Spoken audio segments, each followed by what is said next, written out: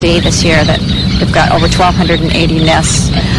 One of the things unusual about them is they nest rather scattered, whereas some of the larger terns nest in a very dense aggregation. So their nests are not very close. The least terns don't nest very closely. Also, other terns typically nest on islands, whereas least terns nest on beaches. So that's one of the reasons they're listed as endangered. Back in the late 1800s, there's some records from early ornithologists that say that any beach that you found south of Santa Monica, that there were just least terns nesting on those beaches. But then, of course, we had Pacific Coast Highway, followed by development, and the beach cleaners that come in and clean the beaches. So that's how they ended up with, we believe there were down to about 600 pairs statewide when they were first listed. And now it's about 6,000 statewide, so they're doing much better. So they needed a little help. They needed a little help, and a lot of people ask me, well, the numbers have gone up from 600 to 6,000. Isn't it about time to take them off the endangered species list? One of the problems is most of the nesting areas are fairly close to residential areas or industrial areas where we do have several different types of predators that can come in. Crows, American crows are one of the common predators here. They can wipe out, we've seen a group of crows come in and wipe out an entire nesting area within a couple hours. They eat the eggs and the chicks. Another bird's called an American kestrel. It's a small little hawk, and they're native, just like the crows, but they nest in palm trees. So we've enhanced habitat for American kestrels, and they're our most common predator of least tern chicks. So once they come off the endangered species list, there may not be any more funding for predator management and protection, so their numbers are going to start plummeting very quickly when that happens.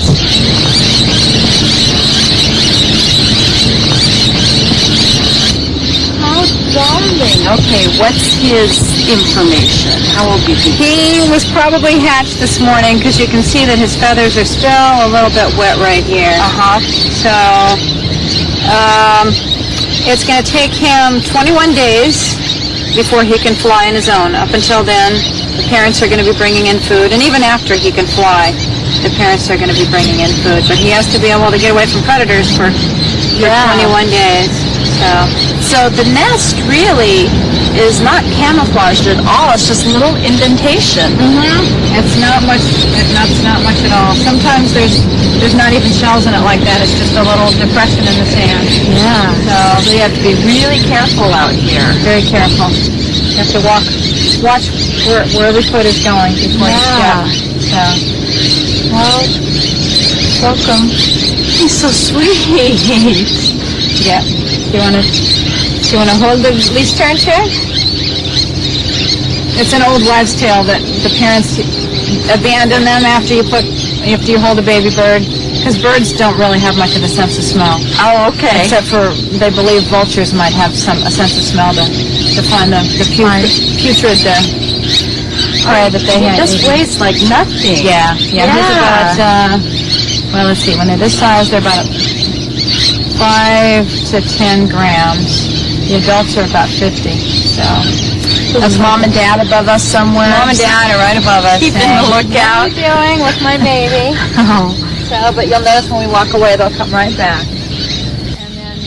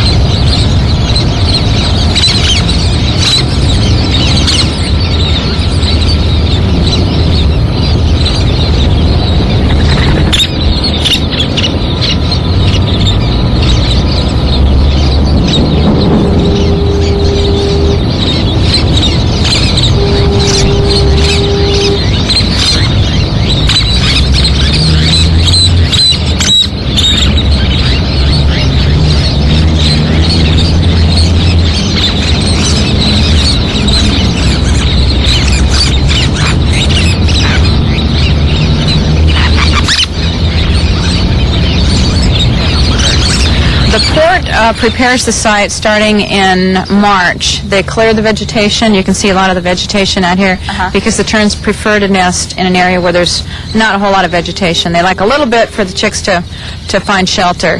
But they do that in March, and they repair this fencing. This is what we call chick fencing. Keeps the chicks enclosed. And Do they get out and wander around? the chicks get out and wander around. They're only in the nest for about 2 days. Oh, okay. And then after that, they're wandering around the nesting site. The parents are able to find them to bring them fish by their call, and vice versa. There's been some studies on that. So they all sound the same to us, but the chicks can tell their parents. Hence all the noise going on That's out all the here. noise. Yes, That's these birds are calling. They're bringing in fish for their chicks and communicating with them that way. Once the site's prepared, we start coming out here a couple times a week. And when the terns start arriving, we increase our visits to 3 times a week. We're here Monday, Wednesdays, and Fridays from 6 in the morning till whenever we're done. We wander through. You can see there's some grid markers, those tiles. They're actually roof tiles that we use. They have 2 purposes. One is to provide a little bit of shelter for the chicks, and one is to serve as a marker. We have a map of this whole area, so we can mark each nest that we find on the map so we can find it again. We also do some banding of the chicks. We actually kind of herd the chicks. The chicks start running. I bet that was a pretty sight. It was pretty amazing. So we herd them to one end of the nesting site, and we collect them and we band them, and then we let them go. So what are you checking with the bands? There's a couple different purposes for the bands. One of them is we still don't know the wintering grounds for the least terns. We assume it's somewhere in Central America or South America, but we just haven't documented it. We think they're out feeding most of the time during the day. That's what they do when they first arrive in California. We hardly ever see them during the day. They're out feeding in the ocean, and then they come in at dusk over near Belmont Pier in Long Beach. That's one of the first places they show up. So that could be one of the reasons we don't see them, is they're out over the ocean during the day, and then they come into somewhere along the coast of Central or South America. So every time that we put a band on a chick, and that chick survives to get to its wintering grounds, that's one more opportunity for someone to maybe find that bird. Of course, it would have to die first with the band, and send the band back into the Fish and Wildlife Service, and they'd tell us, well, this was a bird that was found in Peru or Panama, something like that, and we could get some information on the wintering areas. Another purpose for the bands is that each one has a special number. And when we're banding the chicks, we record the ones that we capture that are already banded. Oh. So we know 2 weeks ago I banded number 04281, and I caught it now, so that I know it's survived at least 2 weeks. So we get an idea of how many are surviving. So they're international birds. They are. Oh yes, they're definitely international birds. Yes, they're listed as endangered in California, but. They definitely winter somewhere south of California. So Now, if we look, this site is very close to the operations going on with the port, with the trucks coming by, but they seem to be existing quite nicely together. they seem to be fairly tolerant of disturbance within a certain distance of the nesting site. The thing that they are not tolerant of is if there was a nest right here, for example, the bird would not come back to that nest. It would be flying over our heads and trying to defend the nest. But other activity, construction activity over there, it seems like they don't really pay much attention. I've even seen them feeding in an area where there's construction activity on land 20 feet away, and they're diving for fish. So there's certain things that they can tolerate, like industrial activity doesn't seem to bother them. Most of the fish that they eat are small fish, about 3 inches or less. When the chicks are very small, they try to bring them sometimes the little larval fish, the little fish that have just hatched out of the eggs, that are maybe just, half an inch, quarter an inch long. And the studies that we've done so far finding fish that are dropped in the nesting area indicate that anchovies, top smelt, are some of their preferred fish. California Sari, S-A-U-R-I, or Y. And they also feed in freshwater areas too, so sometimes we'll have killifish and mosquito fish as well. But most of the foraging according to our foraging studies, is some of it's in the harbor, but a lot of times they're flying outside of the harbor and feeding within a couple miles out in the open ocean. So what is their season here? When are they at the port? They start arriving in California about the second week in April, and they're out feeding for a few weeks. They start coming into the nesting sites. We see them just kind of checking it out about April 20th to 22nd. They start landing in the nesting site after about the 25th of April, and they start actually nesting about the second week in May, first or second week in May. And then they're here till most of the activity, most of them will be gone by end of July, although some years there've actually been a few of them through September, through early September, but most of the births will be done by the end of July. So. Great, thank you. We appreciate you being out here and keeping track of everything. Thank you. It's wonderful work. It's wonderful work. The port is a committed environmental steward and is always seeking ways to lessen the impacts of its operations on the environment. Monitoring and strengthening natural habitats is part of the port's ongoing commitment, and the continued growth of the California least tern nesting site is a success we are truly proud of.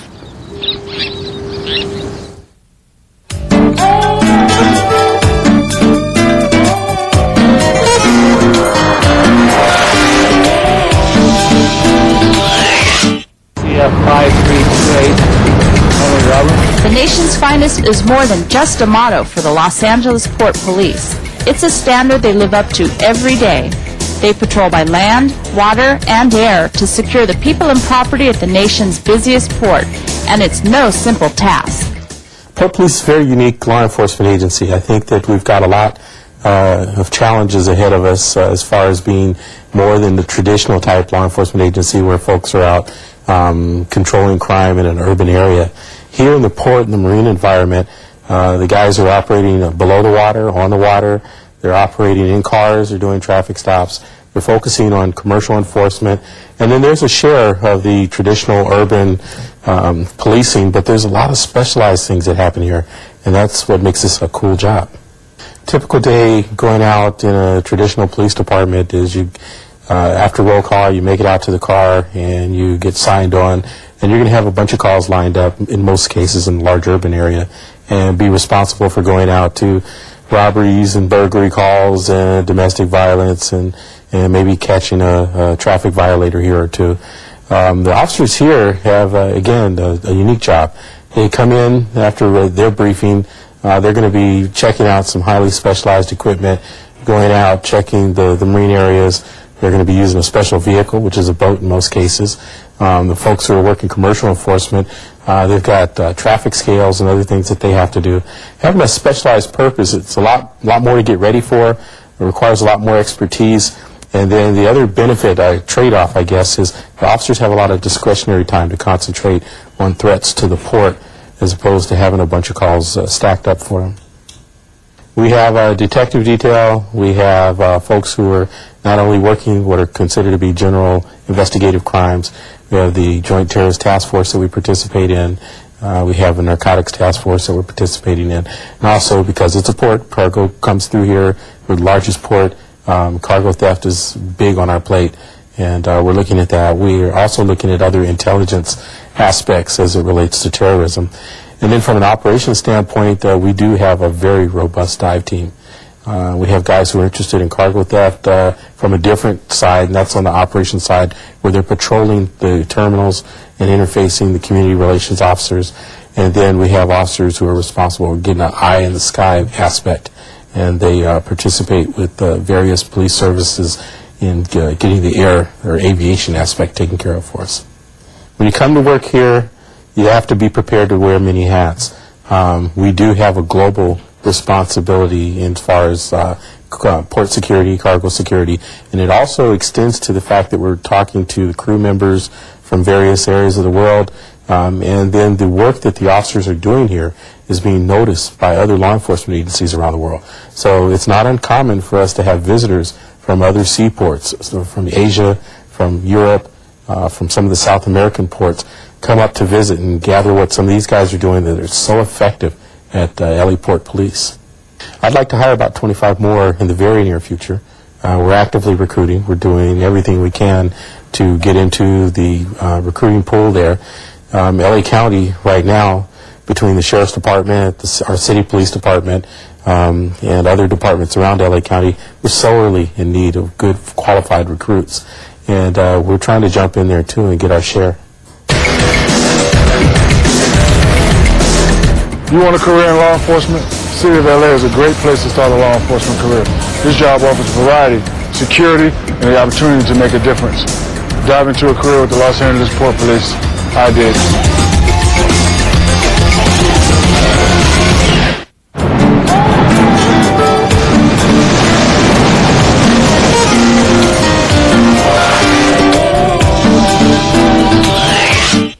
That's it for this edition of Portfolio, the behind-the-scenes look at your port, the Port of Los Angeles. Thanks for watching, and we'll see you next time.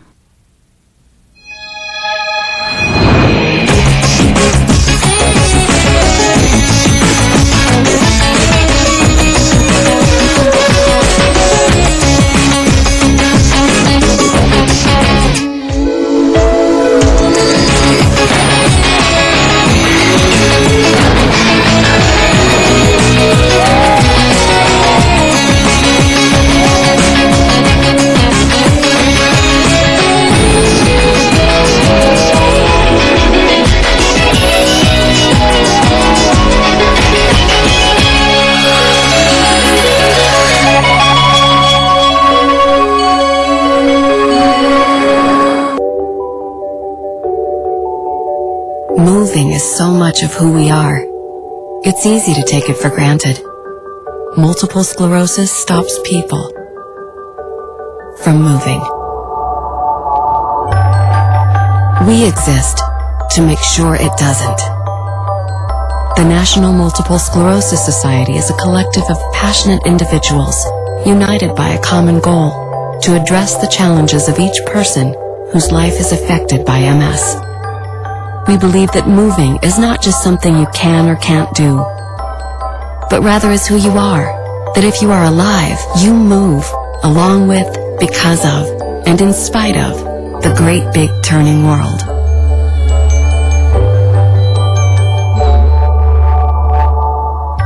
Join the movement, the National Multiple Sclerosis Society, at nationalmssociety.org.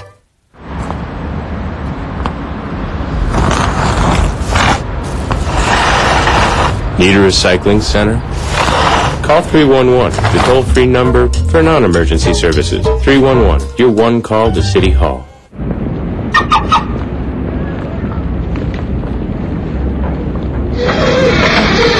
Illegally parked cars?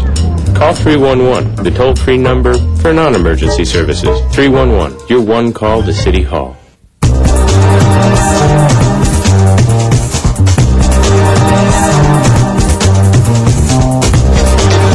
LA City View Channel 35. Your city, your channel.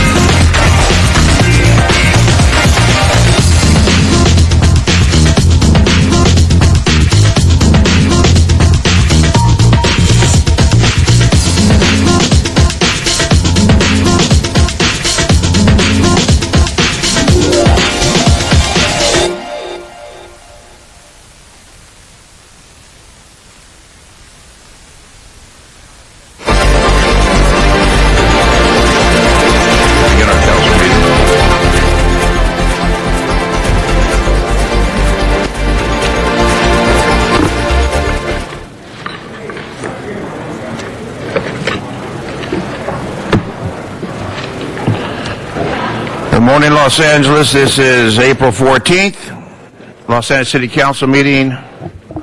We meet Tuesday, Wednesday, and Friday at Los Angeles City Hall. You can view us on Channel 35 or on your cable. If you are going to speak on a matter and you're in the City Hall or Van Nuys or San Pedro, you must fill out a card, have that card turned in before that item is called.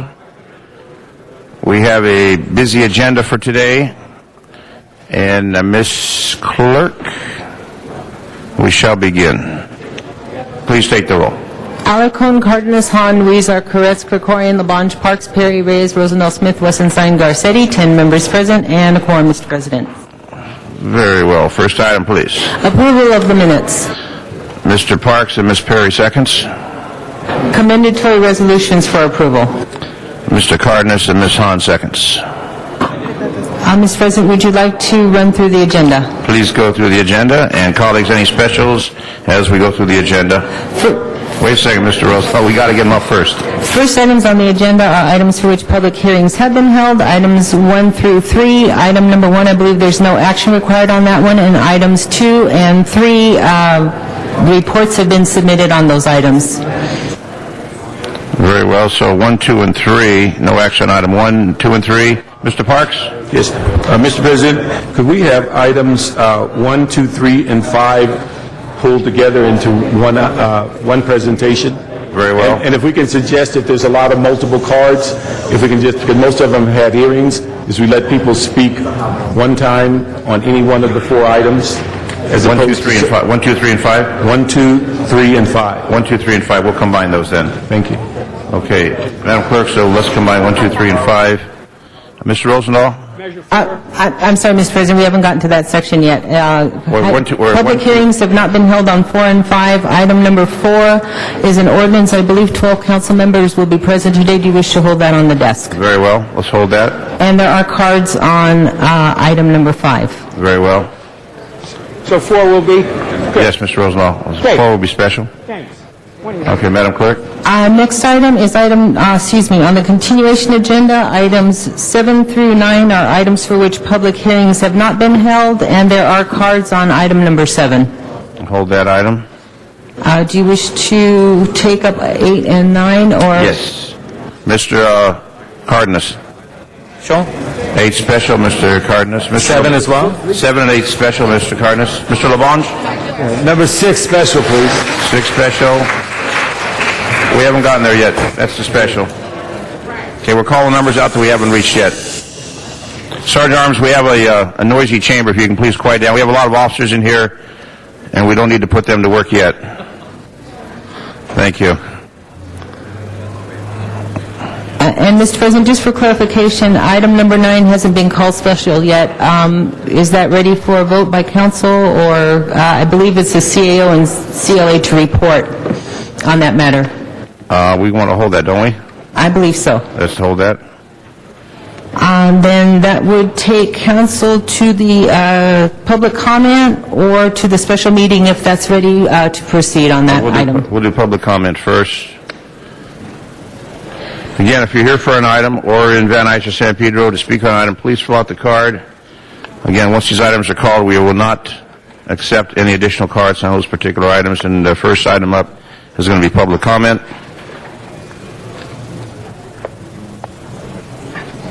And the folks here for public comment, Dr. Williams, you are our first speaker. Dr. Williams. Good morning. Dr. Clyde Williams, 4115 Barrett Road, El Sereno, Northeast LA. About 35 years ago, the Parsons Corporation took me to Cairo, Egypt, where I used a stethoscope to check for water leaks in the water system of Cairo, Egypt 35 years ago. Why? Because they had ductile iron, cast iron, riveted steel pipes, and they were old. Why did we do that? Because we wanted to make sure that the system would not rupture when we gave it new water. And we did. So I might say I'm concerned that yesterday there was a presentation that basically said that it's because we didn't put the oil in the engine that the engine died. Well, I don't know. I do know that if we don't operate and maintain our water system, it will corrode, it will get old, and it will eventually burst because of some reason. It doesn't mean that the reason that it bursts is the real problem. The real problem is you have one of the largest distribution systems for water supply in the United States, and it's not being properly maintained, especially in the older sections. It's been standard facilities management to maintain your water distribution system through smart management. DWP doesn't appear to have smart management, but yesterday we had the two systems of the city, council persons, and DWP actually agreeing that, well, yeah, it's conservation. It's really not DWP that is at fault. Conservation has reduced the amount of water used by 20% or more. However, it's now being blamed for the water ruptures. Thank you, Doctor. Thank you. John Walsh. Didn't we cover number 6?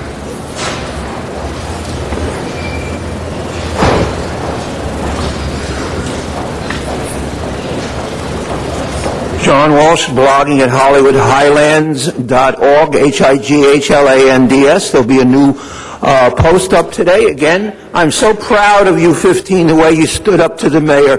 And remember what my mom and dad told me in 1947 when I was 4 years old. Stand up to a bully and the bully backs down, the mayor backed down. We have some bullies coming to Los Angeles on Saturday. The media has been silent. If you want to know the full details, come to HollywoodHighlands.org. We will hit 500,000 visitors on schedule back at the end of the month. Unite to stop racism. The Nazis are coming to City Hall. They will be at the City Hall West Steps, and that is Saturday, April 17th at 12 noon.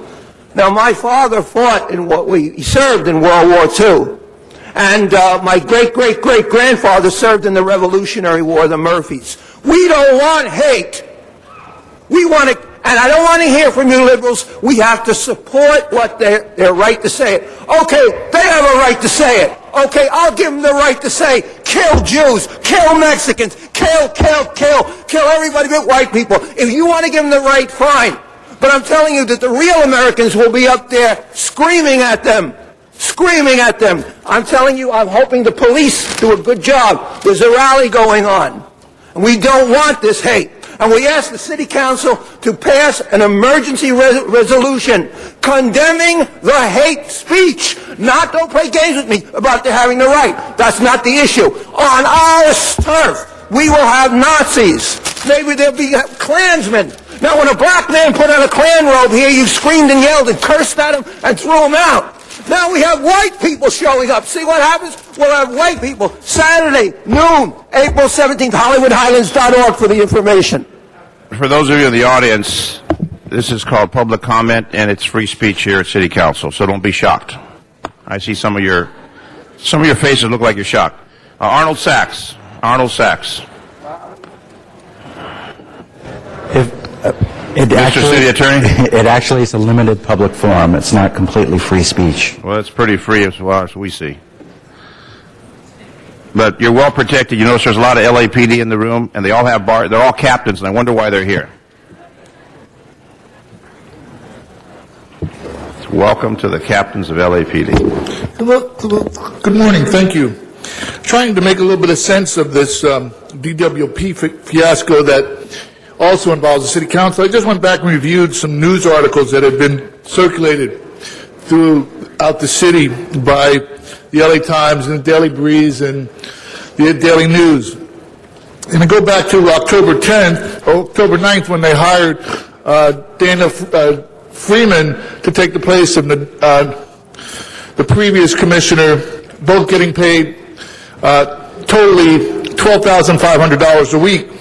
And March 1st, PA Consultants, the company hired by the mayor to do a survey, I think, or by DWP, according to the article, said 64% of the respondents to this mayor's poll would support a $2.50 surcharge to the electrical bills. They also advocated an eightfold increase to the ECAF. They released a report on the DWP surcharge known as ECAP. On 3/6, the City Council approved a retroactive 3.25 pay increase for the DWP managers. On 3/16, the mayor is quoted as saying DWP had only 4% renewables. We have quintupled that, and today DWP is one of the cleanest utilities. So if you quintuple 4%, that's 20%. On 3/19, this rejecting the rate increase led to an increase of $70 to $80 million in cost for borrowing for DWP. Yet they're going to pay the city $73 million a year. They're borrowing $70 million, but they're going to pay the city $70 million. The DWP, on 3/20, the DWP approved the first of 4 increases to ECAP, but the consultants only recommended 1 increase to 8%. So they're going to have 3 more increases. They approved a study for a ratepayer advocate, but they didn't approve the ratepayer advocate. And the annual $220 million contribution is made 3 times. Is that by a fiscal year? Leonard Woods. Mr. Sachs, you're done. Leonard Woods. The buzzer went off, sir. You know the time. You come here every day. You know the rules, Mr. Sachs. You know the rules.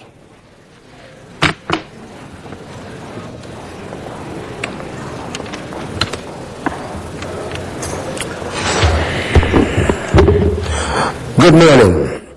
My name is Leonard Woods. I am a retired disabled widow of the city of Los Angeles. Mr. Alicorn, my hat goes off to you, sir, on this one. You are doing something that the voters desperately need at this time because the economy is not in a very good position right now. Many have lost their jobs, and the landlords want to get a rent increase. This motion will help me and others like me because I am on a set income while I struggle to make ends meet. Landlord keep getting a raise. Today, I am supporting Councilmember Alicorn in calling for an end to the rent increase in the city of Los Angeles for 1 year. If this motion does not pass and rent are not frozen, I will have no other choice but to continue to come and bring everyone to the city hall until the city present the needs to the low-income resident. So I hope that your council members will all go along with this creative decision you have made. It's about time for Angelina to get a bailout. Thank you. Thank you. Steve Diaz. Steve Diaz.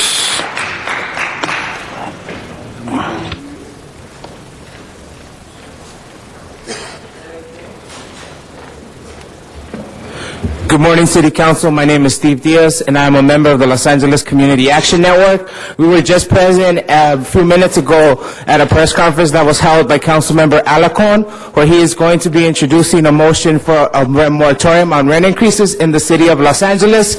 We are here today in full support of Councilmember Alicorn's motion and hope that this motion gets sent to committee today.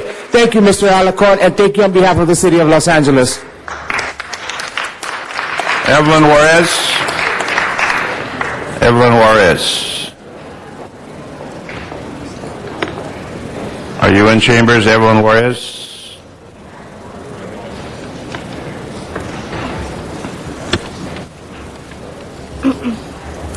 Hi, my name is Evelyn Juarez, and I'm here to first of all express my gratitude to Councilmember Alicorn for his introduction of the motion to freeze rent increases. My family, as many others, has struggled to pay their rent. My dad had lost his job for 2 months, and we were almost going to be evicted from our apartment. I had to get a second job, my dad had to try to look for a job, and I had to get a job as well to pay for school and so we could help him out to pay the bills and the rent. We get credit calls every single day because we are behind on our payments. And it's hard to pay our rent when we have so much debt as well. And just if he could help us to like freeze the rent, it would really help not just my family, but many others. Okay, thank you. We're going to go to the San Fernando Valley. Name is Richard in the San Fernando Valley, Van Nuys. Richard. Hello, my name is Richard. I was going to be talking about something else today, but there's an issue that just came up. For me to come to this public meeting, I was required to show identification, in which is in violation of the Brown Act. I didn't appreciate that at all. So I'm going to be sending a letter that there was a violation of the Brown Act. Second issue is, this is the agenda I received. 2 pages of an agenda. I do not have access to the current agenda today. I've been denied that access. In addition to, a copy has not been provided to me pursuant to what the Brown Act says. So I have 2 pages today of today's agenda. That's all I have is 2 whole pages. Not only do I have to show ID to come in to an open public meeting in which my passport was looked at by the post-certified officer, I only have 2 pages of the agenda. The officer that's here with me tried his best to get a full copy, but he's been denied, so he can't perform his job because the liberal socialist bureaucrats downtown won't let him have a full agenda to comply. So I find that somewhat saddened. I'll make sure to contact his union to know that he was not able to do his job because of the socialist liberal bureaucrat from downtown. Thank you. Our next speaker is Barbara Schultz. Barbara Schultz. Good morning, council members. My name is Barbara Schultz. I'm a senior attorney with the Legal Aid Foundation of Los Angeles, and I'm also here to tell you why you should join with Councilmember Alarcon in his motion for a moratorium on rent increases. Of the 5 rent-controlled cities in California, Los Angeles is the only one of the 5 that tie the annual rent increases to the consumer price index. Los Angeles is the only one that has a 3% floor, regardless of current economic indicators. So a year like 2009, where there was actually a negative CPI, it makes no sense to allow a 3% rent increase. LA is also the only city that allows 2 extra percentage increases for utilities. According to the study commissioned by this council, these extra increases are completely unrelated to the actual cost of the utilities. Both the 3% floor and the extra utility percentage increases are a windfall for landlords in a time when tenants are extremely strapped. The urgency of the economic situation faced by tenants today gives council both the legal and moral authority to enact this much-needed temporary moratorium in order to preserve the public peace, health, and safety. So please join with Councilmember Alarcon in taking this action, bringing a little economic justice and relief to the tenants of Los Angeles. And I hope that during the course of this moratorium, you will be working on a permanent solution to these inequitable laws. Thank you. Deanna Weekly.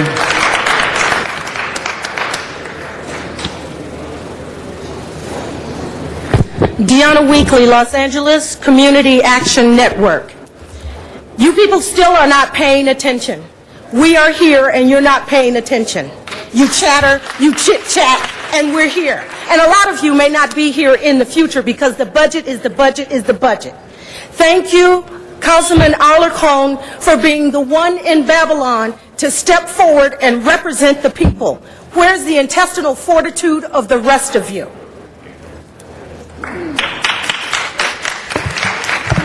Leonardo Vilches. Leonardo. Thank you for returning the mic, please. My name is Leonardo Vilchis. I'm coming from Unión de Vecinos, which has a large presence in Councilman Wizard's district. Today you're going to hear also a lot about public safety, and I just want to tell you something. This moratorium on the rent increases is going to help the public safety of the community. Right now there's thousands of families who are on the line to lose their homes because these rent increases. They cannot pay for their milk, they cannot pay their utilities, they cannot pay their phones. And that puts them at risk. If you want public safety, you have to create stability in your communities, and therefore this moratorium is necessary and very, very important. Thank you very much. Thelmy Perez. Thelmy Perez.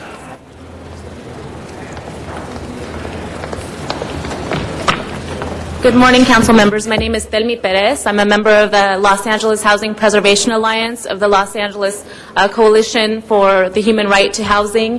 I'm here with all of these tenants that are back here who are also part of these organizations. I'm also a member of Comunidad Presente. I'm basically here today representing hundreds of thousands of tenants across the city of Los Angeles in support of Councilman Alarcon's motion for a moratorium on rent increases. We're well aware that the city is in an economic crisis, but I really want to make clear to you that this economic crisis the city is facing is a direct reflection of the economic crisis that tenants and that workers are facing at home. Many of us are in danger of evictions because of the lack of jobs.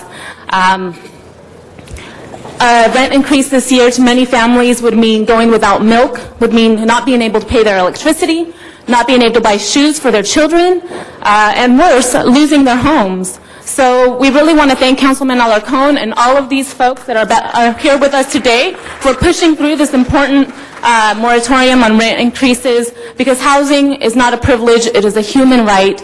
I want you all to remember that when you go home tonight. Housing is a human right. Thank you so much. Claudia Gomez.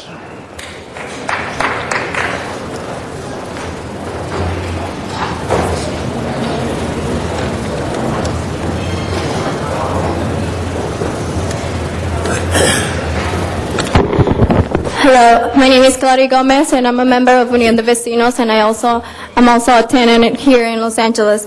I just wanted to let you know that I support the motion for Mr. Alarcon to freeze the rent, and it's really important for us, the tenants who live here in Los Angeles, that these 3% that it will turn into $30 in my house.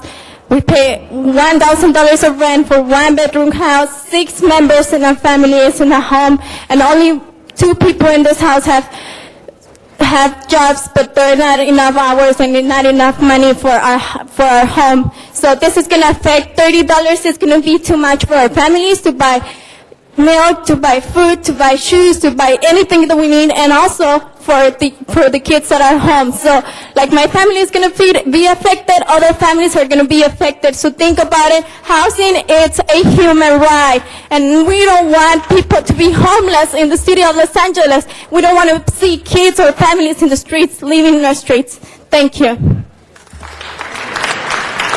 Janelle Jones. Janelle Jones, are you in chambers? Oh, there you go. Okay.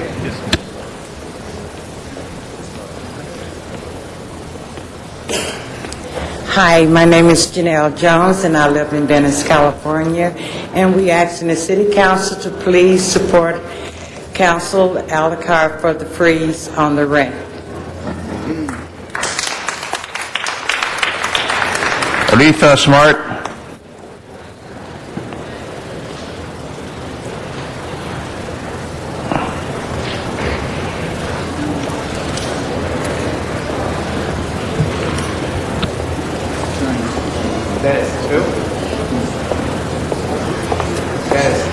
Good morning, gentlemen.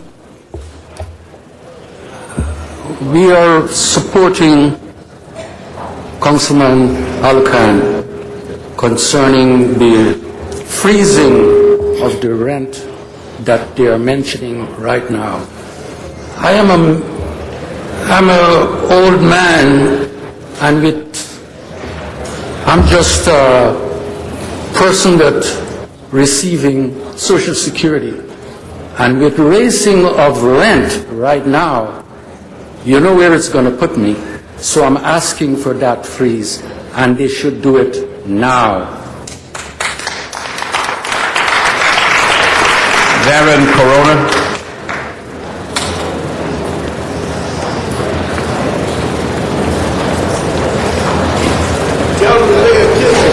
Good morning, y'all. We're back. The Los Angeles Housing as a Human Right Collective is back, and we're here also to support Mr. Alarcon's motion around a rent freeze. I don't think that we have to continue kind of talking and hitting the horse to death. We all know all of these regressive taxes that we're all being given. If it isn't from the DWP tax, it isn't from our renters increase, if it isn't from the new city tax that we all pay 10 cents per dollar now, guess who's feeling it the most? It's folks like us, renters, people that, to be honest with you, have been getting cut, either laid off, cut hours, and we need something that really, really benefits the entire and majority of the population of Los Angeles. As you all may know, about 60% of the population in LA are renters, and it is finally time that we start passing motions that look at housing as a human right rather than a commodity to be bought and sold and make profit of. So I'm going to leave it there, and I'm looking at all the fellow council members that I've seen before, and we're asking for your support. Time is really hard. I think you all see it. Budget cuts happening, and we're feeling it the most. So I hope you all support the motion that's been introduced, because tonight at the Nate Holden Performing Arts Center, there'll be over 500, 600 tenants supporting this motion. And if we need to come back over and over and we need to bring those 500, 600, then that's what we'll do in order to get something passed. Thank you. Alma Salcido. Alma Salcido.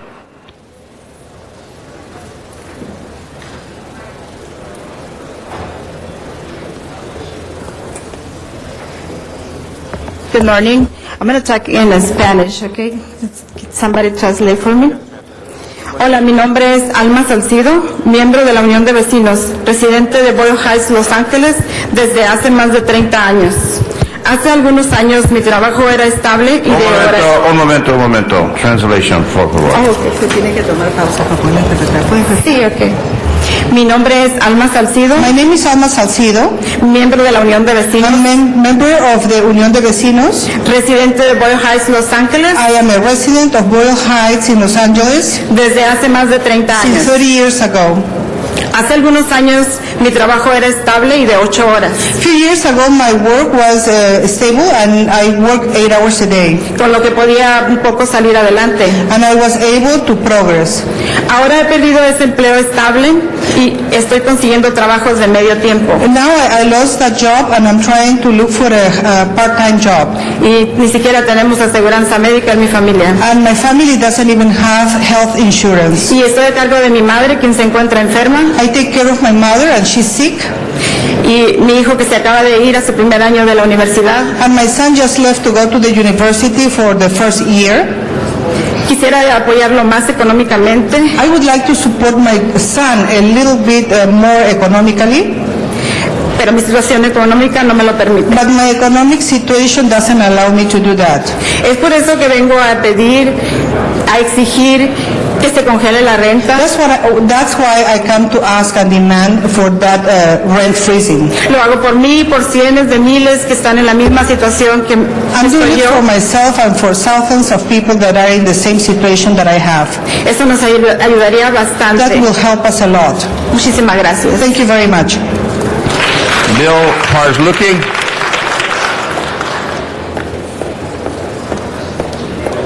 Your Bill? I knew that was coming. I'm actually Cindy Chambers, and Bill asked me to speak on in... No, Cindy, you got to fill out a card. I'm sorry? You got to fill out a card in your name. If Bill has the opportunity to speak. If you want to speak, we'll be more than happy to have you speak, but you need to fill out a card. Okay. So go ahead and speak. Are you Bill? I'm Bill. You're giving her your spot? Yes. Okay, so we'll just change this name to, what's your name, Cindy? Great. My name is Cindy Chambers. Okay, Thank you go so ahead. much. I'm a resident of Venice, a 15-year resident of Venice. I'm also a member of Power, and I was newly elected to the Venice Neighborhood Council. And I'm here today in support of Councilmember Alarcon's motion to place a moratorium on rent increases. On the west side in Venice, you can walk around any neighborhood and you will see many, many apartments open and empty for rent for 6 to 9 months or more. Our rents during this recession are skyrocketing, not just in Venice, but all throughout Los Angeles. I'm asking each and every one of you to represent your constituents today and give motion and support for Councilmember Alarcon's motion. Thank you so much for your time, and sorry about the confusion. That's all right. We just changed the name to Cindy. It's okay. Okay, Thank you. You're welcome. Thank you very much. Okay, that's the public speaking comment for today. Thank you very much for those of you that are here. You folks can sit down now. Thank you very much. Enjoy the rest of the meeting. We're now going to go to a special meeting, and Madam Clerk, if you can bring that forward, please. Would you like to recess and go to the special meeting then? Yes, we will recess our regular meeting, go to special meeting, and then we will turn to Mr. LaBonge. Okay. Alarcon, Cardenas, Han, Weezer, Koretz, Cohen, LaBonge, Parks, Perry, Reyes, Rosendale, Smith, Weston, Stein, Garcetti, 14 members present, and a quorum, Mr. President. Very well. On our special meeting, item number 6. And this is a one-item meeting. It's an item for which public hearing has not been held. Very well. I don't believe there's any cards on number 6. Yes, there is. Let's hear from our public speaker, Mr. LaBonge, and then we will turn to you. Public speaker first, John Walsh, and then we will hear from Mr. LaBonge with our guest for the day. John Walsh at HollywoodHighlands.org. I actually saw Jackie Robinson play at Ebbets Field. In 1956, I was 12 years old. I saw Jackie Robinson play at Polo Grounds as a visitor with the dark uniforms. Same era. A lot of people don't know, but Jackie Robinson was traded to the New York Giants. But because of his health, this is off-season, because of his health, he left. You know, Bob Bartlett of Monrovia was a person still alive, still very much alive in politics, was a very close personal friend of Jackie Robinson's brother, who just died recently, and Jackie Robinson. Jackie Robinson's wife, Rachel, is still alive. There was a Broadway musical based on Jackie Robinson's life. Jackie Robinson was an inspiration. Jackie Robinson served in World War II. Jackie Robinson fought in World War II for equal facilities for all African American soldiers, and he paid the price. He paid the price with the white Southern yahoos that were running the military at the time. That's Jackie Robinson. Jackie Robinson and Pasadena are the same thing. Jackie Robinson played in semi-pro ball, which doesn't exist anymore because he couldn't get in before the Negro Leagues, because they were, semi-pro was sponsored by large corporations. You could see them for free. And if Jackie Robinson were here today, on Saturday, April 17th, Jackie Robinson would be rallying at City Hall against the Nazis who are invading City Hall. HollywoodHighlands.org. Mr. LaBonge, Special 6. Lou, everybody come on up here. Come on up here right now. Thank you very much, members right here. I'd like to ask Mr. Parks to join me, as well as Mr. Reyes, as we as the City Council and Ms. Hahn join all of us in recognizing Jackie Robinson Day in the city of Los Angeles.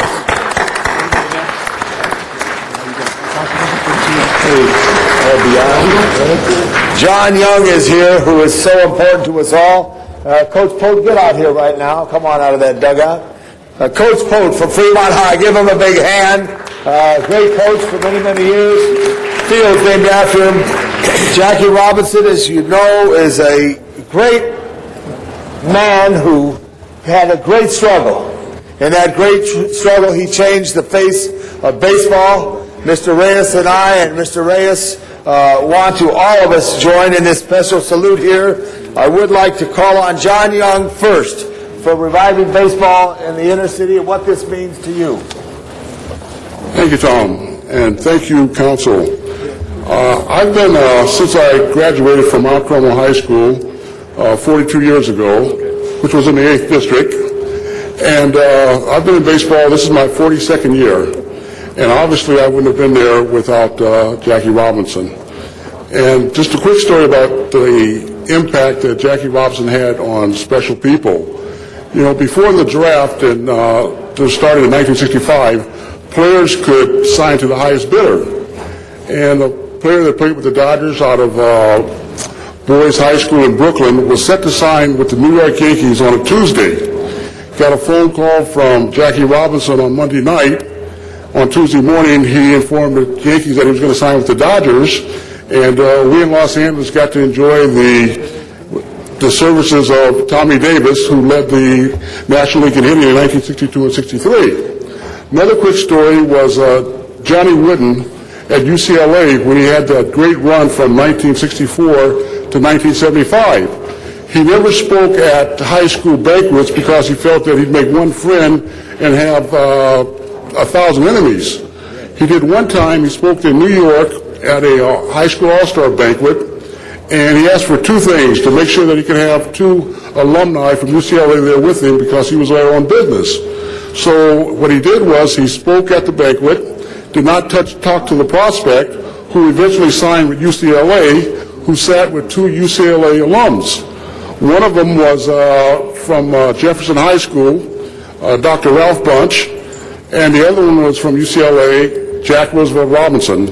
And the player happened to be Lou Alcindor, who later became Kareem Abdul-Jabbar. So that shows you the impact that Jackie Robinson had on people, had on me, and I think it's great that you do this because we got to keep the kids today, make them aware of Jackie Robinson, and that's what RBI tries to do. Thank you. Thank you very much. Thank you very much. I appreciate that. Also, I want to bring up Sweet Lou Johnson for the Los Angeles Dodgers. Lou, give Lou a big hand right there.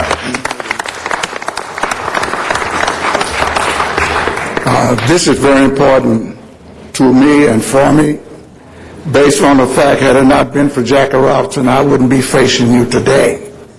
I've had a great life in baseball and after baseball. I only played a few years, but today I'm working in the front office for the Los Angeles Dodgers, based on the fact that on and off the field, Jackie was the man.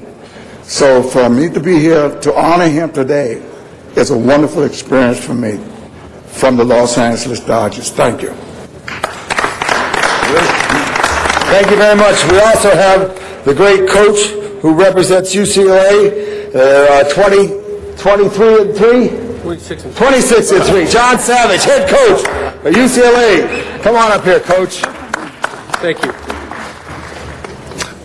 Thank you. On behalf of UCLA Athletics and our UCLA baseball program, we want to thank Jackie for everything he's done for our program. He was our first four-sport athlete at UCLA: track, basketball, football, and baseball.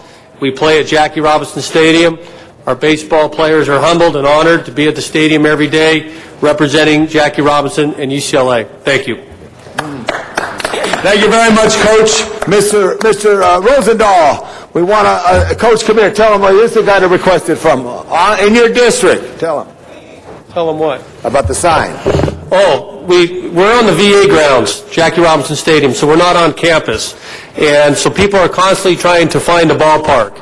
And it would be, I think, a great idea to have signage on the 405, Jackie Robinson Stadium, next exit off of Wilshire, and that way everybody could get to the ballpark. Thank you. I think that's a great idea. Let me just say this. It's a great idea. I am Chair of Transportation as well as your constituent of my district. We have to get Caltrans, and especially our governor, to buy into it because he has a role on that whole thing. He'll go after it. But thank you, Tommy, for seeing me. And thank you for doing that. Appreciate it. Good job, Coach. Good job. We'll make sure, right? Mr. LaBonge. Leon Jenkins, who's the president of NAACP. Thank you. We have two speakers from the council. Good morning. I'll be very quick. I just want the people to know that not only was Jackie Robinson a great person in baseball, but also in his life. 10 years before Rosa Parks refused to give up her seat, he refused to go to the back of the bus. He was one of the first, if not the first, vice president of a major corporation, and he's one of the NAACP owned. He was on our board for over 20 years. He led the first $1 Million Drive for us. He won the Spengard Award in '56. And as a person, I can't think of many more that have had a great impact on American lives than he did. Thank you. Thank you very much, Leon. Also, the very two special people here is the granddaughter of Jackie Robinson, grandniece, excuse me there. I got that right there, Kathy? Yeah. I got that? You got that. Grandniece.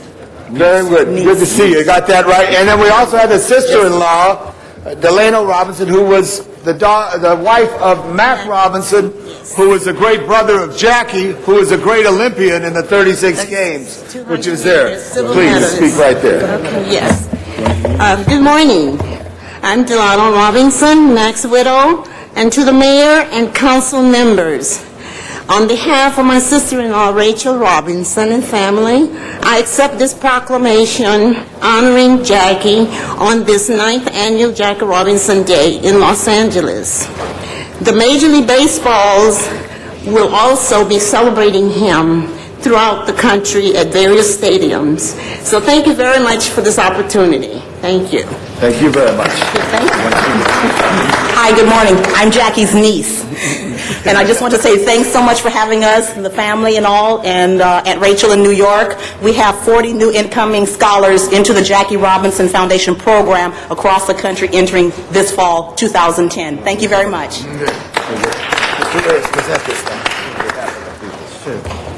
Thank you. First, I want to thank Tom and the council for allowing this day to occur. And I think one significant issue for me is that too often, every day, we hear of the sad, the ugliness, the areas of concern that speak to our civil rights. So it's very important to highlight Jackie Robinson Day because he is that ray of light as a fellow UCLA Bruin, as a person who represents the Dodgers in the 1st District. To have this icon, his symbol, this legend spoken to every day for young people can understand and learn what sacrifice meant, what hardships that he suffered to attain the goals he attained, is a discipline that we all should emulate. And it's something that I'm very grateful for, and it's a great honor to be here to present Jackie Robinson resolution on behalf of the council, along with Councilmember LaBonge and Councilmember Bernard Parks. Congratulations. We look forward to seeing you next year. Thank you very much. Mr. LaBonge, we have 2 council members on the queue. Please, take a picture. Ms. Hahn. Thank you, Mr. President. Well, it's great that we are celebrating Jackie Robinson Day here in the city of Los Angeles again. And it was former Dodger Duke Russell who first approached my brother, I think, when he became mayor, and said, wouldn't this be a good and fitting and proper thing to do in the city? Let's honor Jackie Robinson every year. And so it was because of you and my brother, who was the very first honorary bat boy for the Dodgers when he was a young boy. They didn't have bat girls at that time, or I'm sure I would have been one. But obviously I grew up with, my dad, Kenny Hahn, telling the story about how the Dodgers did make their way from Brooklyn to Los Angeles. And it's a real honor that we have Jackie's family here, his sister-in-law, his niece. It really is an honor for us to have you here as we celebrate it. And, Jackie Robinson was so deserving of this honor here in the city of Los Angeles. Not only did he overcome incredible adversity, always, to be the champion he was, but as was said, he went on to become, a vice president of a large corporation, helped to found a major bank, started a construction company which built homes for low-income family. And his inspiration is as great today as it was when he was on the field. And his inspiration is for all of us, but particularly for our young people, who sometimes seem to think that the obstacles are too great for them, that their situation is too oppressive, that they just don't have the opportunities or what everybody else has. And Jackie stands as that constant piece of hope that you indeed can go after your dreams if you have a little courage and you have a little bravery, and you have some talent, do what you want to do, and the world will finally stand up and recognize that you indeed are the hero. And so today is great that we're still celebrating Jackie Robinson Day here in the city of Los Angeles. Sweet Lou, it's always good to have you among us, and you too were one of the great heroes I know for my family. So congratulations, everybody. Thank you, Ms. Hahn. We have two more speakers. The news, the electronic news, would like to see the resolution again. If you can hold that up so they can get camera shots of that from our news stations here in Los Angeles. Our next speaker will be Mr. Alarcon. Council members, I mentioned this story before, but I think it bears repeating, and that is that when I was a little kid, I played baseball since I was 7 years old. In fact, illegally, I lied about my age in order to play, and I played until I was 27 years old. I played hardball in park leagues in the San Fernando Valley. But when I was so baseball was very, very important to me, and I followed the Dodgers as long as I can remember. But in 1963, my family and I took a vacation to San Francisco, and there was a civil rights demonstration of over 50,000 people fighting for civil rights. At 10 years old, I can't tell you that civil rights was prominent in my mind, although my mom was a huge Kennedy fan. And I can tell you that leading that march was Jackie Robinson. And even though I was only 10 years old, I'll never forget that not only did he lead the march, he gave a very passionate speech later on to the crowd. And it taught me that there was something more than baseball. That notwithstanding the tremendous benefits of team sports, that we as Americans have a responsibility to stand up for what we believe in if we are going to make our democracy work. So for me, at 10 years old, Jackie Robinson was one of the most prominent people that I respected and honored and related to, who taught me a valuable lesson that no matter what my career may be in life, that I should always be involved in trying to better our community. So Jackie Robinson, I think, for all his athletic talent, in my mind, he's most prominent because of his advocacy for civil rights and improving our nation. So thank you so much for giving us the opportunity to honor him.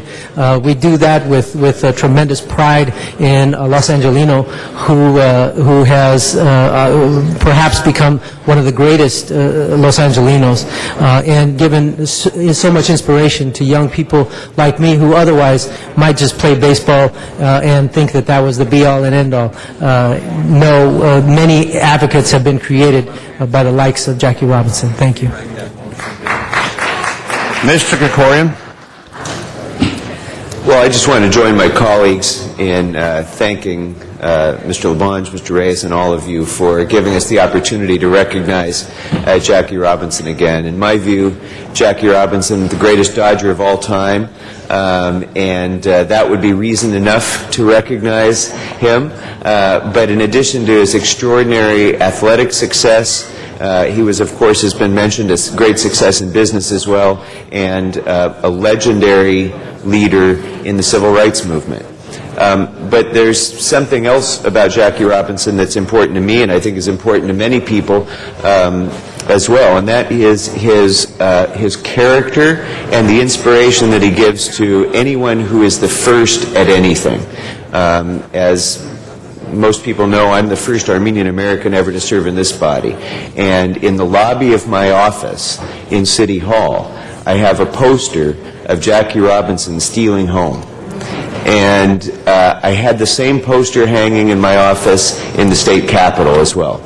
And the reason is because I want to be reminded every day of Jackie Robinson's grit and determination and his commitment to excellence, but also to the values that he had to retain against all odds when people stood up and spoke against him, when he had to face up against racism and bigotry every single day, and still go to the ballpark, keep quiet about it, and just let his skills prove his worth.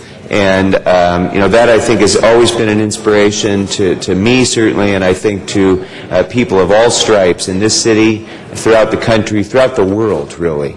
And in that respect, I think he's one of the great pioneers, not just for the civil rights movement, but for every kind of movement of commitment to human rights and equal dignity for all people. So thank you very much. Thank you, Mr. Krikorian. Mr. Labange, for conclusion. Council members, thank you. Let's hear it for Jackie Robinson Day. Congratulations, Jackie Robinson Day here in Los Angeles. Thank you very much, Mr. Labange. Thank you, Mr. Reyes. I'm sorry, Parks. Mr. Yes. President, that is an item for council to vote on as well. All right, on this matter, Jackie Robinson Day in L.A. Open the roll, close the roll, tabulate the vote. 14 ayes. Very well. Thank you very much. And that is the only item on Forthwith. Thank you, Mr. this Labange. special meeting. Would you like to adjourn and go back to the regular? Yeah, that's the only item we have on special? That's the only item. Okay, let's close the special and go back to the regular, please.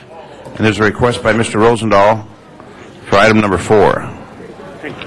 And I will tell you, Mr. Rosendahl, we do have a few cards on number 4. So let's hear from the folks first on number 4. Dr. Williams.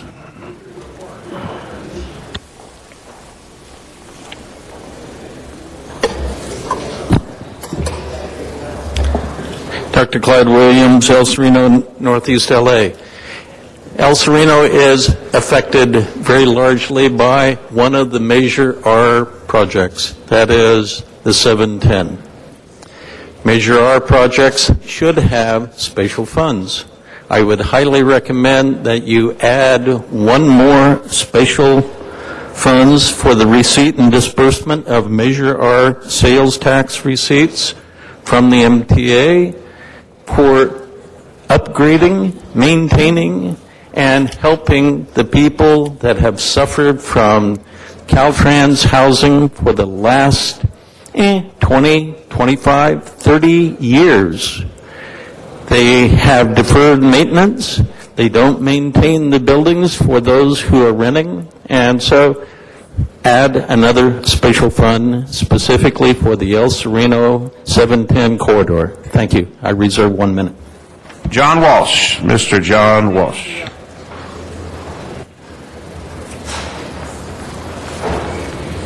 Everyone, John Walsh, Hollywood Highlands, HIGHLANDS.org, new post up today for April. You know, the Times doesn't give you, if it didn't, it's not in the Times, it didn't happen. Oh yeah? Well, if it's not in HollywoodHighlands.org, it didn't happen. Let's take a look. This is about the half-cent sales tax you're going to have to pay for 30 years. Let's look at the track record of Prop A and B, the 1 cent you're already paying. You are paying 1.5 cents. They projected that the Red Line would have 300,000 boardings by the year 2000. A conservative projection. It has 140,000 10 years later. 10 years late, it isn't even half of the projection. Now you're going to say, that's 140,000 automobiles off the freeway every morning. It's worth it. Or that's, no. That's round trip. Now we're down to 70,000. That's 70,000 automobiles off the freeway. That's worth it. No. 60% of all riders are diverted bus riders. Well, we lost another 42. Well, that's 38,000 or 28,000. No. Because when they do the studies, many people who use the train system have said they wouldn't have taken the trip anyway. And incidentally, the subway runs all day. And also, many of the trips don't involve the freeway. In fact, it's taking almost no one off the freeway. And what it has done around the stations, as at the W Hotel, it has increased ridership. And come to the W Hotel and see the giant Freddy Krueger poster, 8 stories high. Welcome to my nightmare, LA, HollywoodHighlands.org. Arnold Sachs. Arnold Sachs. That's our final speaker on that, Mr. Rosendahl. And we will turn to you, Mr. Arnold Sachs, then you've got the mic. Great. Okay, thank you. Could we ask Maria to come on up? Colleagues... after Mr. Sachs. Okay, fine. Where's Then- Mr. then you got Sachs? it. Oh, there he is. He cleaned up. He's got his hair cut and everything. Yes, it's video. Thank you. Measure R. Until you address this kind of language that appeared in the last MTA board meeting, where the MTA board was to consider approving funding agreement that allows the Los Angeles County Metropolitan Transportation Authority to finalize agreements with the Pasadena Metro Blue Line Foothill Extension Construction Authority for construction of the Gold Line from its current terminus at Sierra Madre Villa in Pasadena to Azusa.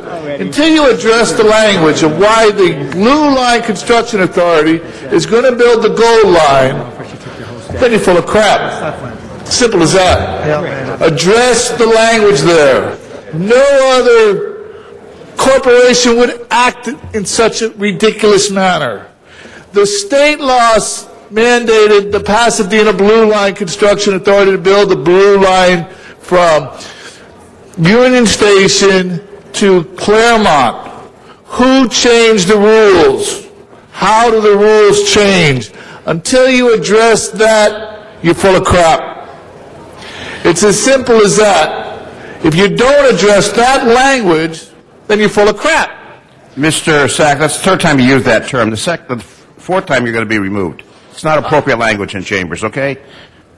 It's not appropriate. Address the terms of the state ordinance, sir. Otherwise, you're full of it. Thank you. I'll accept that.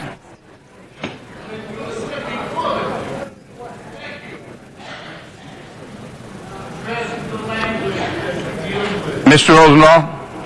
All right, so don't worry about it. Thank you very much, Mr. President, and thank you for taking this out of order so we could quickly move forward with this issue.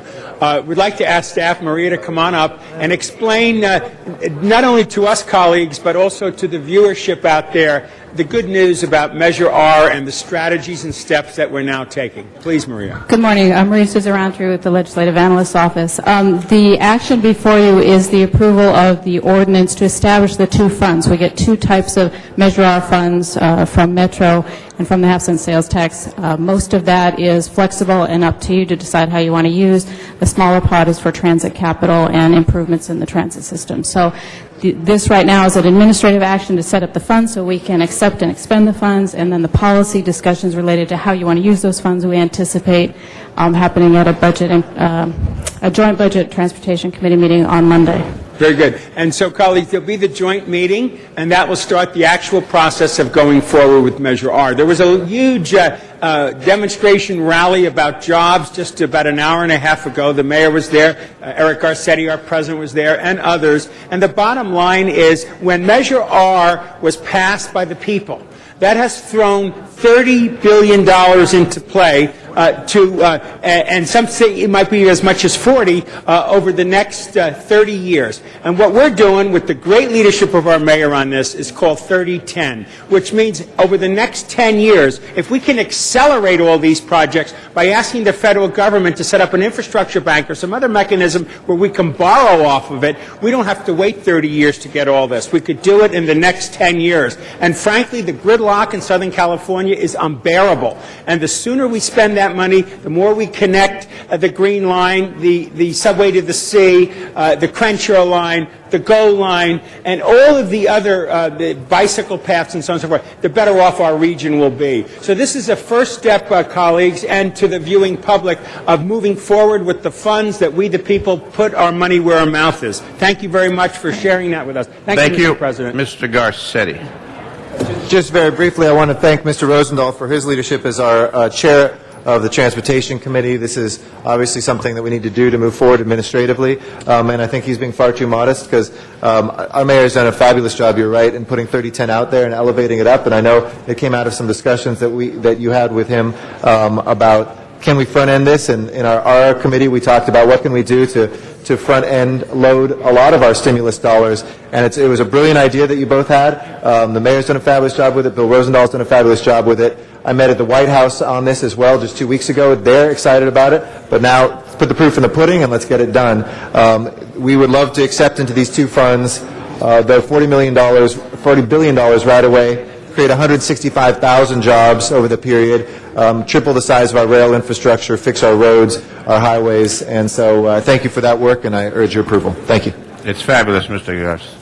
Very fabulous. Mr. LaBonge. Yeah, thank you very much, Mr. President. Maria, on the public knowledge of this, do our neighborhood councils all have a blast of what Prop R is and what our focus is on that? I think DOT's done some outreach on what Measure R is, especially they've done some public hearings on some of the transit Could you issues. just make sure that they know, and also a friendly amendment, and I'll find the money. We should get a little bumper sticker like we put on our city vehicles that say, thanks for your support, thanks for the investment, or whatever it is to remind the voters that Prop R is going to work and make a difference in our mobility. So I think that would be a good little thing to remind the voters, and we have that there. And I know the controller is all into this as well, because she's a former traffic chair, as Mr. Rosenthal is a great chair now. Thank you, Maria. Let's put people to work. Put people to work. Mr. Rosenthal, once again. Yeah, just a final comment. Indeed, many of us were going to an event, the mayor and I especially were going to it, and we realized that it would be 30 years or 20 years, and it just seemed crazy. Since we put our money where our mouth is, L.A. County has done that. The federal government, which always underfunds California, we donate $50 billion more to Washington every year than we get back. This is now an opportunity for the federal government to support us in something we, the people in L.A. County, did. The united front of the MTA board is incredible. They are truly together as a team working on this. So I'm just thrilled to death that the political leadership, be it Zeb Yaroslavsky or Mark Ridley Thomas or Gloria Molina or Don Kanabi and I forgot the guy way out there. Well, anyhow. Antonovich? Supervisor Antonovich is on Yes, Mike Antonovich. The 5 supervisors are together. The 4 regional people are together. The mayor and his 4 people. All 13 believe to accelerate all the projects over the next 10 years will benefit us. So federal government, please listen to us in Los Angeles County. Give us some backup support as well. Thank you, Mr. President. Thank you. All right, that item number 4 is now up for a vote. Open the roll, close the roll, tabulate the vote. 13 ayes. 13 ayes. Very well. Forthwith on that matter, please. And there's a request, Mr. Cardenas, on number 7 and 8. Madam Clerk, 7 and 8, please. And I believe there are cards on both those items as well, Mr. President. All right. Number 7, Dr. Williams. The cards? Okay. Number 7, sir.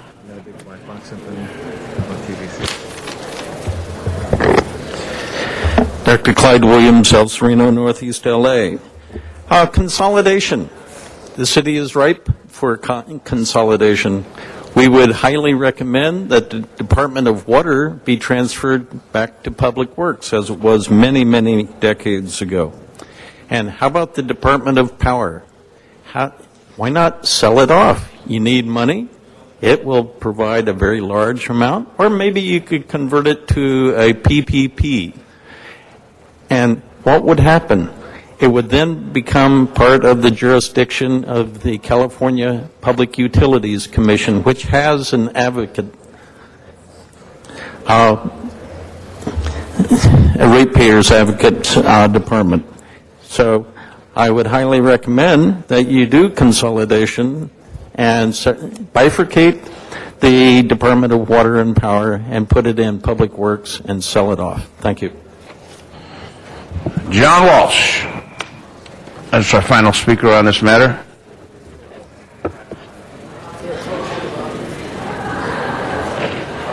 John Walsh, HollywoodHighlands.org, New Post. Once again, consolidation, moving, everything you do is wrong. Nothing from nothing is nothing.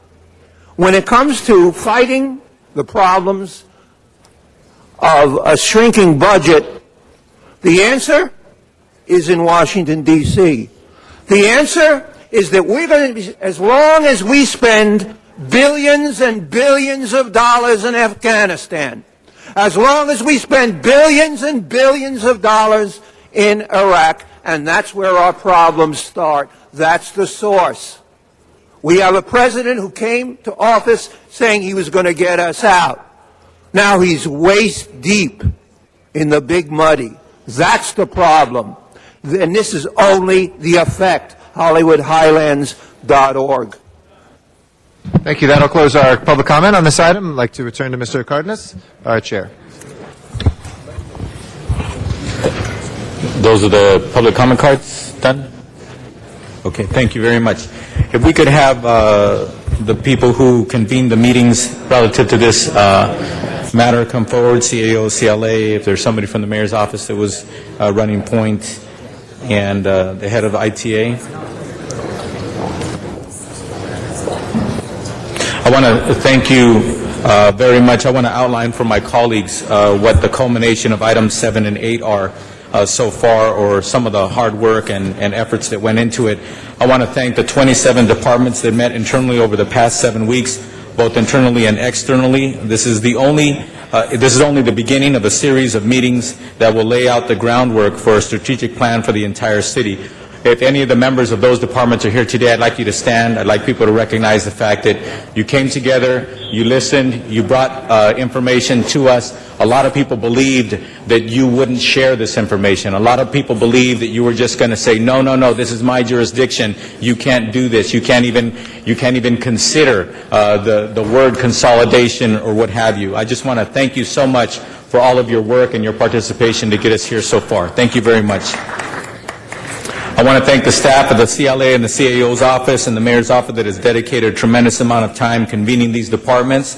And also, I want to point out that many efforts have been pursued over the last couple of months in light of all the budget issues that we're facing within the city. Tremendous budget issues that we haven't seen in over 5 decades. And this is the first group within the city that has produced a definitive report back to the council, reports back to the council in such a short period of time. I know it wasn't easy, especially convening 27 departments and communicating thoroughly on this matter so we can arrive at where we are today. So I want to thank all of you for doing that as well. So with that, what I'd like to do is I'd like some of you to give some comments about what took place over the last few weeks, and I want you to also focus and address the issue of, we use the word consolidation a lot over the last few years within the city of Los Angeles when it comes to information technology. Yet at the same time, I think what we came to realize is that we can and will do some restructuring within the city. We can and will find some savings and some consolidation in certain areas. But an overall simplistic consolidation of IT to one point is something that I think we've arrived and realized that that's really not going to be able to take place, as was talked about rhetorically for the past few years. So if somebody could speak to that. Councilmember, I'm Jacob Wexler. Pull the mic closer to you, please. Jacob Wexler with the Office of the City Administrative Officer. You've already outlined a lot of the work that we've done in terms of convening the working group in response to the Council's action on the 3-year plan to fiscal sustainability, and also your motion along with Councilmember Zine, Parks, and Garcetti related to this matter. And you've identified, as you noted, there were hearings held in your committee as well as meetings held by the study group. Many of the members who are up at this table and that were in the back of the chambers as well. Just broadly, let me run through a couple of the broad conclusions that we drew. First, a lot of the savings that we had hoped to identify were somewhat less than we had initially thought. And we think a lot of that has to do with the fact that there's been such a wide such high levels of reductions in IT services around the city already that a lot of the savings may already have been achieved. In addition, there's a need for the city's data networks to be improved so that we can benefit really from some of the centralization ideas that are out there, specifically with relation to data storage and server administration.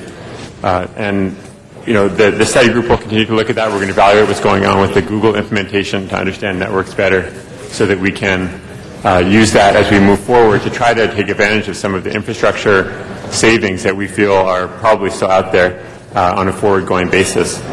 Specifically, we went into the plan to look at IT infrastructure, and specifically data storage and server administration, and also help desk and desktop support, and identified some of the issues with data storage and server administration. Really, the network, we think, and service levels are the key things that we need to continue to look at on an ongoing basis, and the study group is going to continue to work to identify ways that on a forward-going basis we can achieve some of those savings.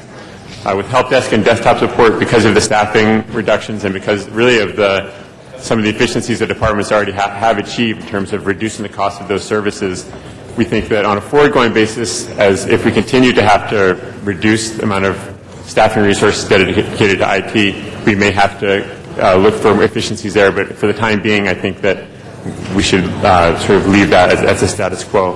One key finding and recommendation that the group really came up with was the need to really renew the city's IT governance in the city. And that's, I think, going to be the initial focus of the study group as we move forward. And we're going to work closely with city departments and the members of the group to really try to come up with a wide-ranging set of recommendations as to how we can find a way on an ongoing basis to take advantage of some of the efficiencies that we were hoping to achieve. Thank you. One of the things that I want to point out is there's no question when we ask for all of these reports from all these 27 departments, looking at the fact that cuts are being made as we speak and potential for a greater number of cuts come July 1st, et cetera, potentially, there's a lot of anxiety. But one thing that I want to thank everybody for doing is for just taking a deep breath, bringing their reports forward, being forthright and honest about what they're dedicating to their IT responsibilities within department after department after department. And what we realized that everybody was doing things differently, but yet at the same time there was a lot of rhyme or reason as to why they were doing things differently. So it was very good to learn that from every single department. And I think we've actually exposed a whole litany of best practices that we hadn't shared with each other in the past. But one thing I want to point out specifically, my last 2 points, and I'll press my button again, Mr. President, is that the City of Los Angeles, on any given year, we actually spend anywhere between $250 million to $500 million just on IT functions and equipment and software and personnel and contracting, et cetera, on any given year. We actually have systems within the City of Los Angeles that currently are basically valued, if we were to go out and buy a brand new one today, might be $100, $200, $300 million just for a system. So it's very important that we're focusing on this, because this is a potential of when we actually do consolidations where they can be done and we actually restructure appropriately, we can actually save the city a lot of money and still service our constituents and still service the city at the level that we should be servicing. One thing that I want to point out as well, and this is critical, that everybody understand, especially the policymakers, that the Information Technology Department has been growing in responsibility for the last few decades. There's no question that today the City of Los Angeles is dependent upon computers and systems and information technology far, far beyond what it was 10 or 20 or 30 years ago. Yet at the same time, that department is receiving and experiencing as big a cut in personnel as any department within the city. So that's another reason why we need to be as efficient as possible. That's another reason why we have to be honest with ourselves about what true consolidation can take place. Because if we keep demanding on one particular department to do more and more and more and more and more, yet at the same time we're cutting the resources that we're offering them to do those things, we are asking for the impossible, but worse, we are asking for a catastrophe in this city. So that's one of the main things that came out of this, in my opinion, is that we're being honest with ourselves as to what we expect each department to handle themselves and what we expect our Information Technology Department to handle and assist and to take responsibility for as well. And I'll push my button again, Mr. President. Mr. Rosendahl. Thank you, Mr. President. Good morning. You probably heard my outburst again, which is about Channel 35. And I'd like to get a better explanation than I had. Being an old cable guy, I can tell you when a person writes out their check for cable service, they're now doing 6%. That is a franchise fee and a capital improvement fee. Historically, as a cable customer, not only a cable executive, the assumption was by the cable customer that those fees were used for what the mandate said, which was public access, public educational and government access. Somewhere in the past, before I joined this council, the council decided in its wisdom that they would take 60% of that 5% and put it in the general treasury. And then 40% was to continue to go forward with cable-related issues. What we're talking about was a total of $25 million, of which $20 million was the 5%, of which, do the math, there was X dollars that would continue Channel 35 and Channel 36 and other things. Somewhere along the line, you made a decision, or somebody else did, that there was excess money, and you allow it to be swept below the 40%. There were 8 people in this audience who've been around a long time doing that, who have lost their jobs. They got a pink slip. Could you explain why we did that? Even though I totally disagree with it, and I don't control anybody around here. Okay. Randy Levin, General Manager of ITA. First of all, it is true, pretty much everything that you said. You know, the department ends up with less than $4 million, because most of that money is by policy by this board sent back to the general fund.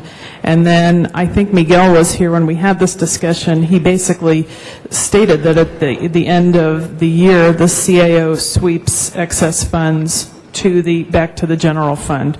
And so we're left with actually a very small amount of money to operate Channel 35 and 36. So, you know, as you're stating, you don't have control, we don't have control of what's taken from us.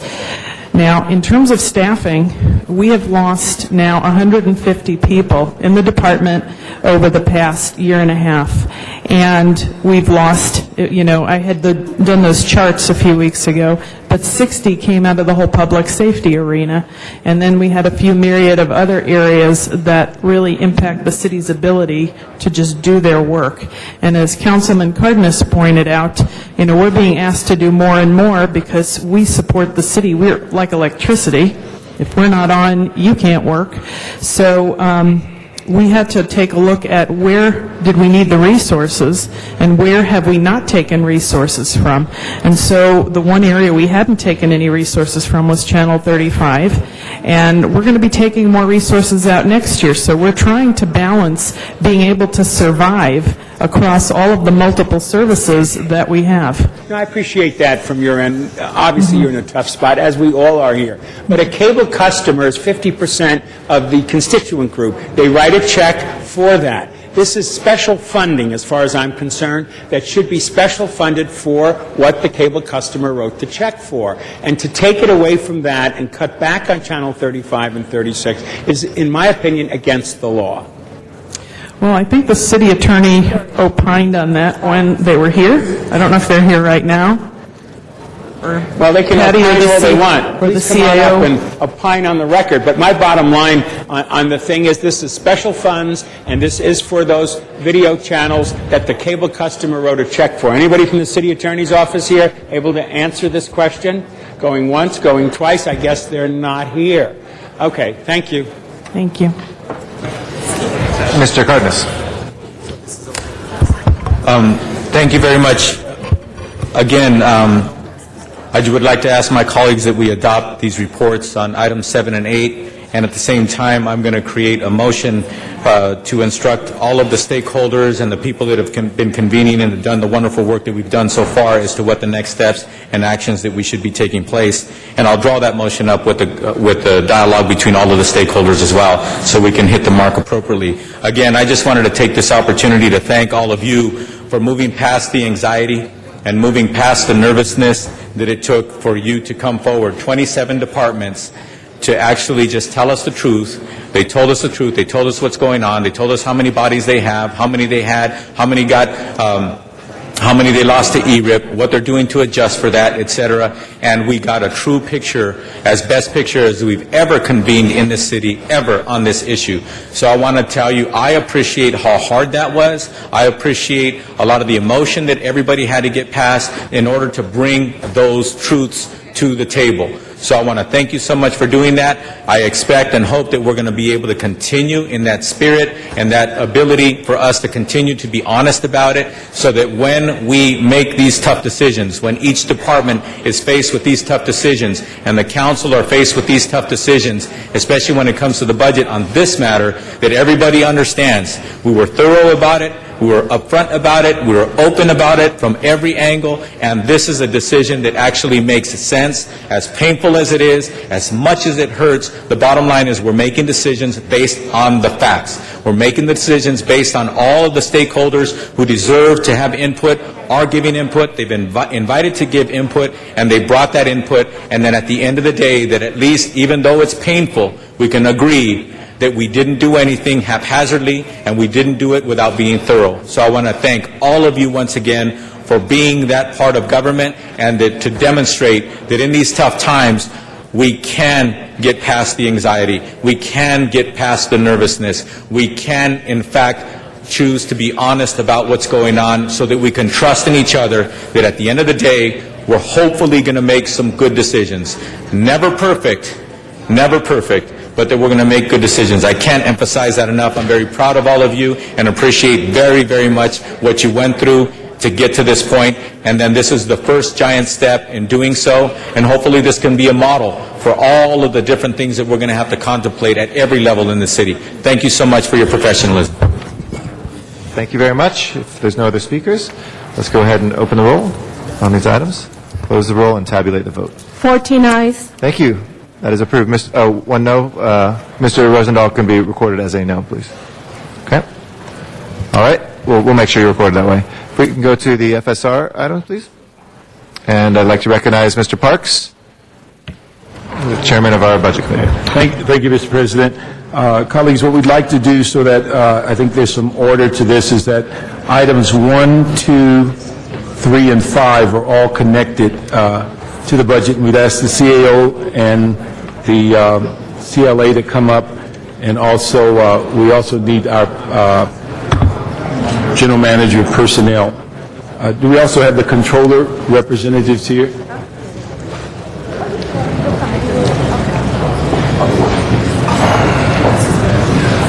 There are some cards on 5. We'll go to that. I think we'll do the presentation first. Anybody who wants to comment, we'll be more informed as well on the items that are before us and any actions taken ahead of time to make sure that they have all that. So, Mr. Parks. Personnel.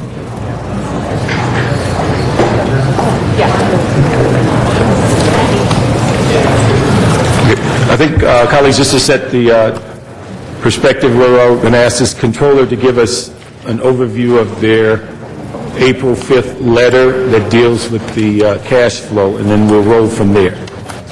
At this point, we're looking at needing $80 million from the reserve fund in the month of May. We have taken steps to work with Harbor and Airport to accelerate... Could you speak directly into that mic? I don't think everybody can hear you.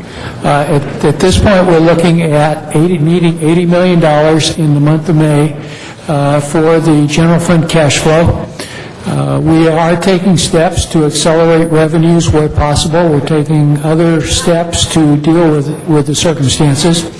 Under the charter, we have interfund borrowing authority subject to the council approval, but we can't borrow after the last Monday in April, and any borrowing that is outstanding at that point has to be repaid from any tax revenue that we receive.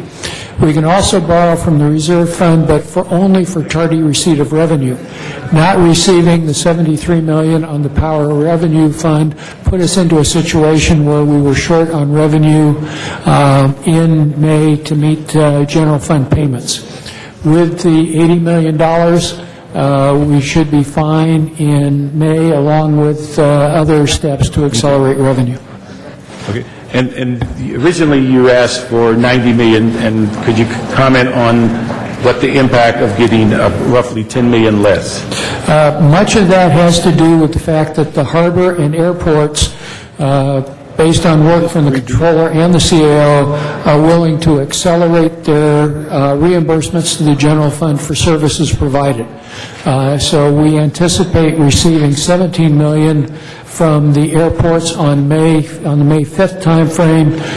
We expect to receive additional money for airports and harbor before that period of time. Okay. And with the numbers that you're currently articulating and what the FSR is covering, it is your expectation that we're going to have to move more money from the reserve fund before the end of the fiscal year? We anticipate that we will need some more money in the June 16th timeframe, and then more at the end of the year for the purposes of salary and other encumbrances at June 30th to cover the obligations that we have to pay against this year's budget. And based upon the financial status report and the $80 million, at this point that looks like about 60, depending upon everything going the way it's anticipated. Okay. And colleagues, what he's referencing, and hopefully you have it in your file, is the April 5th letter from the controller dealing with the cash flow for the city. Let me ask, which I think also puts it in context, Maggie, have you produced a new list of what the proposed layoffs are or where you are as it relates to the current situation of this year's budget? Councilmember, the original number on the layoff list was 1,000. That was reduced to 830. To date, we have laid off 105 employees. We have 383 that are pending, and we have 330 individuals who have transferred to vacant positions within other city departments. Document that she's referring to. Okay. And then what is it, in the sense between now and June 30th, is your expectation of the numbers that you'll have to lay off by that date, and then what is projected for July 1st of next year? We have 383 remaining layoffs this fiscal year, and we do not have the data for next fiscal year yet. Okay. Could you give, and we're going to send out a document that we think is updated. Could you give us an idea for the council to know what are some of the large numbers of layoffs, what departments are going to be impacted for this fiscal year, what's projected?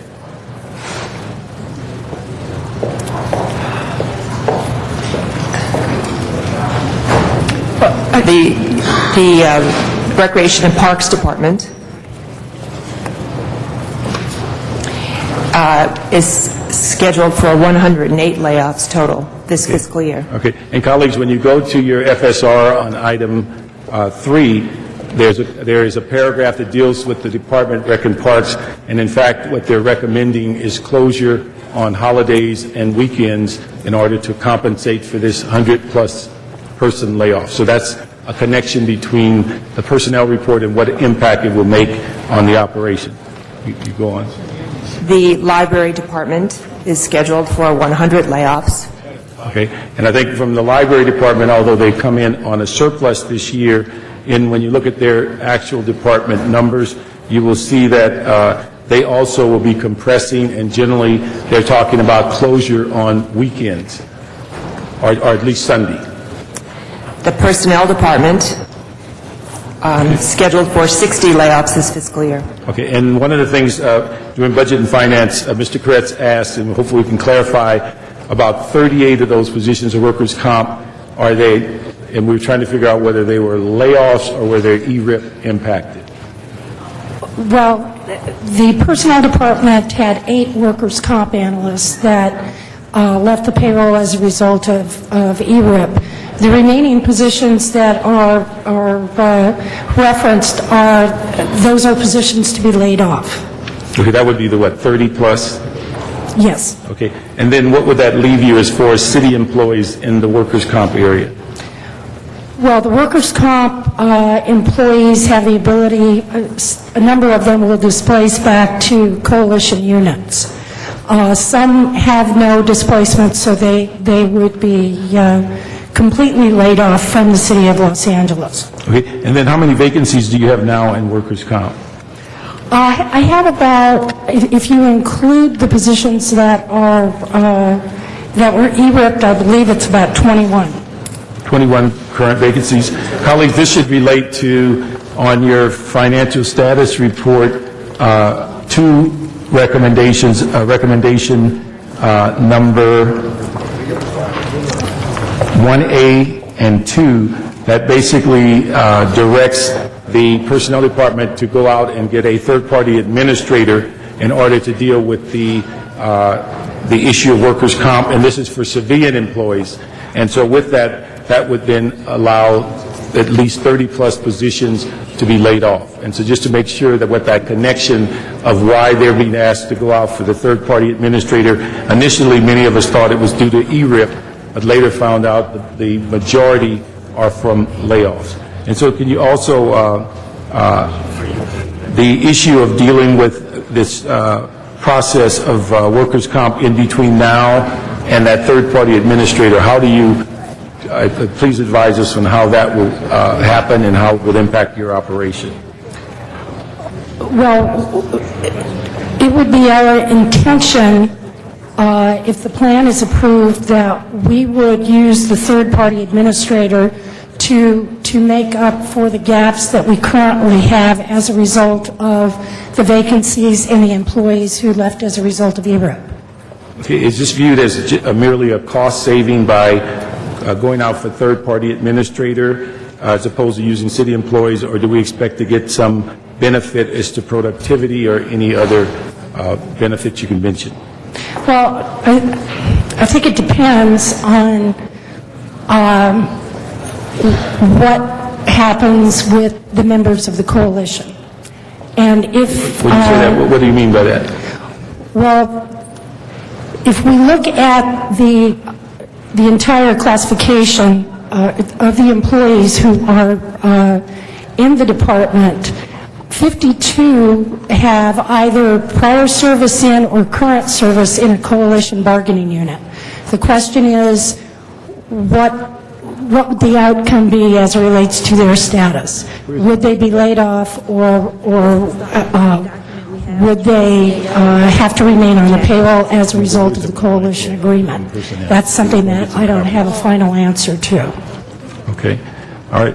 And so, colleagues, the reason I brought that up is that so that we, as we get into the issue of the FSR, you'll have some background as to the controller's information, and then also what impact it will make overall in the city of LA as it relates to positions.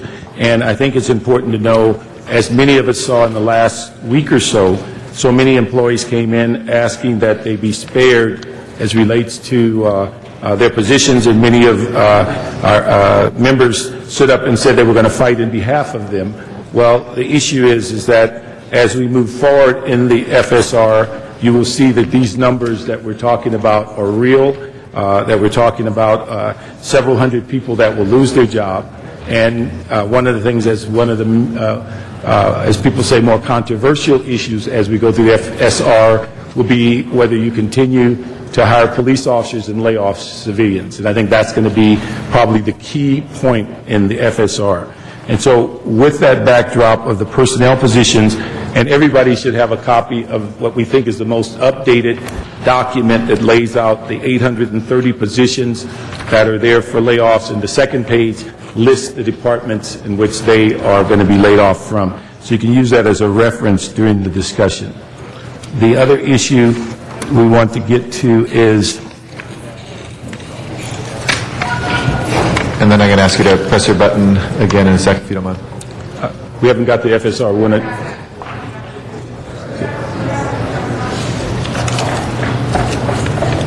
I was just looking at the timing, I'm sorry. So you want to hold FSR because we were just giving...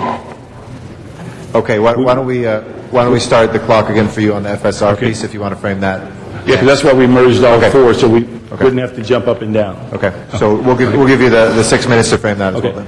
The document, hopefully they'll pass it. Can we find out where this is?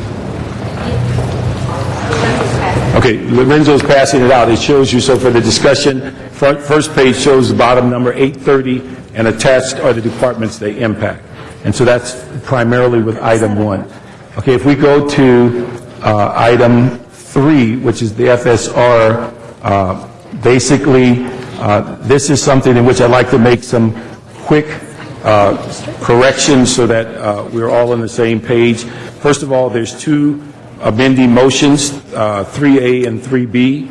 On 3A, we need to change the recommendation number in the first paragraph from 4 to 5 and change the instruction just below that from 4 to 5.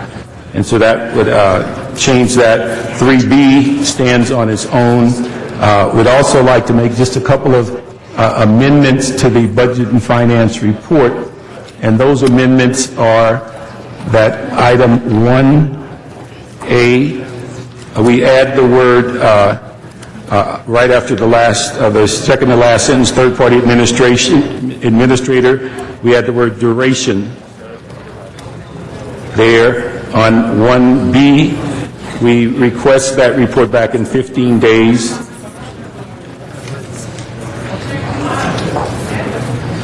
Well, they're just cleanup for dates. And then you have on item 5A is actually your amendment. 3A. On 6, the issue there should be between the word second line, it and budgeted should be the 09/10 fiscal year. And then number 8 should just add 15 days. Number 13 add 15 days. Number 14 add 30 days, and that should do all the corrections. Okay? Now, if we go to the FSR, let me ask Ray to start off with the FSR and to give basically an overview, but highlight the important issues of the revenue and how we came up with those revenue figures. Sure. Thank you very much. Morning, City Council. Just sort of to provide a little bit of background information for everybody, let's back up. If we go back to the mid-year FSR, as you know, when we reported our current year shortfalls, we left Council with roughly about a $212 million shortfall. And it consisted of $186 million in revenue. The remaining amounts were expenditure shortfalls. Since that time, we have, the Mayor and Council have implemented a number of cost-saving measures. As discussed earlier, the elimination of positions in departments. We also eliminated, when we speak to departments, about Environmental Affairs and Human Services Department. There was an action to move some council funds into the budget as well to create some savings. We've also identified over the last couple of months some reduction in shortfalls with departments of roughly about $16 million. And we want to thank those departments. These are some of the larger departments, most certainly City Attorney, Fire Department, Rec and Parks, DOT, and there have been others as well. In addition to that, as we have gone through our revenue numbers, we have made a recommendation to recognize additional $26 million in property tax. And the reason for that, as we went through and putting the budget together this past year, we had assumed that basically collection rates would fall in conjunction with the economic decline and the ability for people to basically pay their bills. Fortunately, basically that collection rate has not fallen at as much as we had originally anticipated, and so it has actually been a little bit stronger. In addition to that, sort of the flip side of this is one of the categories of property tax is redemptions, and this category has seen some increase in revenues. This is when basically back property taxes are paid. So as we have seen with the increased turnover in property, we have actually realized some additional receipts in this redemption category. So based on all the actions, based on revenue, departmental shortfalls coming down, other mayor and council actions, we were looking at approximate year-end deficit of $149 million. Much better than where we were at 2012. Now, certainly a big piece of that, a big assumption is that we would get the $73 million from DWP. that is still obviously a question as whether or not we would receive either a portion thereof or the whole amount. If we do not receive anything from DWP, then unfortunately our deficit will climb back up from the 149 and hit 222. Ray, at that point, could you explain some of the assumption that gets you the 149, and if they don't come true, what could impact that 149? Certainly. And if I may, I'll address a couple things as we go forward. On the DWP, certainly it is a big piece of what we were expecting. The original budget was 232. It was revised downward to 220. And without the loss of the 73, we would only get the 147. The 73 is certainly a very critical piece for us to basically maintain our reserve fund through the end of the year. We know we are going to be dipping into the reserve fund, and as recommended in this report, we are recommending $80 million to be moved into the budget, but certainly the 73 will go to more than offset any of the larger increases at the end of the year. As Councilmember Parks was mentioning, there is one action that we are counting on as reimbursement to the reserve fund, and that is the judgment obligation bond. We have gone to the court, and I believe the validation court closing date is actually today, the 14th. From that point in time, there are a series of other actions with the court and the judge. But we do expect to go to the market in probably the second week of June, and bring in some additional revenue to repay the reserve fund loans taken out for liability claims and settlements of approximately $31 million. As I mentioned, with the loss of the DDP revenue, the shortfall would be roughly $222 million at the current time. Our reserve fund balance is growing to 261 based on the JOB, based on the prior year encumbrance exercise. With that, we would look at a reserve fund balance of roughly $39 million at year end without the DWP transfer. Without the DWP, but then there are other things, as you mentioned before, the JOB could be beyond June 30th? If the JOB does not close, basically there still is a period of time where someone can come in and challenge the city.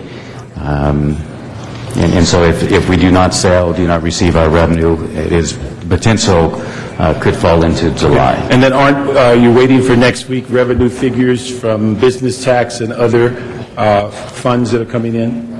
That is correct. In conjunction with the mayor's budget, we are actually going through all of the revenue counts and scrubbing the numbers. As I mentioned in committee, we are looking at actually bringing down the business tax estimate slightly from what we had projected in the mid-year. There are other accounts that we are going through, and there's going to be some ups and downs. I believe that's what you're referring to, but we'll have a clearer picture next week. Okay, and all of those figures and funds that come in can alter your projections and also alter the final $39 million figure for the end of the fiscal year. That is correct. That's correct. Okay. And so, colleagues, the real issue in this report, in addition to the inter-fund transfers and moving money around, is I think it's absolute necessity to realize how tenuous some of these projections are. If business tax that just closed the season is lower than what we expect, if funds that are coming in on sales tax are lower than we expect, this money just continues to move forward and drop below what we're projecting. And then, Ray, what are the alternatives or contingencies if we find that revenue keeps sliding? Certainly, there are contingency plans being drawn up.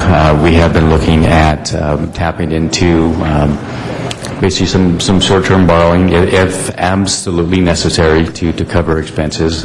There have been other contingency plans raised and discussed in the EERC to basically help out if needed through the end of the year. I will say we are, based on many of the council actions where we've been asked to look at contract reductions of 10%, elimination of contracts, We have the mayor's instruction to move monies back. I do believe to the end of the year that things will improve slightly, and we'll have a clearer picture actually next week. Okay. And then one of the things, just my final question before I push my button again, on the April 9th letter that we just shared with you that came from Department of Water and Power, if they move forward in not accepting some of the previously approved transfers, what happens and how does that impact the budget? And Maggie, how does that impact your layoff process? Well, if these individuals are not able to transfer, then they would have to be laid off. So, and I think we had 51 transfers that were in the hopper that were to be effective, and we were informed yesterday that those positions, those transfers are going to be canceled for the time being. So I don't know what that means, but it means that if we don't have the authorities and we don't have the money to pay them, then we're going to have to lay them off. Okay. Colleagues, that's the April 9th letter that we distributed, and now you should have also the document I referred to earlier as to the numbers that Maggie talked about earlier. And so with that, I'll push my button again. Thank you. Ms. Hahn is next. And I know she has some good words. Well, I mean, that's what I was asking. And I used a bad word here, which my mother would not be happy if she saw me say it on camera, so I'm not going to say it. But so we basically had 51 transfers to DWP. But yes, that were in the hopper. Pending. They said they would take them, and now they're reneging on that. Yeah, that's really unacceptable, colleagues. Yeah, DWP, I just keep thinking it's not going to get any worse, and it does. You know, to read that memo, when we had David Freeman sitting here at the table not that long ago, absolutely pledging to take the transfers of city employees to that department, and now to tell us that those are not acceptable anymore. It's very disappointing, very disappointing. And I want to know what we can still do to continue to process those transfers. Well, in the case of the security positions, we would have been done doing the background checks by Friday. So we will continue to complete that effort, and hopefully we will be notified by the Department of Water and Power that they are choosing to complete these transfers, but I don't know. Well, yeah, my feeling would be that we continue to process that, because that is absolutely was never part of the deal, whatever the deal is. It was never part of that. That was never brought up to us before. Those 51 positions, we had an agreement that they would process those into DWP so that we would not lay those people off. And I think we ought to go forward with, the processing of that. That's really unbelievable, and that message goes out loud and clear to DWP, to the acting general manager, to the commission. That is absolutely a low blow on your part to try to continue this standoff between the two sides of the city family. Thank you. A little more out there. Yeah, thank you. Mr. Koretz. Is that? Well, I wasn't planning on saying anything about DWP, but I keep looking for signs of sanity on the horizon from them. Doesn't seem to be seen anywhere. And you kind of wonder if they don't really want to be part of the city family, whether we shouldn't disown them. But the thing I did want to say is with workers' comp, I have a concern because it sounds like we're just laying people off and then we're going to contract for their jobs. Now, I thought we had an agreement with our employees that we don't lay people off just to contract out the jobs. So how is that different from what we're doing?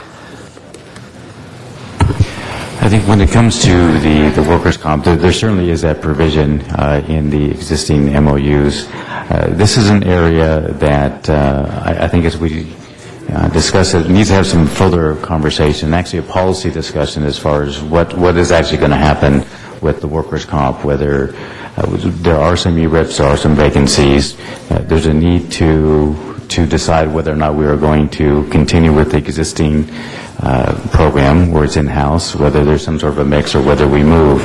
I think in the next week or so, as we look at the overall picture, we'll be able to have a good discussion on which direction the city would like to move. Well, I think perhaps we need to hold item 1 on the budget and finance recommendations, because we moved that pending on finding out whether these positions were early retirements or layoffs. And now that we're hearing that they're mostly layoffs, I don't think we're ready to approve a contract to contract out jobs, possibly in contradiction to the MOU, and I would say certainly in contradiction to common sense that it costs more to lay people off right now. There are a lot of extra elements to those costs, and if there's no actual reason to lay them off other than to contract out their jobs, I think at a minimum that's certainly a policy discussion, if not a violation of our labor practices. I agree. Mr. Garcetti. Thank you very much. I rise in my quick 3 minutes to say 4 things. One, great work, both folks at the table and collectively around here in the mayor's office. The news, if folks out there were listening, what's happening with the city budget, because you get so many different stories and it seems very confusing. The work that we did around the clock, combined with a small increase in our property taxes, have led to a place where we would, all else equal, be more than triple where we thought we would end the year in our reserve fund. Now, we will still be in black even without a transfer from DWP, but as projected. But we do expect, do need, and the people of Los Angeles still do deserve that transfer, and I do hope the department will be diligently working on that, as they said before us, just as Mr. Freeman's word on the transfers.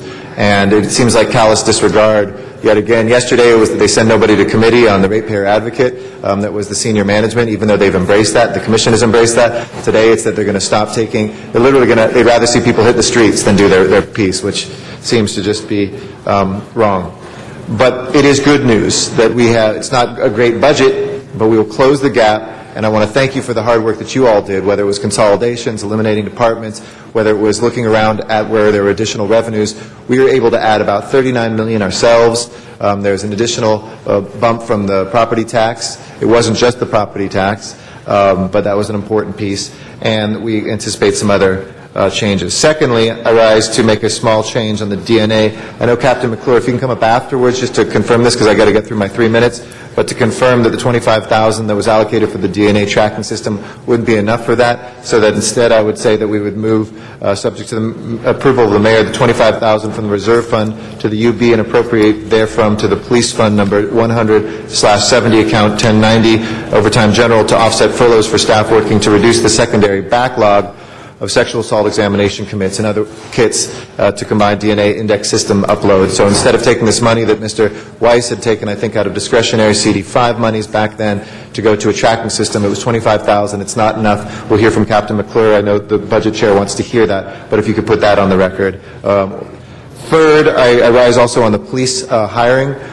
It is my personal opinion that I think we should live up to our word. I know that it continues to be a bad budget year, but that I would like us to see through the 9963. There is a discussion we do need to have looking at this next year, and we all have to be honest about that moving forward. But I think to do that midstream, I know it will cost more next year, but it's about $800,000 if you take the $1.5 million and average it over the 3-month period, the different times folks will be hired. It doesn't seem to be the right thing to be doing right now. We all said that we would get through the year at that 9963. We are a little below. Let's get back there and cap that off, and then have the discussion about next year in the wider budget discussion, and I know Mr. Kretz may talk about that in a second. I'm over time, so the last thing is just on the methodology here. Great report. I had a bunch of little questions that I won't ask right now, but I think the fair number, I mean, I know that we had, maybe it was a misrepresentation on page 4, that the reserve fund balance as of March 31st, 2010 was actually 126.7. It wasn't yet because we hadn't transferred the money out of that for our payroll. And so I think really that the easier way to think about this is that we've upped what will be our reserve fund by the end of the year to 261 million running tally, but our deficit has also gone up to 222.4 because of the lack of the transfer from DWP. If we get that at 73 or 93 million, we're really going to be somewhere more like 160 with 261 in expected reserves. That's about a $100 million balance, guys. Good work. DWP, come through, be part of our family again. Mr. Alarcon. Council members, over a year ago, I challenged the prognostications of the CAO with regard to our revenue projections. We were off by $186 million, and had we been more consistent with most governmental prognosticators, we would have avoided much of the crisis that we've affected this year. $186 million off in projections in terms of overly aggressive revenue projections is ridiculous. I again in January questioned the CAO's prognostications as to the current situation because I projected that the revenue picture was better than what they were saying. The fact was the state controller projected increases in revenue stream, and now the Commerce Department has indicated that in our consumer-driven economy, retail sales are up, consumers are gaining confidence. We just found, guess what? We just found $30 million, just like that. And I really question the validity of the sour prognostications that we are getting from the CAO.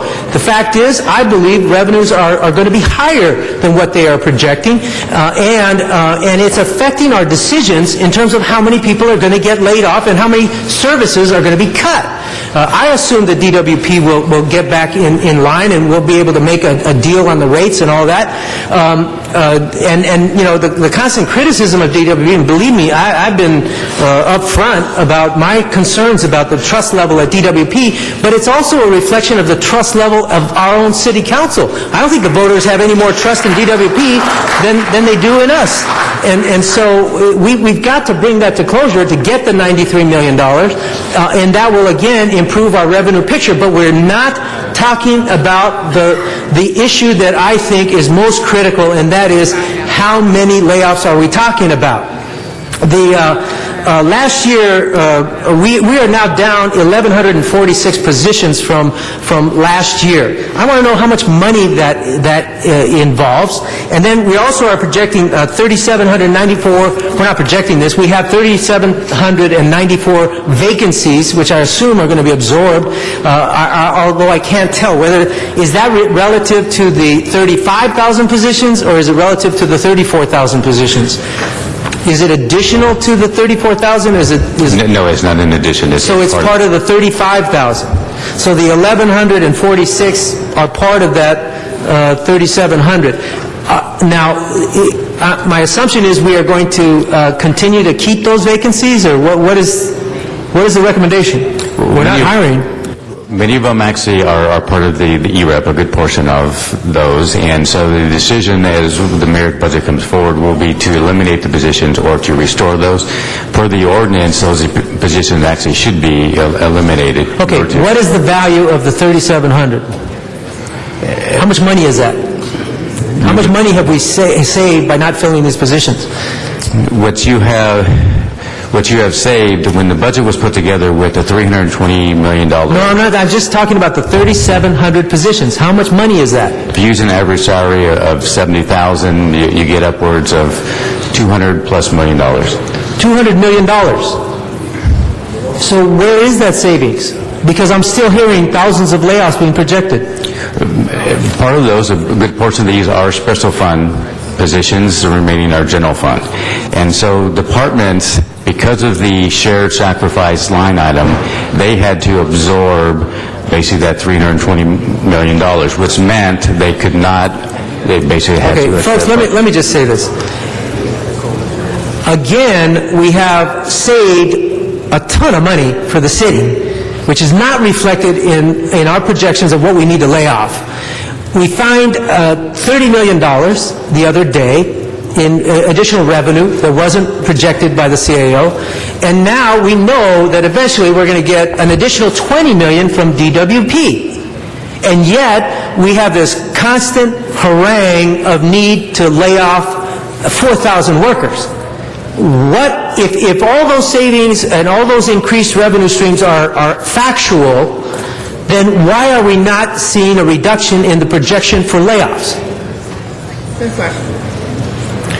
Well, I think actually in the current year, there was 1,000 that has come down. And I think as you look at the number of transfers, that has generated savings in departments. Part of the $16 million that we've seen is by departments being inventive. They've been moving their people over from general fund to special fund with the help of personnel. That is where you're seeing the reflection. That's part of why the deficit. We're not getting specific recommendations from the CEO in terms of how to reduce that 4,000 layoff number. We have not had one recommendation to reduce that figure, notwithstanding the fact we found hundreds of millions of dollars in savings. And I say that's unconscionable.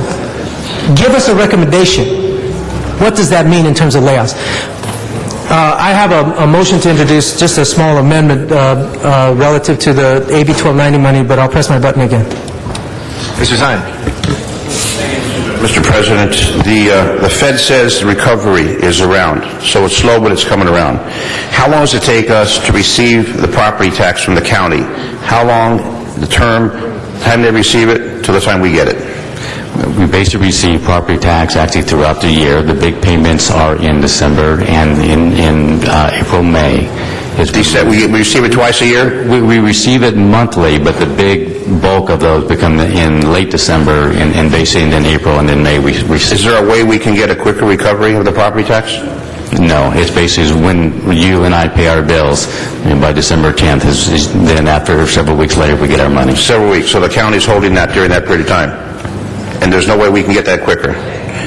Okay. A DWP, and I don't remember exactly who it was, but told me DWP reneged on another situation. So they're basically holding everyone hostage. If they don't get their rate increase, they're going to hold everyone hostage, and the people of Los Angeles. They're a monopoly, and they're out of control. And somehow they need to be brought into control. They're holding our budget hostage.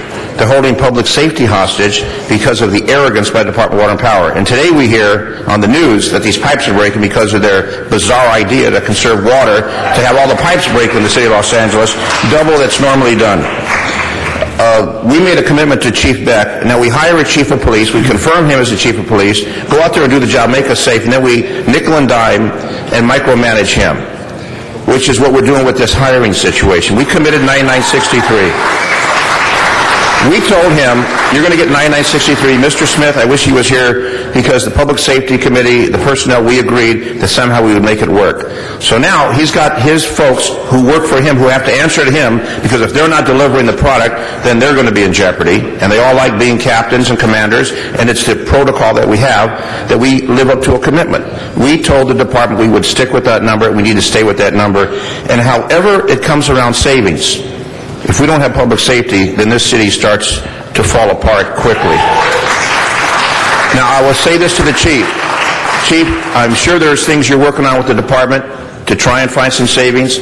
Maybe some of the leased properties that we have we can convert to city properties, which may not generate millions of dollars, but something that we can do to bring it in. But I am committed to maintaining public safety in the city, and if we renege on that 9963, we are jeopardizing the people of Los Angeles, and we're putting a knife in the back of the chief of police. Thank you very much. Mr. Reyes. Thank you, Council President. The colleagues were watching a very good sign, I believe, in the positive tick towards the revenue. We did make a commitment to our officers to stay at a certain level. And I think as we look at the bigger picture for June, July, we can be more methodical, more strategic.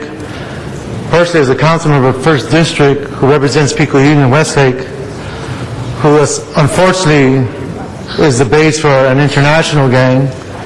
In the Northeast, there's another major gang that I don't want to mention because they've already got too much publicity in Highland Park that has been able to essentially been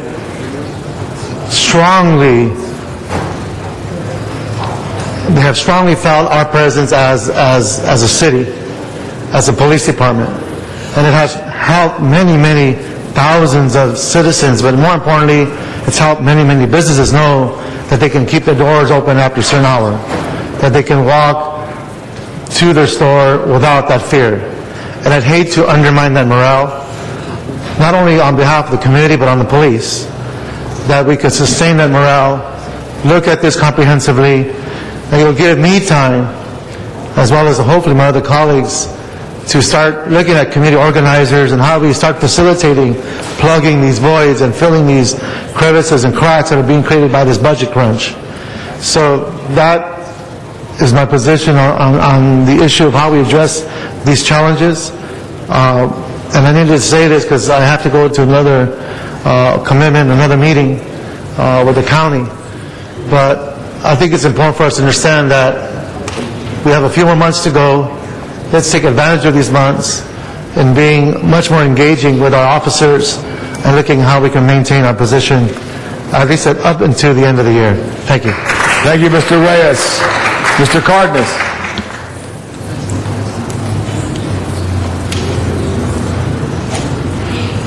Mr. Weezar. Some people say I look like Cardenas, so... I didn't read it right. I didn't have my glasses on. Thank you. We started off this fiscal budget year with a $211 million budget deficit for this fiscal year that ends in June 30th. And then through several actions, we got down to $148 million. Without the DWP transfer, that's going to shoot back up to $222 million. At the beginning of the discussion, the CAO's recommendation was that in order to deal with this budget deficit, we'll make some adjustments, but the main action that will help us or address this huge budget deficit is to lease off parking garages because we will use our reserve fund to take care of the deficit, and we will replenish our reserve fund with the leasing of the parking garages. I don't think it's a viable plan, but that's the plan we have before us. In Budget and Finance, we were told that that would leave us about $39 million in a reserve fund, correct? Yes, without the reserve fund transfer. Okay, and without the DWP transfer. Without the DWP transfer, and without the parking lease, and without that, right? If that doesn't go through, right? And you told us in Budget and Finance that it's going to come back to us before the end of this fiscal year. We'll have a chance to either ratify it or not, correct? Yes, though I had followed up and it looks like it would be pretty difficult for it to close, that deal to close this year. It may actually bleed into next July. Okay. So, from the outset, I didn't think it was a viable plan. I didn't think we could get here in time. It seems like that's what's going to happen. But now, I just want our colleagues to be very clear that what are the consequences or what will happen given that we're going to next fiscal year with a reserve fund of $39 million. What should we be aware of as someone who is responsible to go into next fiscal year, and what does that mean for us? Can you let the council know, please? Sure. Ending the year with call it $39-40 million reserve fund, it is better than where we were before, and we will end in the black. However, there are certain risks that everyone needs to be aware of. If we cannot replenish that, we certainly don't have any reserves to draw down in the case of a sort of a natural disaster. Now, we have been looking at, or I should say, we've been pursuing basically funds that we can tap into in the case of emergency, but there will be a cost for that borrowing. But certainly, ending the year at $40 million is $80 million below our emergency reserve fund. That should, in normal, I don't want to call it normal, that really should only be used for natural disasters and in times of extreme economic uncertainty. Yeah. And so, will we be able to meet payroll, and for how long? Payroll as far as next fiscal year? Next fiscal year, if we end on $40 million. We will be able to meet payroll, and as explained by the controller, there will be encumbrances and other monies available to make payroll until we get the trans, which will be about mid-July. Okay, and we won't need to borrow any more money unless there's a natural disaster or some other emergency where we need immediate cash? Unless there is... Unless. Okay. So we won't have to pay that higher interest or that high cost of borrowing that money unless we have an emergency. Is that where we are? Yes. Okay, I want to get that clear. Thank you. And on the police hiring, I also believe that we should hire to attrition. It was a commitment that as Mr. Zine said, we have made, and with our chief, we want to make sure that our police officers have the tools. Overtime now, I understand, is also affecting our delivery of service. It's something that we should discuss and address, but we also should be aware of what impacts that has in the communities that need this support the most. So I look forward to discussing that as we discuss the department's budget for the next fiscal year. Thanks. Thank you, Mr. Weezer. Mr. Cardenas. Thank you very much. I want to first hopefully get some clarity on something. One of my colleagues mentioned earlier that $30 million was found recently. Do you know what $30 million that was referring to? In our report, we identified an additional $26.5 million in property tax receipts. Okay, in property tax receipts. So that was sitting under the rug somewhere, or was hidden in a corner, or was that money that actually came in a report saying you can expect this amount of money from property tax to the city of Los Angeles? That's actually a very good point. This is still an estimate. As I mentioned, we're still waiting for basically those two big monies receipts in later this month in May, and so we have not actually have it in hand. But however, is it accurate for me to say that that money was actually missing somewhere, that somebody overlooked it? No, it was not swept under the rug. It was not held in a drawer or anywhere else. Oh, and also, it was not part of the previous projections, correct? That is correct. Okay, but projections are not actual. Projections are just forecasts about what we hope or expect or think is going to happen into the future. So now we're getting closer to that future, and now it looks like it's closer to $26.5 million more than the projections. That is correct. As we move forward with looking at next. The reason why I don't like to use personally don't like to use the word found to describe that particular reality is because then it makes it look like we're playing games here and we're lying to our employees and to the public about how much money we really have. And in reality, that $26.5 million we hope will materialize, but it still hasn't materialized. But it wasn't money that was lost or forgotten about or what have you. It just was different than our projections, correct? That's correct. Okay. Now, one of the things I want to ask is, every time we hire someone within the city of Los Angeles, whether it's somebody who works at a park or somebody who works for the police department or a firefighter or a police officer or what have you, when we hire that person, should we be hiring that person based on two understandings financially? That first of all, that we're hiring that person and that we can sustain that hiring into the future based on ongoing revenue sources, and secondly, based on whether or not we can identify we actually have the resources coming in the future to sustain that person beyond 12 months of employment. That is correct. You had mentioned we have to be able to identify a source of funding to pay for a person, and I would lay out there it's not just for 12 months, it would be 24 months or longer. And certainly as we look at our projections, we have deficits looming in the future, and so we need to think long term. Okay, so if we were to hire another 100 people, take action today to allow or start the ball rolling to hire another 100 people in whatever department from the city, are we supposed to, should we, identify where the money is going to come from in order for us to sustain those 100 people beyond their first day of work? You need to identify both today and tomorrow. Yes. The funding. Now, what money have we identified for us to hire police officers to attrition as it stands today?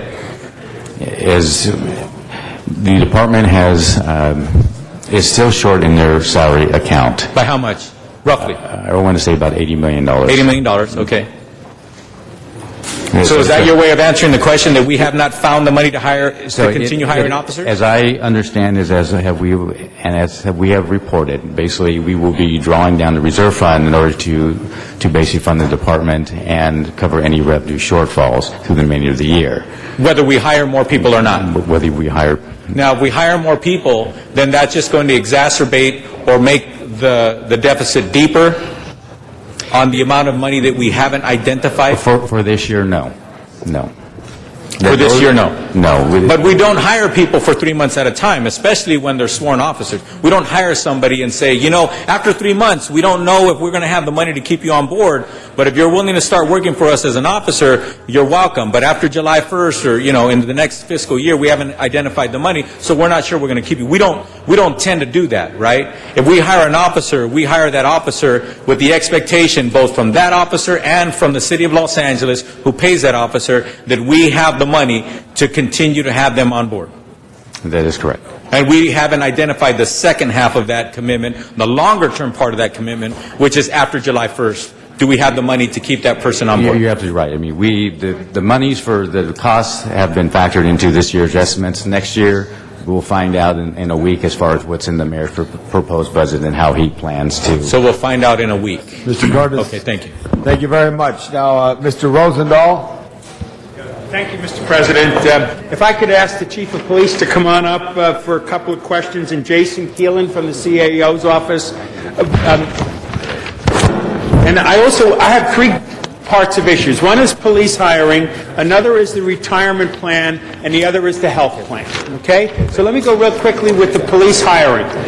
If we could keep you there, Ray, because we'll go right back to you, and also Maggie, stay there too as well. Okay. Good afternoon, everybody. Thanks for being here. Chief, I just want you to know that yesterday, RJ in the funeral once again brought up to all of us, and we're wearing this badge, that every day an officer puts themselves in harm's way. And we appreciate that very much and the leadership that you've provided. I also, on a very, very district level, am thrilled with your leadership. You have given me the resources, especially in my Venice area, that I have not had before.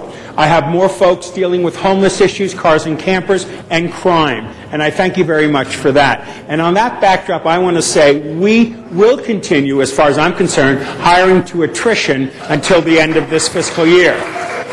It's a matter of a commitment we made, and commitments made should be honored. And there's 10 weeks left, okay? So let's just be clear that is where we should go. But a question for you is, right now we have 240 officers doing part-time civilian work because there are not enough civilians because we've frozen that. How do we deal with that issue and get them out on the street? Well, we try to deal with it in every practical way we can. But before I address that, if I could, Councilman, I want to thank the council for all of you that attended the services yesterday. It was a great showing by the council.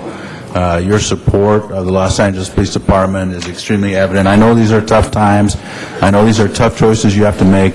But I know that everybody on this horseshoe supports this organization. So, no matter what discussions we have, I know that we are part of the same solution. So I just want to say that up front.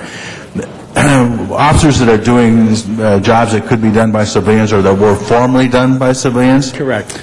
Sometimes that is a reality of shrinking a civilian workforce by almost 1,000 over the last year. We have core functions that we have to do in order to administratively run a police department.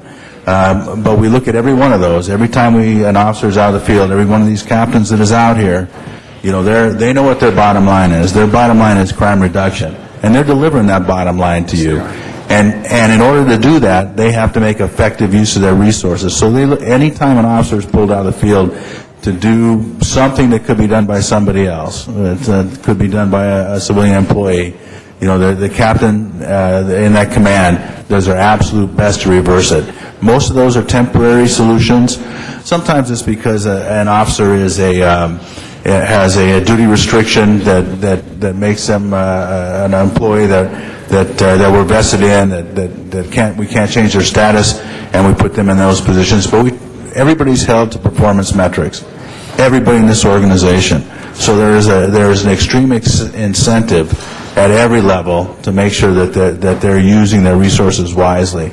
And I deal with them every day on that. Yeah, the one thing I'd like you to do, Chief, is when we go into our next budget cycle here, which is going to be like starting next week, that you look at those positions that are civilian positions that have able-bodied officers in, identify them, we should unfreeze them, put in a civilian position and not put an able-bodied cop. It's 70 cents on the dollar if I'm not, which is what we save. Depending on the function, sometimes it's less than that. I mean, certain things have to get done in order to run the organization, and many times they could be done at a much lower rate by a civilian employee.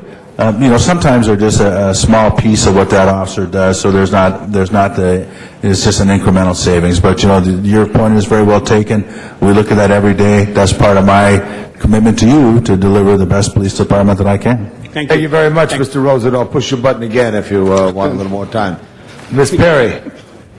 Mr. Serrano, I have a couple of questions I need to ask you on the record.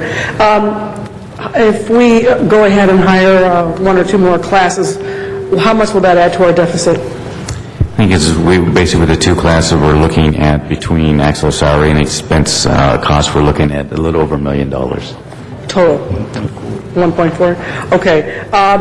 And what assurances do you have in terms of your projections that we would be able to continue to afford these two additional classes in the upcoming fiscal year, which we're about to roll into as of July the 1st?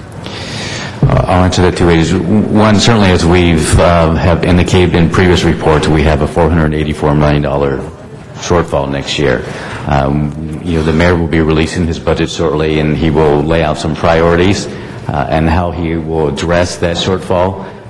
He will actually indicate how he is going to basically spread the remaining, or I should say really the less resources that we'll be able to allocate for next year. Is there some risk, the budget for 2010-2011 is not going to increase for the department, correct? It is not going to increase. We don't anticipate that it will increase. At this point, we will have to see what the mayor is going to propose. Okay, let's assume that it doesn't increase, that maybe that it stays the same if we're lucky. Is there some chance then we would have to lay off members of these two new classes that we may end up hiring? That depends on, as we go through the budget process, and we will have discussion on sort of the priorities and where we allocate our resources. That's a question I cannot answer at this point. Okay. Thank you. Thank you very much, Ms. Perry. Mr. Parks for a second time. Thank you. Colleagues, I just want to bring up a couple of things. One, on the classes we're talking about, it's $1.4 million this year, $6.1 million for next year, which also adds to our pension and overhead costs and equipment. So it's just not a few dollars, it's dollars of having to sustain it. And the key factor, I think, from my perspective on the Budget and Finance Committee, if we can't sustain 63 today, why do we think we're going to sustain it next year? And when we think about these two classes, the thing that struck me in evaluating it, it's less than 1% of their paid overall TO, less than 1%. Yet we sit here and cut other departments 40%, we cut other departments 15 or 20%, we've eliminated departments. And here we're saying we have a department that can't hold on or do their job with less than a 1% cut in their budget. I think the other issues we have to deal with is that when people say nickel and dime, it equates to $88 million deficit in this year's budget. Your actions today will close down 22. There's another 68 that nobody knows where the money's coming from. So that's the nickel and dime that I think Mr. Zine talked about.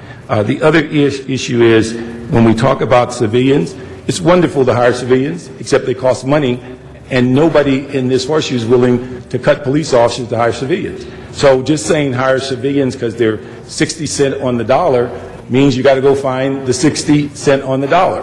And if you're not going to find that, then you're just going to keep hiring police officers, and the less civilians they have, the less effective they're going to be. And I think when we look at the classes that they're asking to hire, one's April 26th, which is the earliest.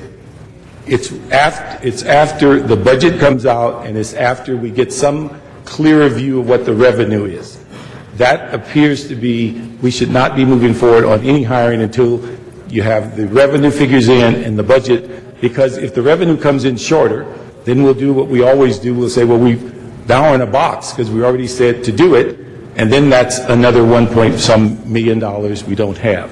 And so I think we have to look at this hopefully fiscally sound, and we have no idea what the budget is going to reflect in 10-11. But again, if you can't sustain these classes today, how can you sustain them next year? How can we look towards in 10 and 11-12 over $1 billion in pensions alone. $1 billion, which we don't have. That's 1/4 of our operating budget.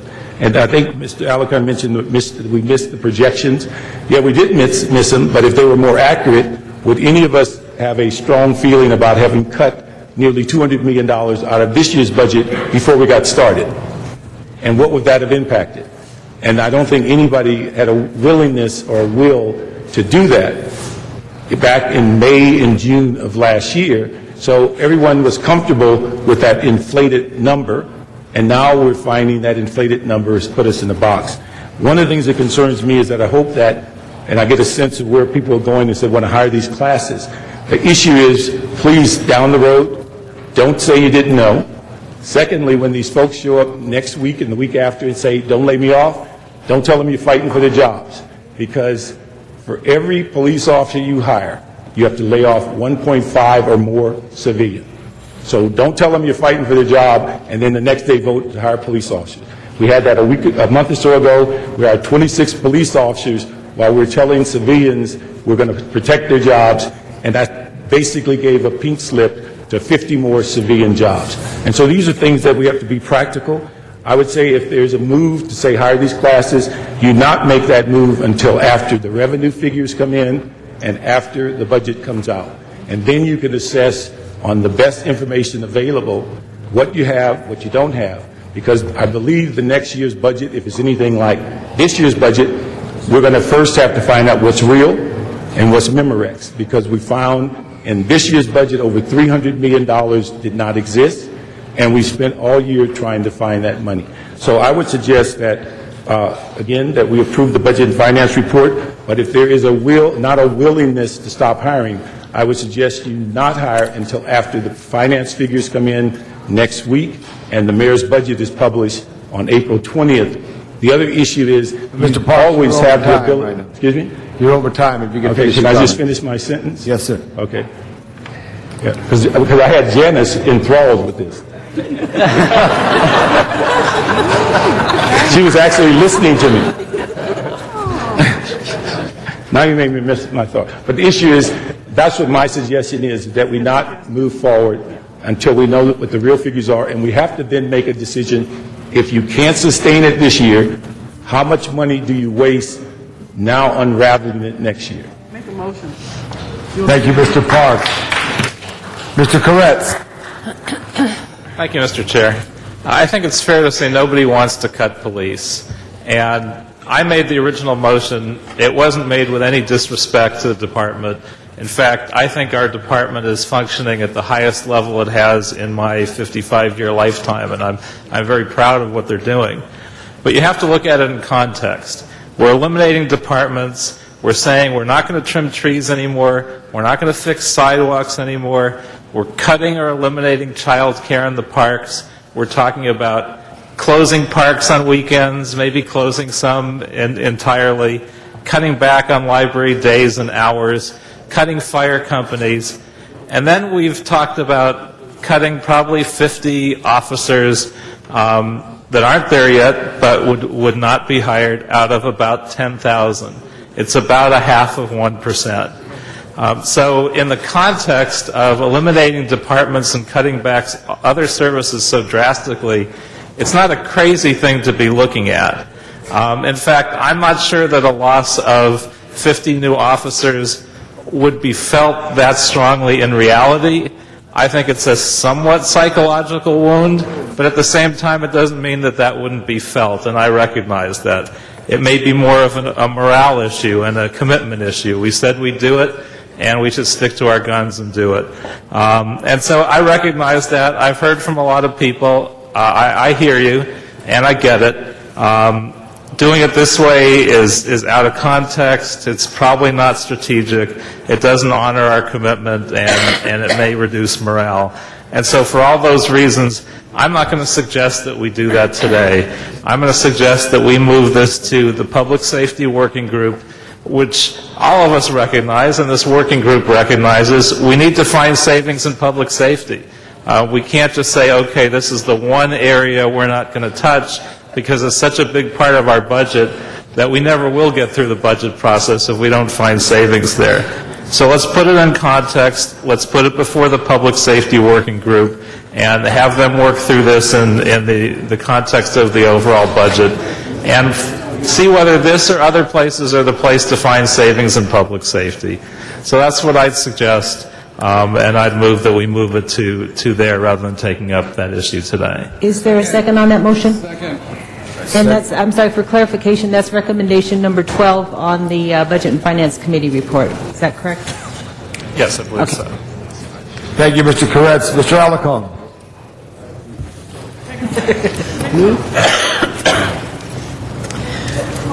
Council members,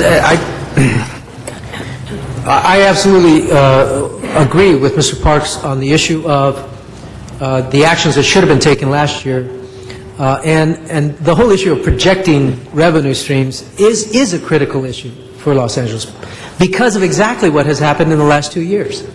We over-anticipated revenues last year to the tune of $186 million, and yes, we made decisions on the basis of those projections that put us in a worse situation this year.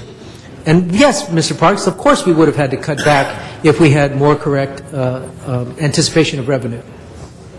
This year, we see an uptick in the economy, and I believe that the prognostications are off again. But to the credit of the City of Los Angeles, we should get more revenue.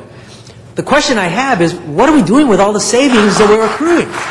The fact is that we've said that we eliminated 1,167 jobs. We've vacated over 3,000 jobs, 3,700 jobs.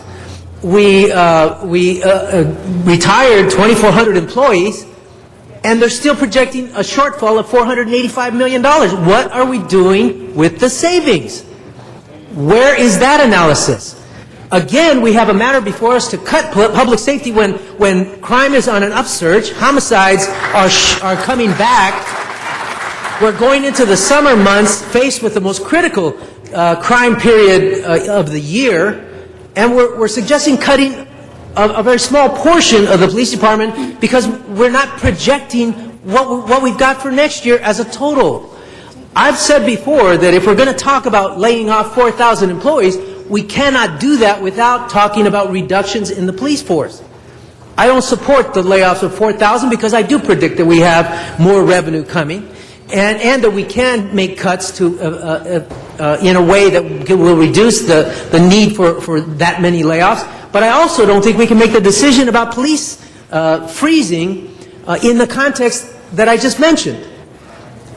I also believe that we can ratchet down the police department a lot faster than any other department by virtue of the high attrition rate. And the people that are attrited out of the police department are much more costly than the people that we hire in the department. So if we slow down the promotion period, we can actually reduce the overall cost of the police department by virtue of the age of the public safety officials that we have as a total. So I don't make an assumption that hiring these officers is going to cause us to spend more money at LAPD. And I would ask Chief Beck if you believe that hiring these two classes of officers is going to increase the cost, or if you believe you can reduce the cost notwithstanding the hiring of these two classes. Well, in response, I would say that I believe that we can reduce the cost of the police department and still hire. We've, as you all know, we've taken $60 million out of our spending this year on overtime. Next year is projected to be more like $83 million. You know, these are significant cuts, and they affect public safety. But I'm willing to try to manage around that if I can maintain the size of the police department. The size of the police department is critical.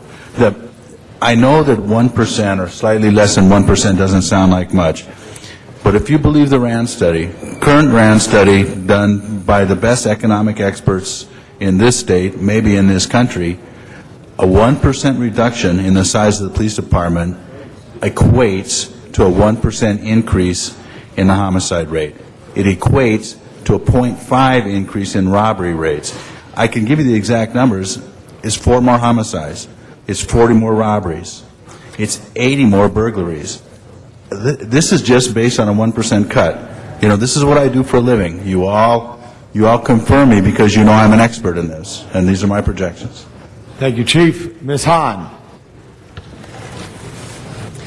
Thank you, Mr. President. I was listening to you, Councilmember Parks, and I respect you greatly. I think you have really shepherded us through this budget crisis in a superb way. I also respect you as our former chief of police for having a very credible voice on both these issues.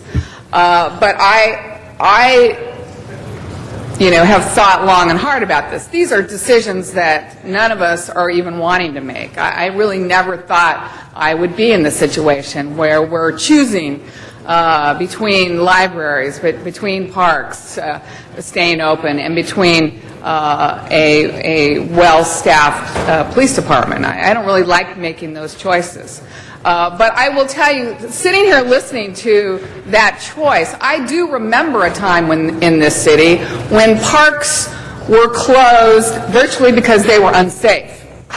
And people were not going to downtowns and libraries because of the crime rate. I remember when we were known as the gang capital of the world, and it hurt tourism, and it hurt people coming here.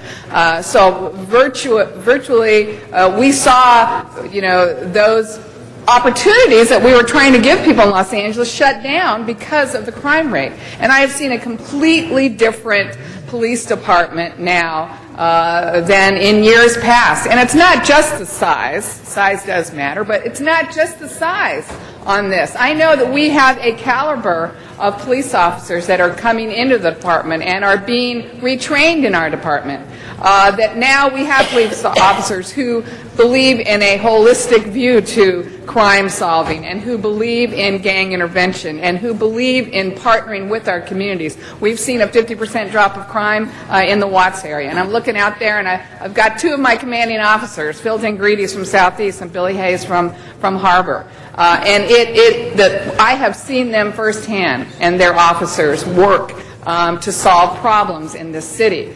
So I'm not really willing at this point to change direction. And I have said that publicly, I've written about it, and I'm going to stick with the plan to continue to hire these police officers. I think that's right. I think we owe that to our city. But let me say, I don't like hearing that, we'll have $39 million in our reserve fund, and God forbid, we have some major natural disaster befall us. No one likes to hear that. I don't want to be caught unprepared for that.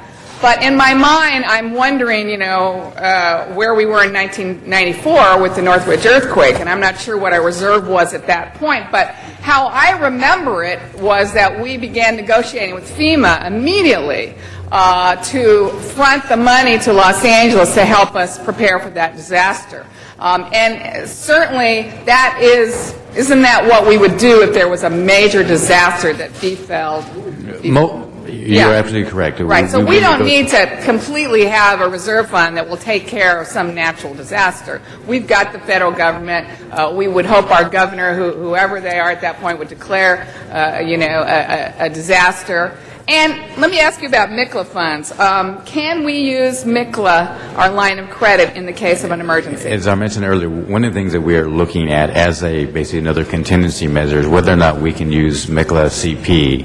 It would be at a taxable rate, but if we had to draw upon in the event of an emergency, we believe we would have that option. So we do have options available to us in the case of a major emergency. It would cost us, obviously, because of the debt service and so forth, but yet we do have a contingency. Right, so I don't want to scare people to think that we would not be able to handle a major disaster. I think there is help available. So I'm going to stick with my commitment to police officers, and hopefully we're going to get through this together and come out on the other end, and we'll be able to reevaluate a lot of these issues. Thank you very much, Ms. Hahn. Mr. Rosendahl. President, I just have one more question for the CAO. It might sound technical, but real quickly, Could you speak to the issue of marginal utility, how we define a deployable officer, and how these factors into attrition, hiring, and the determination of whether to backfill a position with a civilian or a sworn body? Rather quickly, go. There's no official definition for what a deployable officer is.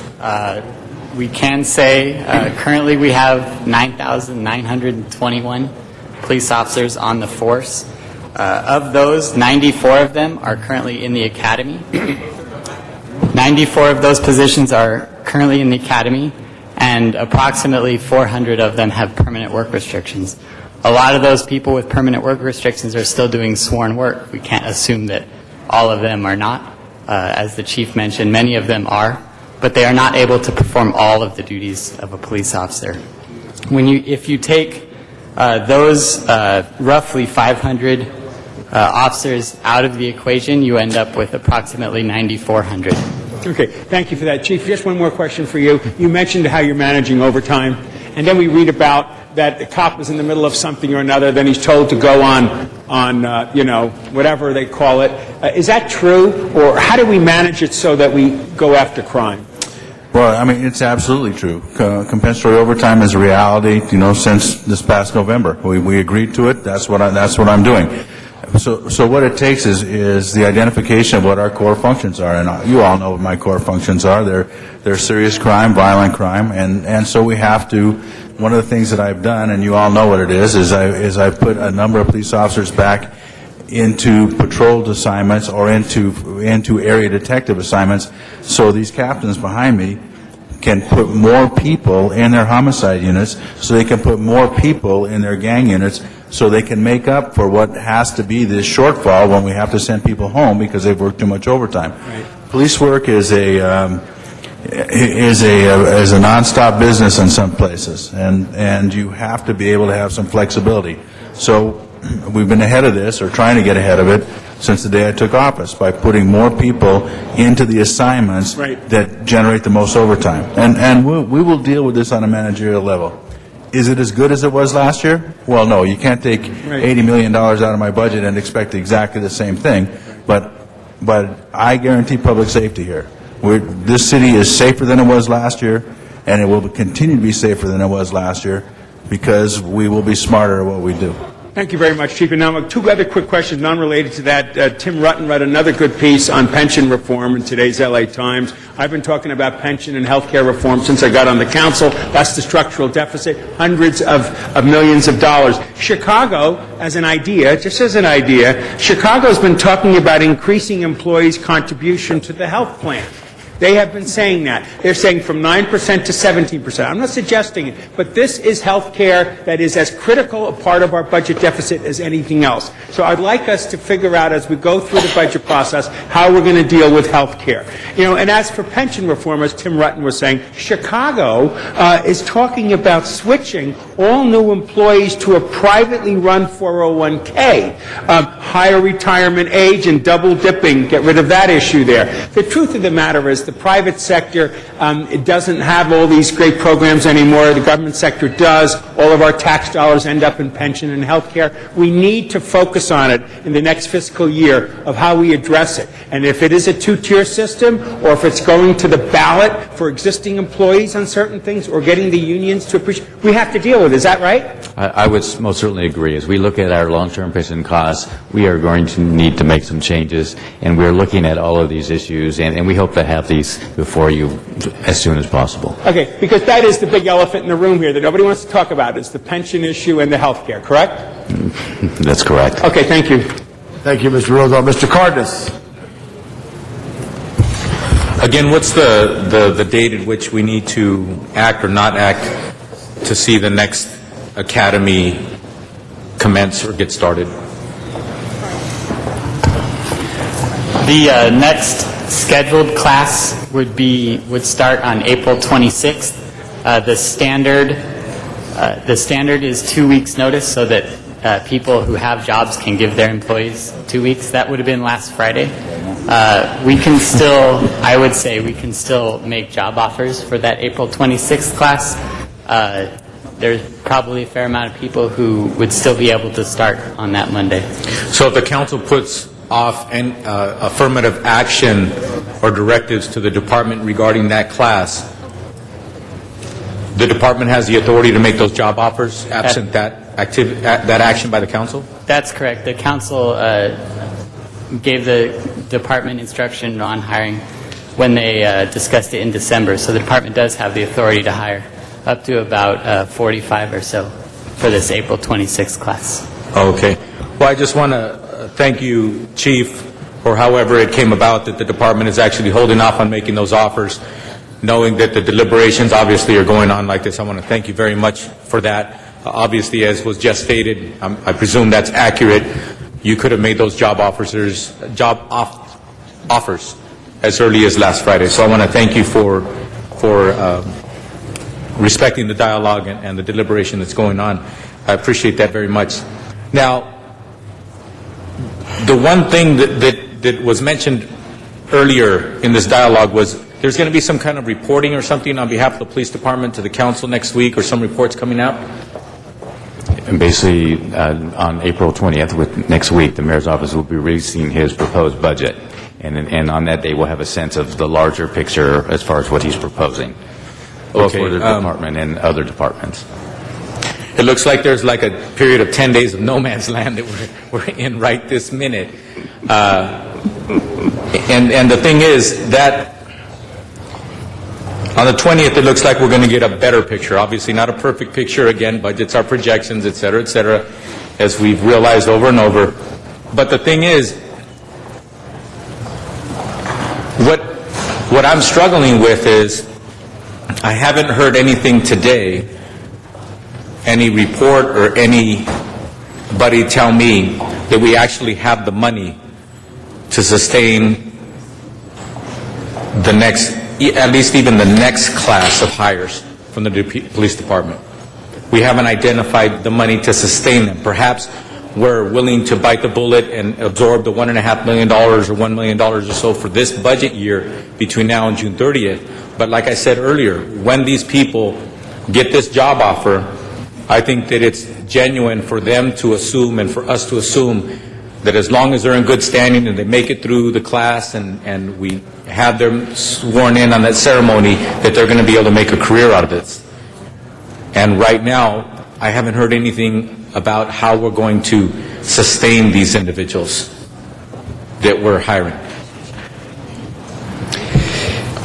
Certainly, as we've reported, next year, as we move into next year, the amount of resources certainly are going to diminish somewhat. And in the very near future, certainly with the release of the proposed budget, council will have the opportunity to discuss how we're going to allocate basically those scarce resources. And it truly becomes a policy discussion. Chief, did you want to say something?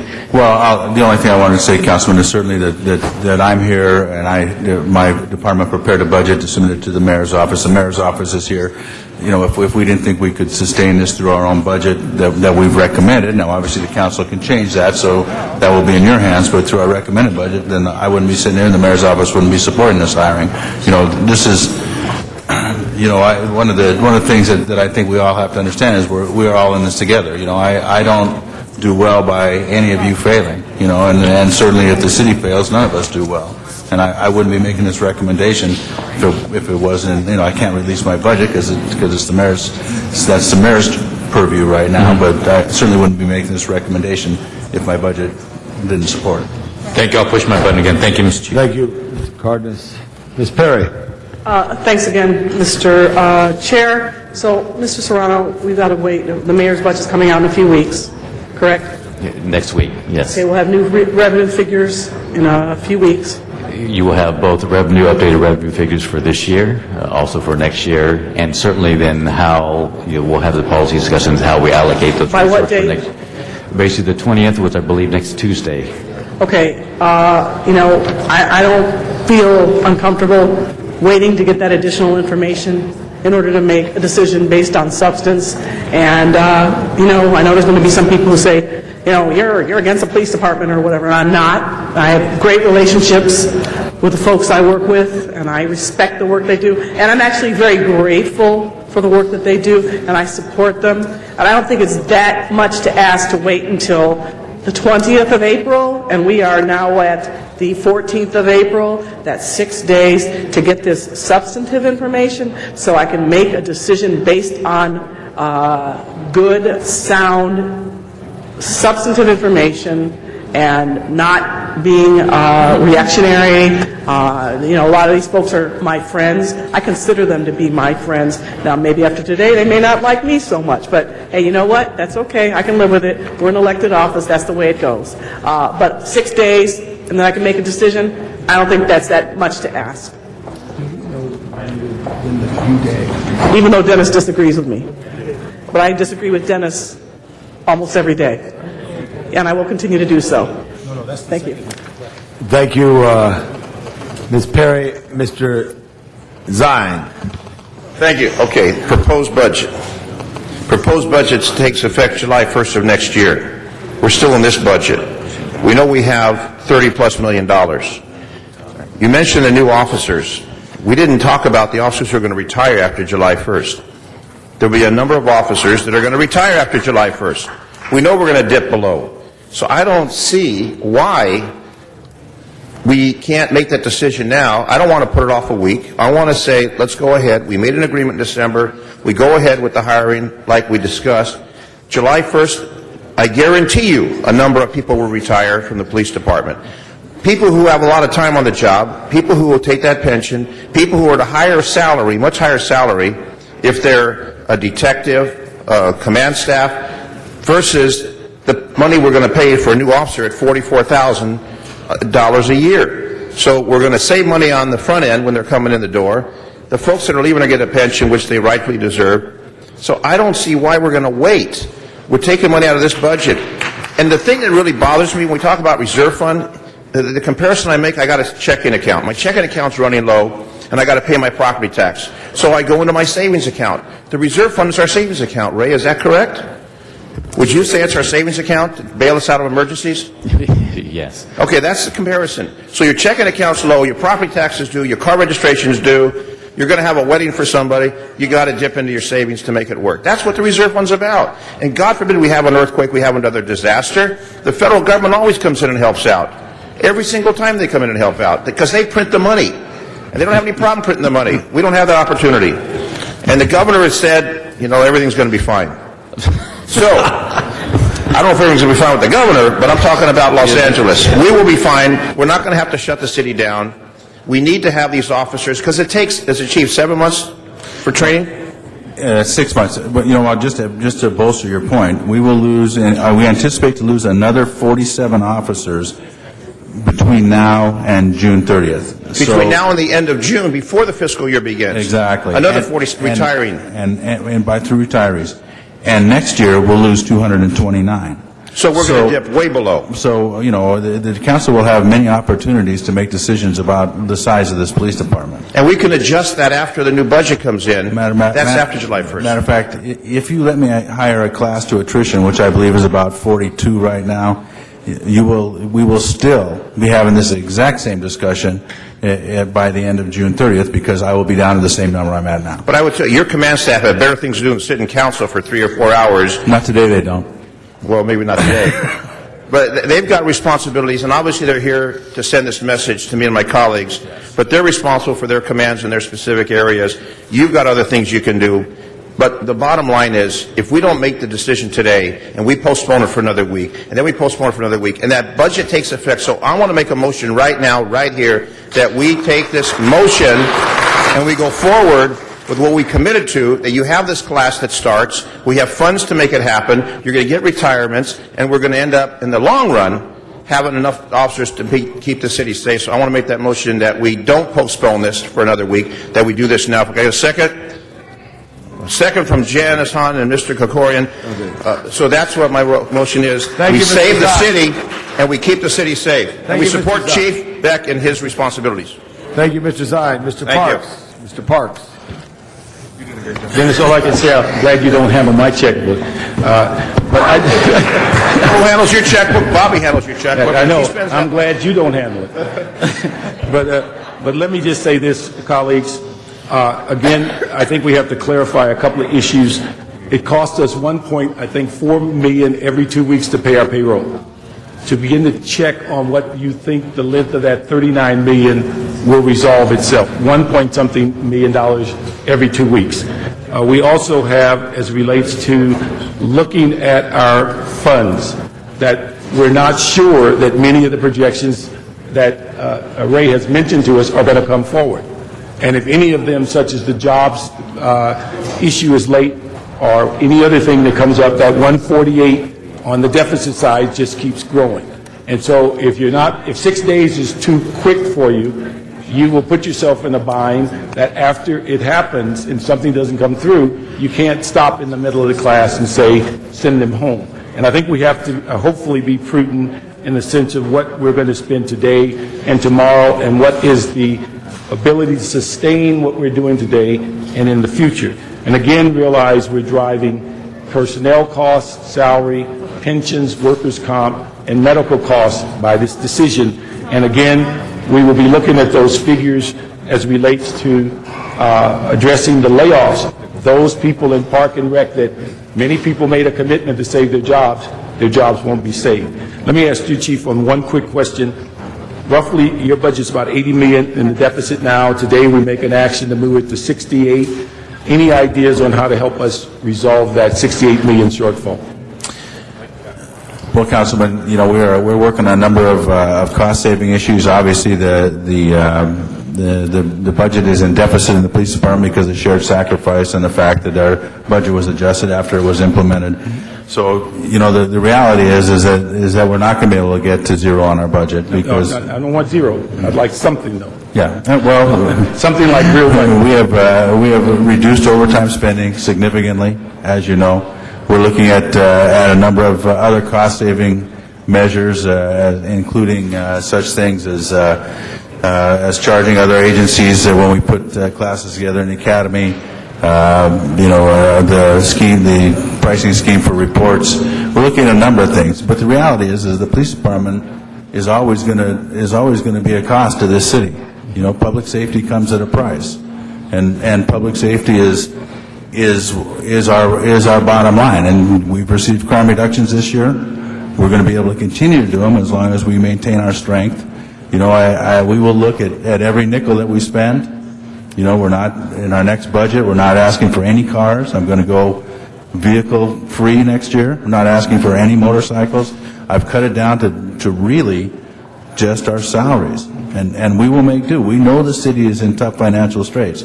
Every one of those people back there, every one of those employees of the Los Angeles Police Department back there knows that there is no open checkbook on any kind of spending except our salaries.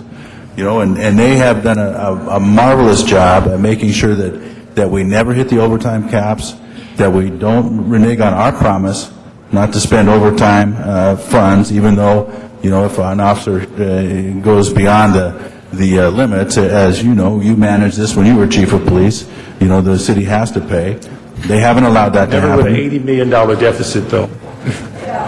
Well, had they adjusted your budget midstream, you would have had one too. So. No, the thing is that we had $129 million starting off the year, so it wasn't in midstream, and the union negotiation took out about 40, so the $88 million has been there for the almost entire fiscal year. Let me ask, Ray, could you look at number 5 and tell us and give us a quick thumbnail for the council to be aware of as to what's going on in other cities?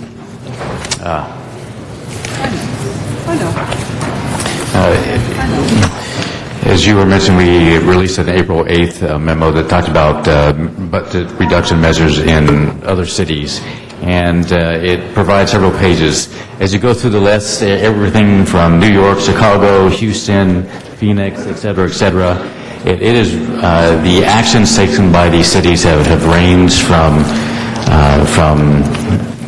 reducing library hours, closing pools, laying off folks, looking at pension funds, making reductions in fire departments, or basically reducing engine companies, things of that sort. There's been a whole list and range of options that have been implemented or being proposed by other cities.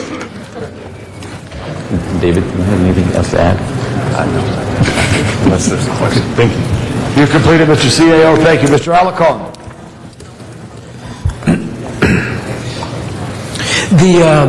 The training of officers receives state and federal support, doesn't it?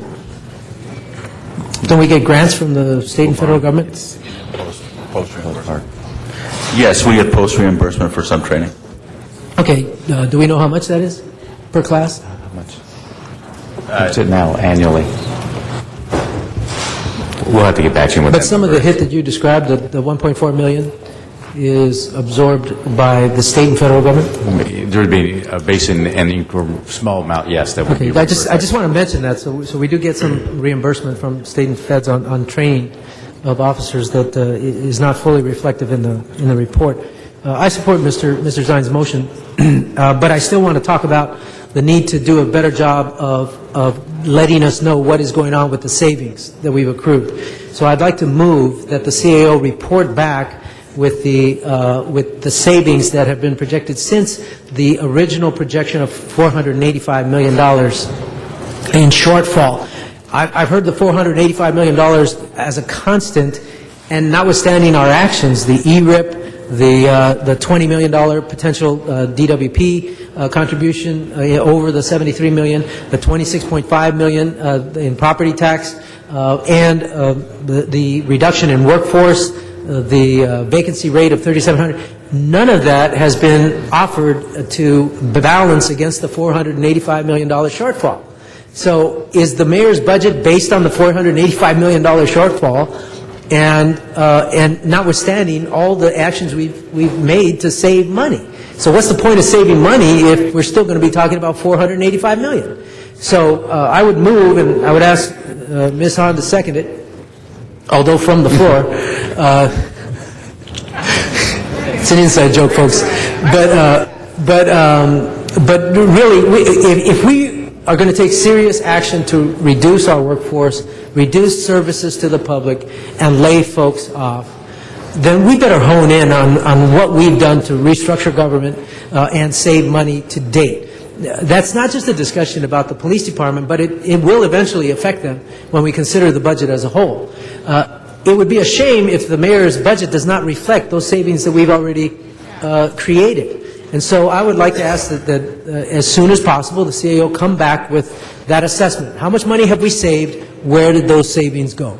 And if I may, because I wanted to sort of let everyone know, as we started the year, we had, when we came in back in September, we had a $405 million shortfall. That included the SRS plus some revenue shortfalls. That did increase to well over 500, and at one point we looked at a total deficit of 515 million. Getting down to the 149, it's a net reduction of $366 million. The 366 is a reflection of ERIP. It is a reflection of elimination of small departments. It's a reflection of saving, MOU savings, both in coalition, PPL, and et cetera. All of these actions that have happened have reduced the current year, that 515 down to the 149, setting aside a DWP transfer. The 484 is certainly the projection that we presented back in the mid-year for next year. Many of the actions that you have approved and we have been discussing, EREP, et cetera, will reduce that 484 as we move forward, and we'll find out next week how the mayor actually addresses next year. Okay, separate and apart from that, I'd like to introduce a motion to ask that we amend the Budget and Finance Committee report relative to the AB 1290 contribution of the various council members that have offered AB 1290 money, so that money is spent in the districts from which that was derived. And Mr. Wesson has seconded that motion. Thank you. Thank you very much. For a point of information, Mr. Parks, could you repeat the motion? No, it was already seconded. No, Mr. Parks wanted to hear it. No, this is relative to the AB 1290 money, that the money be spent in the districts from where it was derived. That's possible, being it's going into the general fund. I mean, it's going to the general fund. Just track it to make sure it's spent there. So if you want to send that to committee, we can answer you back, but I don't think you can put it in the general fund to go in the reserve fund to balance it and then say only spend it in certain areas. The reason it's being swept is to have a bigger reserve fund. I think the chairman of finance is correct, but that motion was placed forward. We move Motion on. was seconded. Now we call on Mr. I Cardenas. offered- I I got it. We got a offered- second. The motion was seconded. I got it. We'll got vote it. on Mr. Cardenas.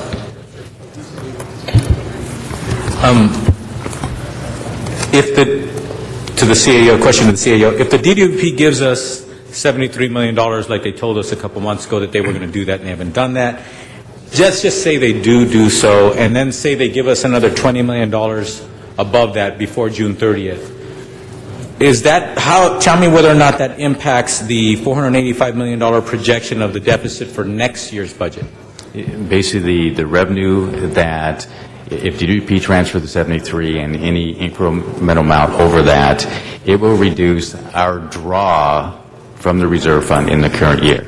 Because basically, in order for us to sort of close our books, we're going to have to draw from our savings account. So in other words, one of the reasons why some of these projections say possibly of getting another $20 million here, $10 million there, what have you, it hasn't had an impact on the already projected $485 million deficit for next year is because we're still running at a current budget deficit right now, and we haven't got over that hump to actually prove that we've actually spent money that we've had. We're actually overspending at a rate this year than money has come in, correct? That is correct. Okay, so that's why the CAO is not changing the $485 million. Because actually what I've just described is examples of one-time money. And if it's one-time money, and we currently have a one-time current standing budget deficit right now, we'd be double counting that money, correct? If we said it reduced $20 million from this year and $20 million from that year, because it's only come in one time. You're right. You can only count it once. And if it's one time, it only comes in one time. Yeah, the thing is, it reminds me of, I feel bad for the family who has a $2,000 mortgage or rent payment, and then all of a sudden they win the lottery, and then in the month of April of 2010, they win the lottery and they get $2,000 winning from the lottery, and they get the payout in April, and then all of a sudden they say, hey, now we can pay our rent forever. No, that $2,000 can probably pay the rent or that mortgage for that one time in April or May if you want to put it in the bank and pay it in December, but you're only going to be able to use that one-time money once, correct? That is correct. And with all due respect, don't we have, one of the reasons why we have a budget deficit currently and a projected one for next year is because we have to change some of our habits of how we spend money today and going forward and how we commit money on a long-term basis. That is absolutely correct. That we need to basically budget our ongoing expenditures with our ongoing revenues. Exactly.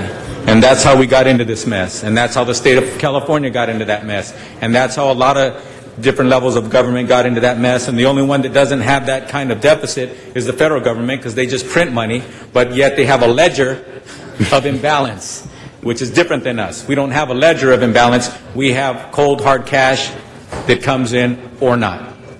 Okay. Well, thank you for affirming that at least I understand a little bit about our budget process in the city. But at the same time, I would like to address one of my colleagues, Councilmember Zine, when you said, save this city, and then you made a motion. With all due respect, I don't equivocate this one matter as saving the city or not. Because in order for us to save this city, I think the real statement about saving this city is to say we need to figure out how to balance our budgets so that someday, with the stroke of a gavel, some judge isn't telling us how many police officers we can and can't have. Some judge is telling us how many people in our parks we can have or how many parks we're going to close and all those kinds of decisions. Because as of right now, it is still within our responsibility and purview.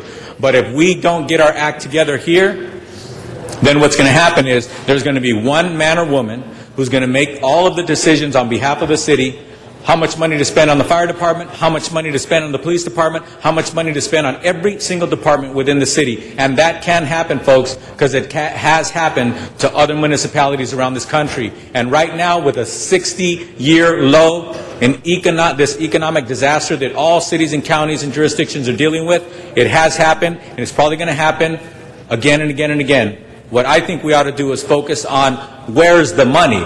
That's the real cry.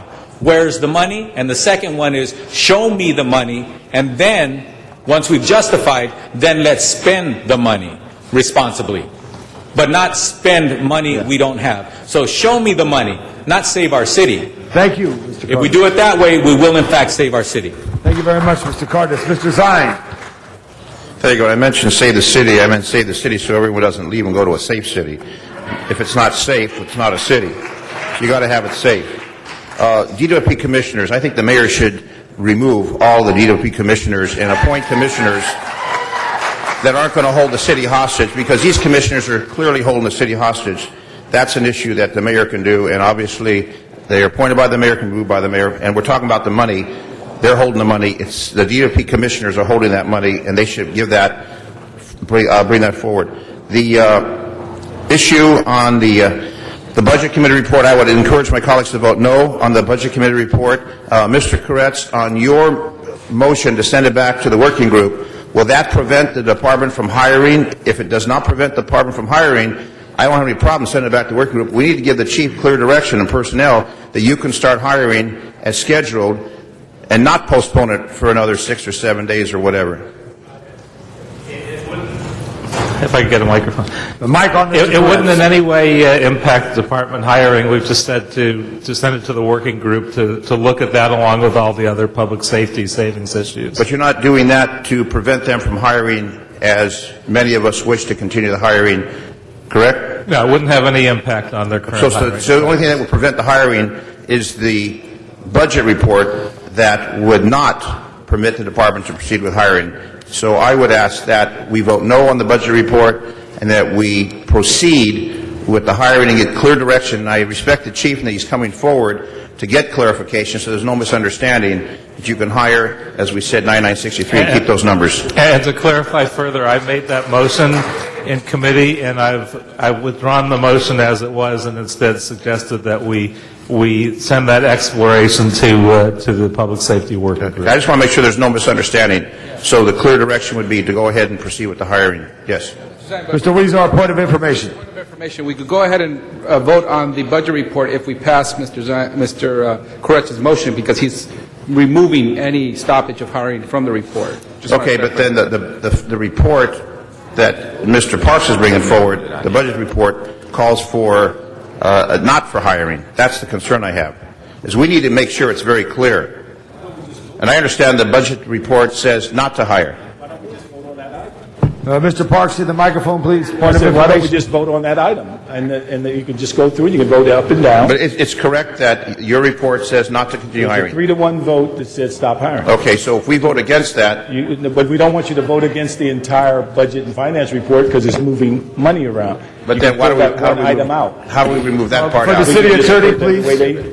I just want to make sure we're clear on that. Members, we're getting it clear right now. Council could vote just on recommendation 12 separately from the rest of the budget And and recommendation 12 will permit the department to continue hiring. No. Councilman If you take it out. Councilman Zine, Yes. the Budget and Finance Committee report has a number of recommendations. Recommendation number 12, which was approved 3-to-1 in Budget and Finance Committee, would actually suspend police hiring for the remainder of the year. So if it is the council's desire to vote on that item separately, we would recommend that you pull that one item and vote separately on that item. Okay. But it is highly important that the So the rest other of the ones go recommendations. through. And that's the only one that prevents it? That's the Okay. only recommendation. Number 12. All right, thank you. Very good. The clerk has that noted. Next, we have Mr. Rosendahl. Thank you very much. Could I ask Ben, how do you say your last name, Ben? Take it. Come on, have a seat over there real quickly, because as we talk about the police hiring, obviously it is a big issue in the next budget cycle. So we're going to get a little peek at the next budget cycle, which starts next week. Could you explain, Ben, where the mayor is in the next budget about police hiring? On the matter of police hiring, I could say that the intent of the mayor in the proposed budget is to continue the hiring plan as been agreed to previously between the council and the mayor. And how does the mayor intend, I know I'm querying a thing that will come out next week, if we hire to attrition in the next fiscal year, what impact will it have on the rest of the services of the city as you see it at this point? So that will be part of our discussion going forward. That will be part of the discussion, but I can say that because this is a very important issue for I think everybody here in the city, the mayor has prioritized public safety above other services, and will be recognizing, or will be identifying the revenues to support that. And somebody said anecdotally that that would mean a dramatic cut in other services. Is there any understanding of what impact that would have?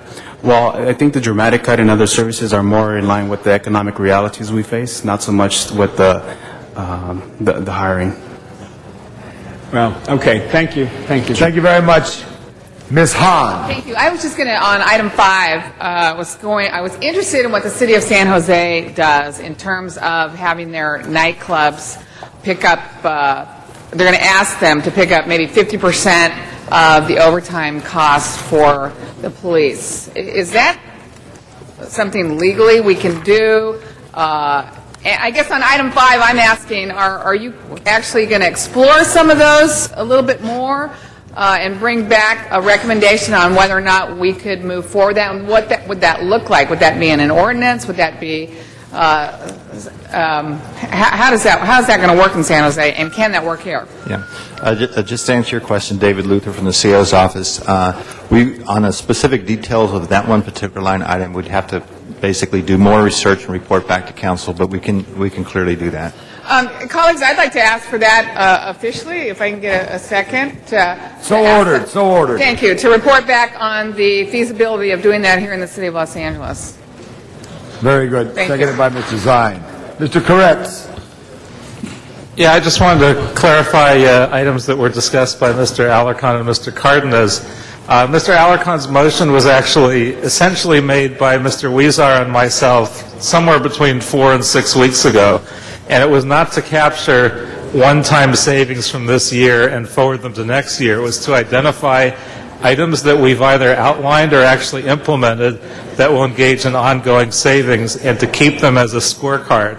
For instance, the idea of the 10% voluntary reductions in contracting. We know that's saving millions of dollars this year. We know it's saving millions of dollars next year. It's not captured. We're still talking about a $485 million shortfall. So my question is, what is the reason, despite the council motion, that we haven't started that process and we've never stopped talking about $485 million shortfall when it may be 420 or 440 based on the actions that we've taken and the directions that we've given? Most certainly, as you brought up, we have been looking at contracts, and it's one of the issues that has been raised, and we have identified some savings this year, and certainly we've identified some savings next year, I believe up to the tune of $10 million. You are correct, we have not recognized that in the 484, but certainly as these things, as we move them forward, and as we provide sort of an update on sort of that 484 and how it has been incrementally being reduced, the contracts, for example, will be one piece of that, and there will be other pieces that will basically bring that down in order to have a budget balance. When are we going to start that process? Because our discussions of layoffs have all been based on being $485 million short, and even though we've come up with one money-saving idea after another, we're still doing 4,000 layoffs based on $485 million shortfall. That discussion will start next week. That would be a good thing. Thank you. Thank you, Mr. Koretz. Mr. Cardenas. Yeah, is Mr. Ceja still in the room? Mr. Ceja? You spoke extremely articulately a few minutes ago, and I would just like you to walk me real slow through what you just said. I think it was Councilmember Rosendahl asked you a question about the hiring of police officers related to budgeting or something like that, and you gave a two-part answer when he asked you the second question about now when it comes to hiring or having to reduce the level of staffing in other departments. When it came to the police hiring, you didn't equate it in your answer to have anything to do with whether or not there's enough revenue or not. Do you remember that answer? I believe I said that we are identifying the revenue sufficient to cover that cost. Okay, so but in the context of this general fund budget, right? Yes. Now, and then the second part of his question was, now when it comes to having to consider laying off or reducing the workforce of other departments, your answer was related to the budget, right? And the fact that there's not enough money or something along those lines? Do you remember what your answer was? It's related to the economic realities we face. The fact that we still are in economic turmoil requires us to make budget cuts. Okay. Now, the fact that we're in economic turmoil requires us to make budget cuts. You just said that. But what you're saying is when it comes to the police department hiring, that really doesn't apply. Well, it applies to the extent that we are also making cuts in the police department, and it applies to the extent that we are prioritizing certain services above others. Okay. Again, and I want to tell you, I'm not joking. You are being very articulate. I really like the fact that you're being very, very clear. I really do appreciate that.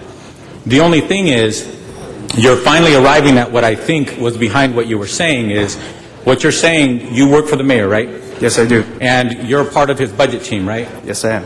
And you're intricately involved in the process of which next week there's going to be, on the 20th, there's going to be a booklet put out, and which is the budget as the mayor interprets it for the next coming year, correct? Correct. Okay. So what you're getting at is the mayor, according to you, is prioritizing that the cutbacks within the police department will have a lesser effect on the number of sworn officers than the budget will reflect on the number of librarians, the number of people who work in our parks, the number of people who service our community in other capacities.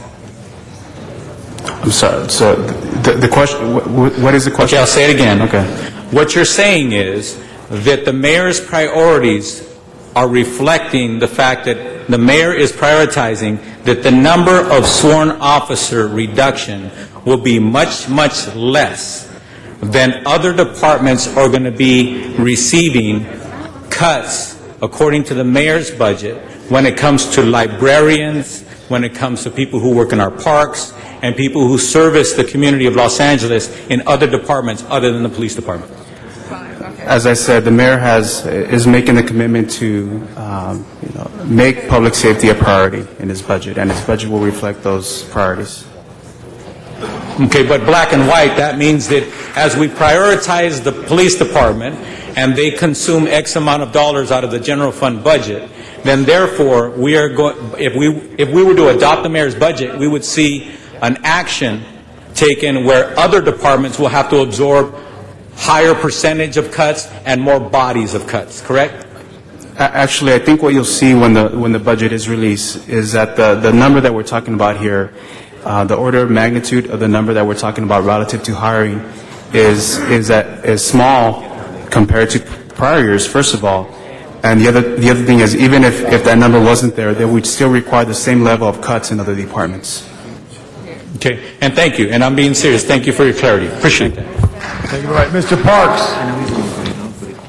I'd like to call a question. We'll call for the question, but as we call for the question, Madam Clerk, we do have public comment cards. So I'd like to have a public comment period. Ms. Hahn? And then we could give some instructions. Right. We've completed the queue. What we're going to ask for is we have a number of cards. Madam Clerk, what is required that we have a public comment on? Item number 5 has not had a public hearing, so that one would be required. I believe there are cards on There's two items. cards there. There's a number card here. Ms. Hahn? Item 3, and it would be up to council. I know we've been here a long time, but this is a very, very tough issue, and I would ask for you open public comment briefly on item 3, because I think I'd like there's to brief that comment there. I know, you say it. If it's okay with the council, since we have these cards. You say it. In the spirit of what Ms. Hahn, just Councilmember Hahn said, briefly, so perhaps 1 minute apiece? Oh, certainly. Okay, we're going to open up a 5-minute public comment. If you filled out a card, stand up right there. Chang Lee, you're number 1. Well, good afternoon, Mr. President and honorable council members. My name is Chang Lee. I'm the chairman of the Korean American Federation of Los Angeles. I'm here to express my concern regarding, hiring freeze and also compensatory overtime. And I see the process here. It is a very painstaking, tough choices that you are faced with the city budget. But as Council Member Han said, we have to have the safe city to have the library services and so on and so on. And I really appreciate Councilmember Zine's effort to put this matter today to a vote so that we can have a safe city that we can build our community around. Thank you. Thank you. Hi, I'm here representing myself and a large group of people that could not be here today. State your name, please. My name is Marissa Stewart.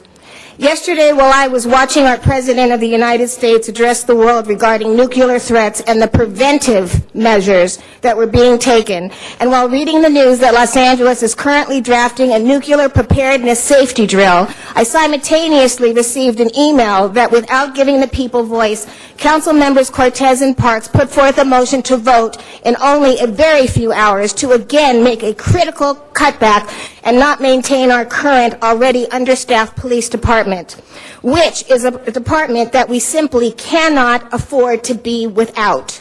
Escalated costs of crime, property damage, and a loss of life is what we cannot afford.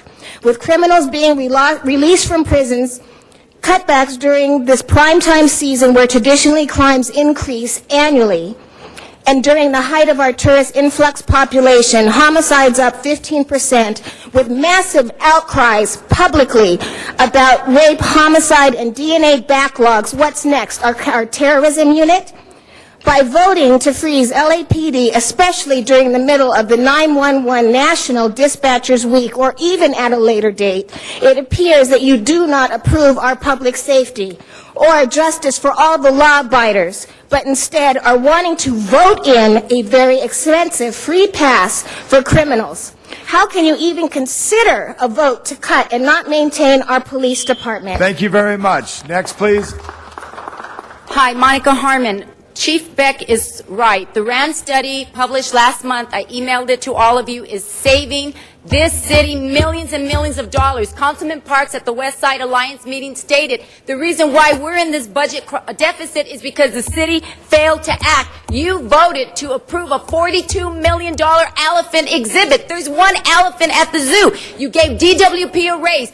January, you gave DWP $5 million for their general managers. Where are you getting that money? Public safety should be number one. You failed in 2003. Mayor Hahn wanted to give us 320 officers. You said no. 2004, he wanted to put a half penny sales tax. You deceived the public on the trash fee. I have the motion where it states it's supposed to be just for public safety. Our officers do not deserve to be dumped on because of your failure to balance the budget. Public safety number one. Thank you very much. State your name, sir, please. And I want to let everyone to have a chance to speak. So if you could speak within briefer time, it would be appreciated. Hello, my name is Frank Ibarra. I'm the president of the Rampart Police Activities League. People are worried about what's going on in the community. Like I said, I also live within the Rampart area. In our area, our commanding officer, Captain Stephen Ruiz, has done an outstanding job. We have different programs. We have the Rampart CPAB. We have the Neighborhood Watch. We have the Rampart Pell Youth Program, the JIP and Jeopardy programs. And we have the Rampart Cadets. The city needs to protect the social safety net for vulnerable Angelenos. Cutting public safety is a very dangerous game. Please do not make any cutbacks to the LAPD budget. Thank you. Thank you very much. Good afternoon, Nina Royal. I am president of the Sunland Tujunga Safety and Emergency Response Volunteer Services and chairman of the Safety Committee for the Sunland Tujunga Neighborhood Council, and I've been around for a long time. If we go back to 1993 levels of the police, which will happen if you stop hiring, crime is going to be out of control again. I was a victim of a violent crime twice, and it was 25 minutes for police response. If this happens, you do not need to worry about any other kind of public services, libraries, parks, recs. None of us are going to be alive to enjoy those facilities. Public safety needs to be number one. Tighten your belt somewhere else and make sure that the community members and visitors to Los Angeles who won't come if you don't do something like if you don't do something about keeping police officers and hiring more, you won't have to worry about that because there won't be anybody here, and all the companies will leave. No one will want to work here. Nobody will want to invest here. Public safety should be number one, please. Estelle Lopez. Good afternoon, council members. Estela Lopez, Central City East Association. Council members, we've made tremendous progress in the Skid Row area, but the public safety of the 15,000 people who come to work there every day is very personal to me. Public safety is a direct issue for us. I hire some of those people and I ask them to work on those streets. That having been said, I know that the questions before you about the people you hire to work in the city are weighing very heavily on you. All that I'm asking is that in your wisdom, in your good counsel, please make the right decision for the public safety of the 15,000 people who come to work every day in Skid Row. Thank you. Thank you. I'm going to call Carol White right now. Carol White, please. You fill the card out. I'm calling by cards at this moment. Thank you. Carol White. I'm going to, ladies and gentlemen, I'm calling by cards now. Thank you. Good afternoon, council members. I'm Carol White, and I'm chairperson of the Voices of 90037 Neighborhood Council. But I'm here on behalf of our stakeholders in the South Bureau area. I just want to put something into a context. I've heard a lot of discussion and debate this afternoon. I am a furloughed state employee. And let me just explain something. I'd much rather be at work where I feel like I'm safe. But I really have a problem with, being off of work until September, of being in my home in South Central LA with less police officers around to protect me. Please do the right thing. Do the right thing for our community and for our kids, and give them at least the feeling of a safe environment where they live and go to school. Support the police. Thank you. Peter Rikovich.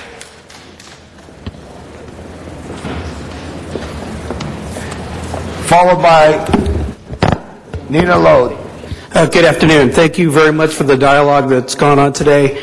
Really important that this dialogue has been going on, because what's coming up is the budget. This is a kickoff for what we know is the budget, and the most important thing to do in a budget is to set a priority. All too often, no priorities have been set. There's a lot of people that are hurt by this economic recession, but the most important thing for this municipality to do is to look at the budget in a way that they prioritize public safety is number one. Crime has gone down throughout the last few years tremendously. Our officers have heard nothing but we want to take away, we want to take away, we want to take away. It's time to support the officers. It's time to support that public safety is number one. Thank you very much. Thank you. Margarita Amador. Margarita Amador. Followed by Teresa Marquez. Hello, I'm Marguerite Amador, and I'm here with the Hollenbeck Committee Police Advisory Board. I'm the co-chair, and I'm just here to let you know that our public safety should never be negotiated. It's something that we cannot negotiate. To Councilman Cardenas, when there's a gang member in your street with a gun, we do not call the librarian or the park directors. Our police department is who we depend on. Thank you. Teresa Marquez. Thank you very much, because I have a meeting at AQMD in Diamond Bar at 2 o'clock. My name is Teresa Marquez, and I want to talk to you about public safety. What do I know about public safety? I work for a bank in the 70s downtown. We had to take training for mace, to carry mace. We had to take, in order for us to go to our cars inside parking lot, we had to have security guards walk us to our car because it was so dangerous in downtown. Now, the mayor built all these fancy luxury mega hotels to bring tourists here. Now, what are we going to say? Bring your own gun? Come at your own risk? That's what we're doing. We have the best police department in the country. We have the best training in the country for police officers here. How can we sit here and say we're going to cut it? It's like cutting our right arm. Thank you. Thank you very much. Oscar Dominguez.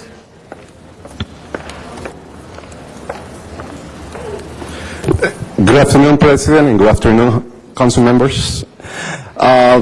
This is my first time here, and when I was hearing this issue about budgeting the city crisis that we are right now, I felt that I was in a subdevelopment country when I feel that people don't know about calculating and actually looking into numbers. It's amazing that we have the best police department.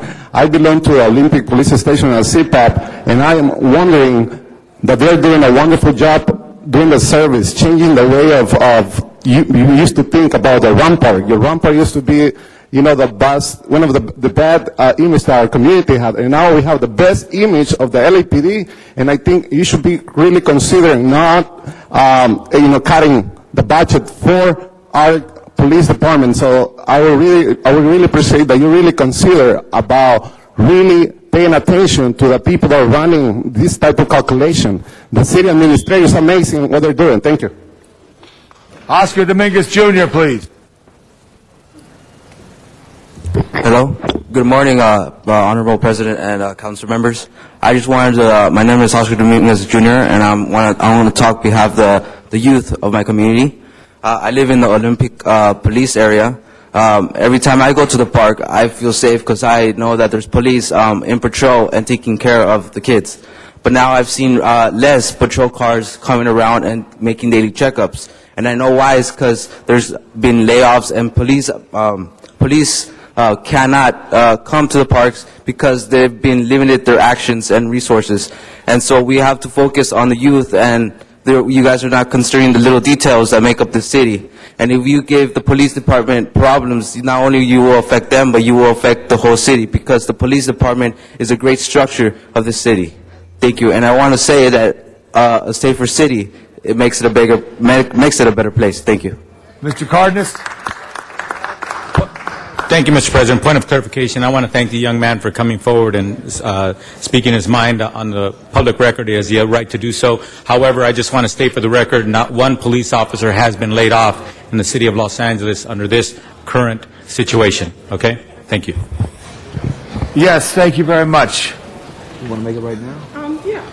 Miss Perry, we're going to hold the clock, Madam Clerk, right now. I'm recognizing Miss Perry. Mr. Parks, on the motion I'm about to make, are you okay with that? Oh, okay, all right. LAP, I wanted to make a motion after consulting with our Chief Legislative Analyst's office. LAPD will hire a class in April 1st, about 27 people. It's anticipated that they will hire 2 more classes before the end of the fiscal year for another 90 positions. Council could defer the last 2 classes until the next fiscal year, thereby giving council time to review the proposed budget, which will be released next week on April the 20th. If council wants to, after the release of the proposed budget, these 90 deferred positions could be incorporated into the hiring plan for 2010 through 11, thereby maintaining our commitment to attrition hiring. And so I would move to defer 2 classes of 2009 to be incorporated in the 2010-2011 hiring plan based on review of the 2010-11 proposed budget. Can I get a second on that? There's a second. Thank you very much for bringing that to the record. We're going to continue with the public. All right, and I'll get the written thank you. It's a copy circulated. put together and send it over to Mr. Cardenas. Good afternoon, Mr. President, City Council members. I'm here on behalf of the Pico Union Neighborhood Council as a member-elect, the Olympic Division CPAB as Vice Co-Chair, the President of MLK Park Advisory Board that is in the Southwest Division, as well as University Little League that represents both Pico Union as well as South LA.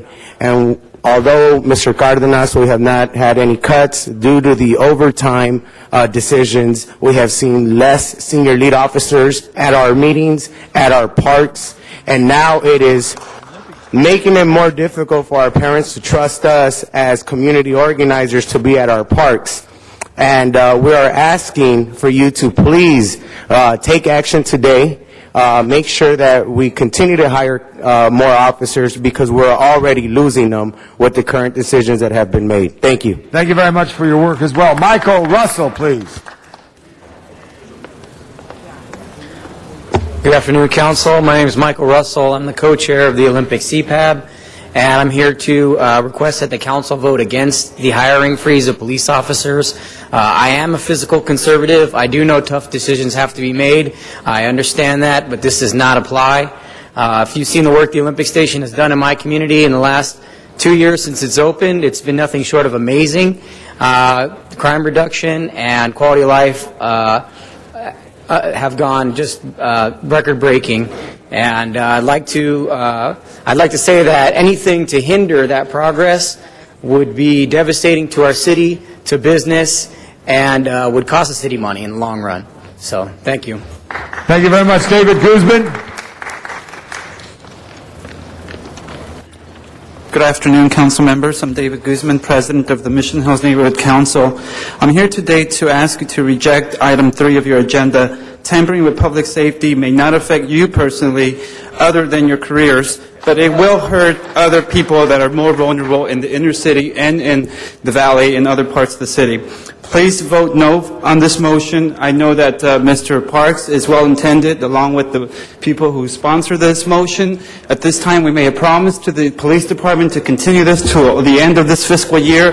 When that comes about, then we'll look at it again. But for now, continue the hiring of the retiring officers. Thank you. Thank you. Leslie Benson. Good afternoon, members of this chamber. My name is Leslie Benson. I am the liaison between law enforcement and the community at Martin Luther King Park. It has taken 2 years to clean that park up. We had prostitutes, drug users, drug slingers, and alcoholics. You can come to that park right now with your family, picnic, enjoy a Little League ball, and everything there that's available to enjoy. I am saying that you have a chief of police that I admire tremendously. He has done an impeccable job. Please do not cut back the police. Please don't. Thank you. Thank you, Mr. Benson. Benjamin Brazillo. Sir, you left your notebook, I believe. Benjamin Brazillo. Yes, sir, Council President. I am Benjamin Pizzillo from the Engineers and Architects Association.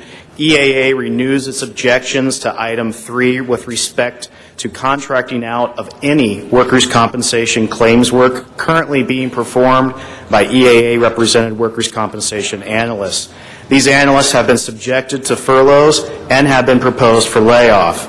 As such, EAA asks you to reject any CAO recommendations to move forward with such a personal services contract, as there is no savings in paying someone else to perform the work city employees are already doing. Thank you very much, and we would echo Council Member Corrett's comments earlier on this matter. Erica Saylor. Erica is not here. Leonardo. Please help me, Leonardo. Good afternoon, council members. My name is Leonardo Magana. I'm a member of Salvadorian Chamber of Commerce, and I'm in support of the police department. Please don't freeze the hiring of more police officers. I'm a member of CPAF Olympic Division, who is doing a wonderful work. Thank you very much. Thank you. Terry Carl. Is Terry here?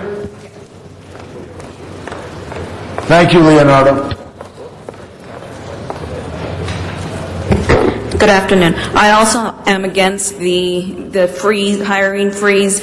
Over 10 years ago, this city was in chaos. You're hearing testimonies from different parts of the city stating that the progress that they've come so far, they've made huge progress. Part of the reason we were so bad before was because we did have a shortage of police officers, and it's taken us years to make up for that, get all the officers here, and if we do that again, we're just going to start that cycle all over again. There absolutely should be a priority for police and fire department, because your public libraries, your parks is not going to come and save you when somebody's trying to shoot at you, or your father or your son or your mother is having a heart attack. There does need to be a priority, and we need to support our officers. By less officers, we're also putting them at risk. They're the ones who have to go out there, and we need to stop the freeze. Thank you very much. Mr. Walsh, Mr. Sachs are the last two cards. please change the time to 2 minutes. For these speakers, they fill cards out for both items. I can do it even faster than that. Size counts. Don't cut the cops. Speaking as the thousands of future victims of crime who are watching us on television. Enemies of Chief Beck, go to heck. Don't whine, support Zine. End the commotion, support Dennis's motion. How to commit the perfect crime? Eliminate homicide detectives overtime. The DWP Commission gives the city a circumcision. Don't be crass, keep the class. Freeze the rents, not the cops. Future Victims of America, Hollywood, Highlands.org. Let's get on with the business. Protect us. Thank you. Mr. Sachs.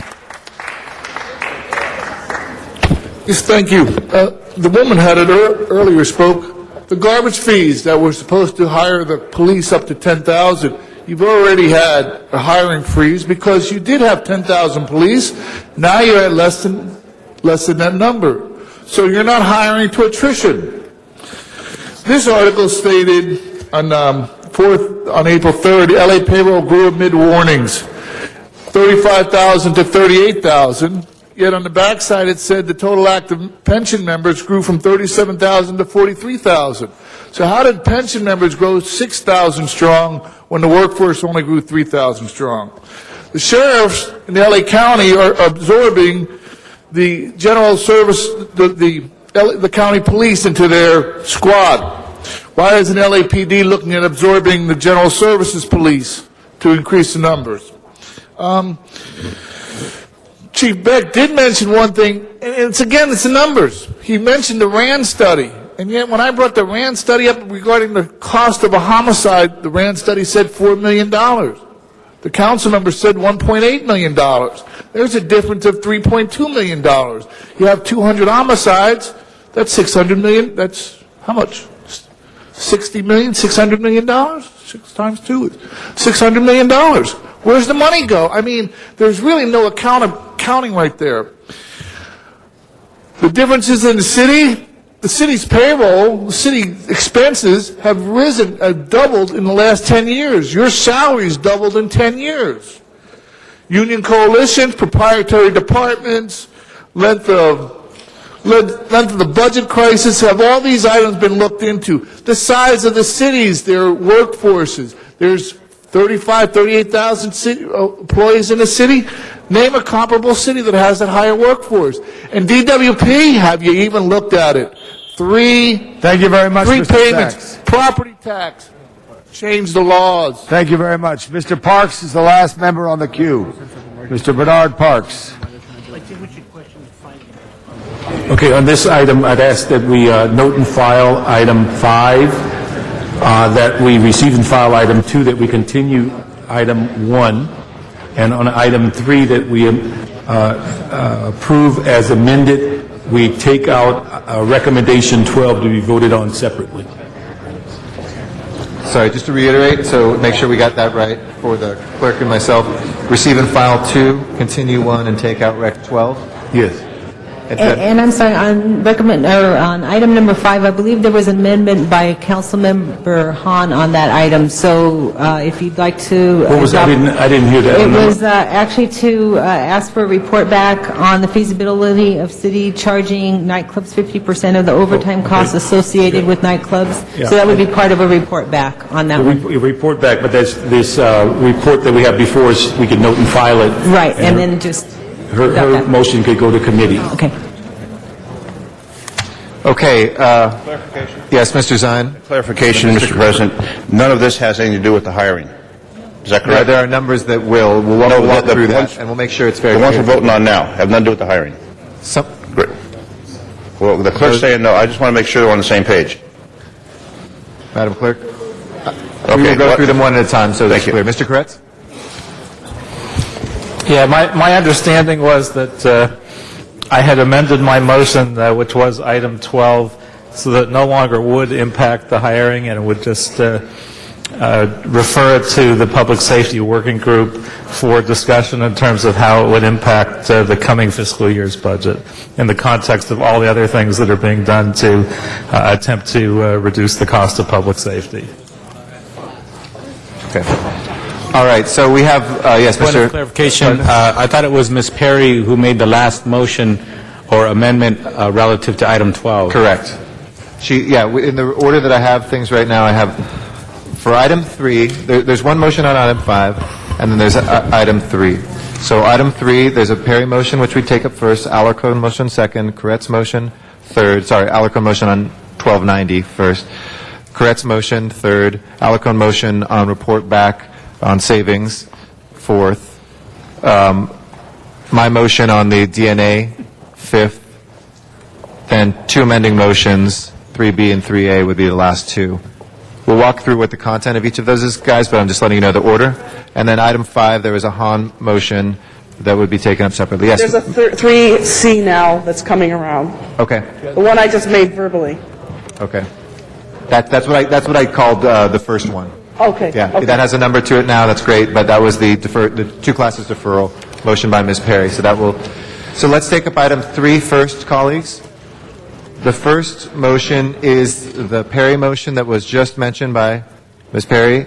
The content is to defer 2 classes for this fiscal year. It has some greater detail, but I'm just using that as a title for it. Okay. Do you want to wait on that then? Wait on that. Or Let's wait on it so people Okay. actually have it in front of them.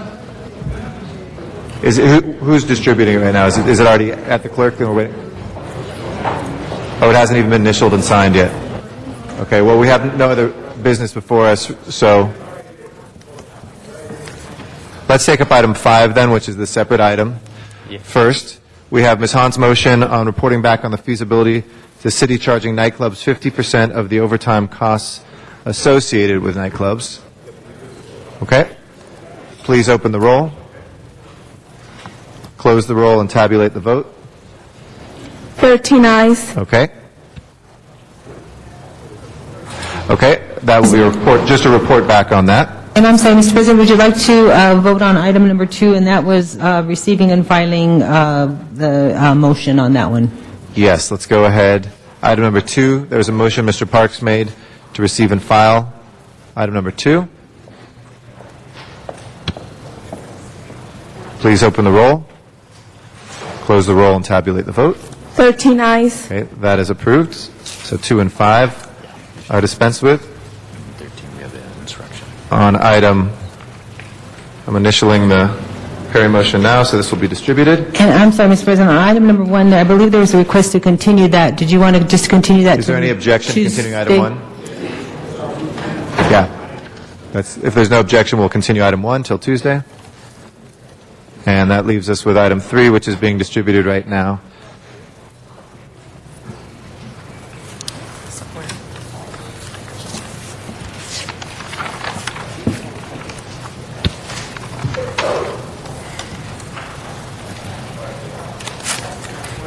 So that's 3.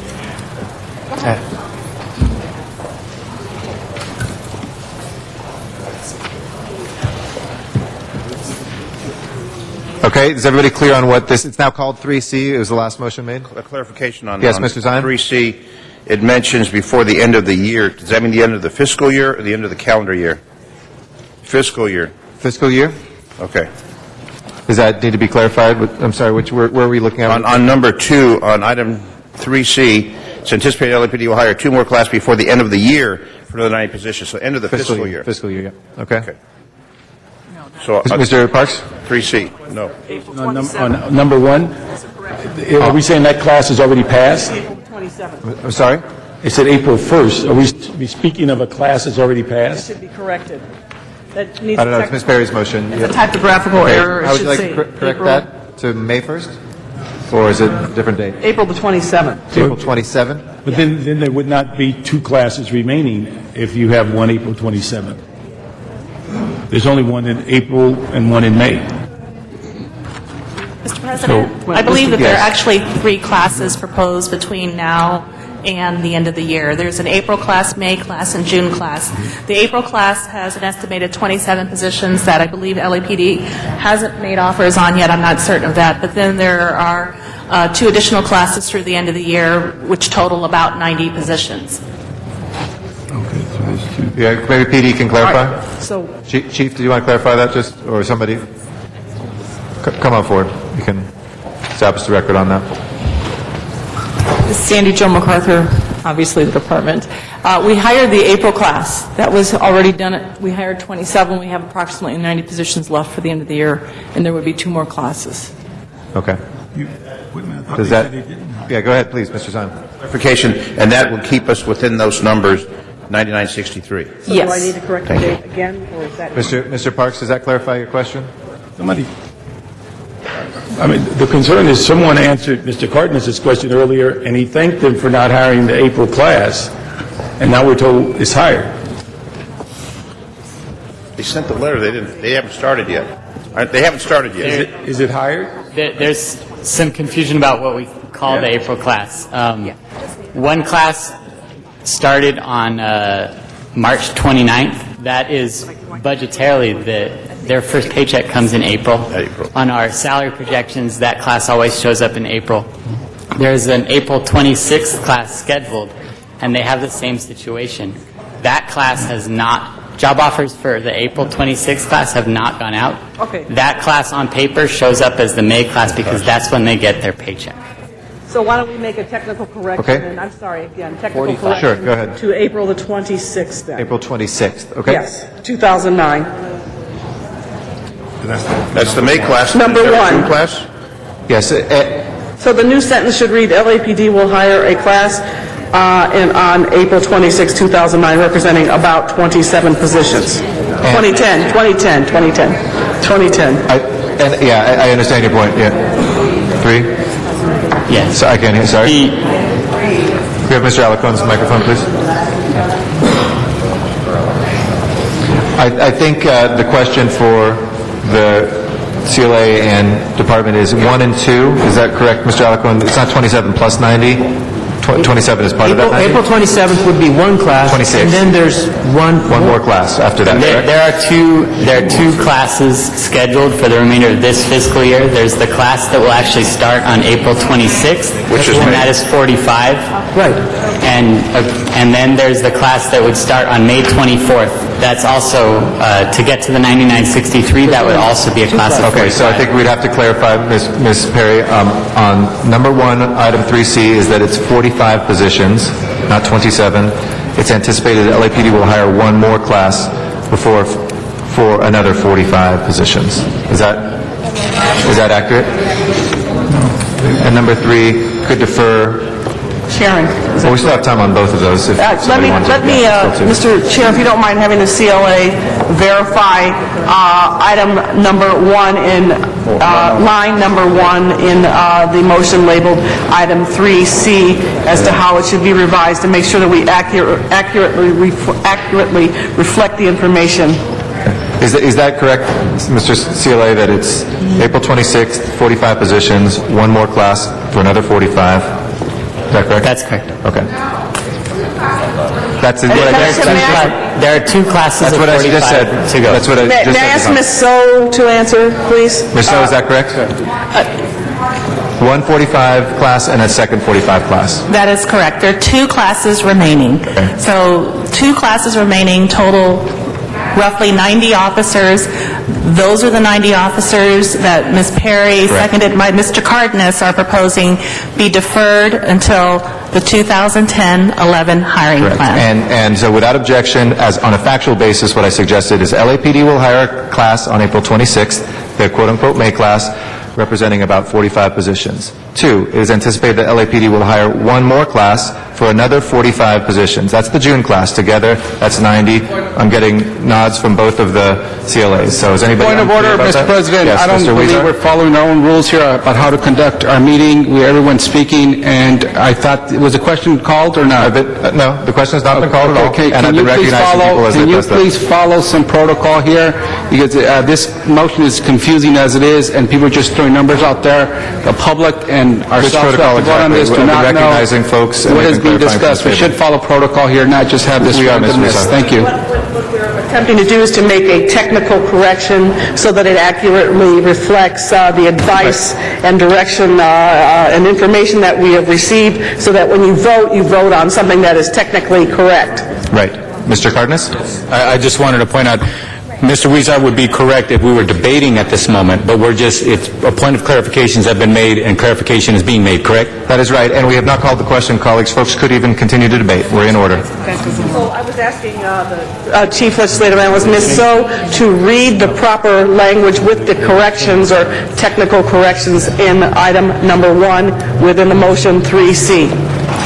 If I can read the motion in its entirety, and we'll revise it. I move that the matter of the communication from the CAO and the Budget and Finance Committee report relative to the fourth financial status report for fiscal year 2009-10, item 3 on today's council agenda, council file 09-0600-S203, be amended relative to item 12 of the fourth financial status report as follows. Number 1, LAPD will hire a class on April 26 representing 45 positions. It is anticipated that LAPD will hire one more class before the end of fiscal year for a total of 90 positions. Number 3, council could defer the last 2 classes until next year, thereby giving time to the council to review the proposed budget for 2010-11, which will be released next week. If council wants, after release of the proposed city budget, these deferred 90 positions could be incorporated into the hiring plan for 2010 and 11, thereby maintaining the commitment to attrition hiring.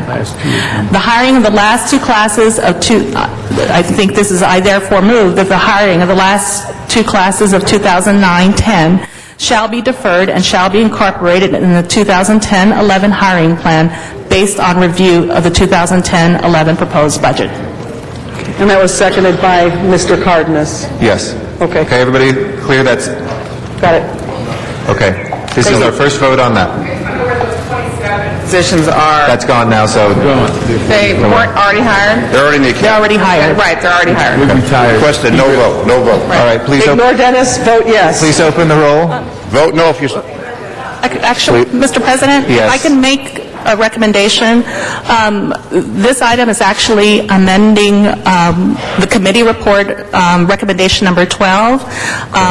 Sequentially, it may make more sense to vote on item 12, as Mr. Parks had moved, first. And then if that fails, then the most appropriate thing would be to vote on this item. It's sequential.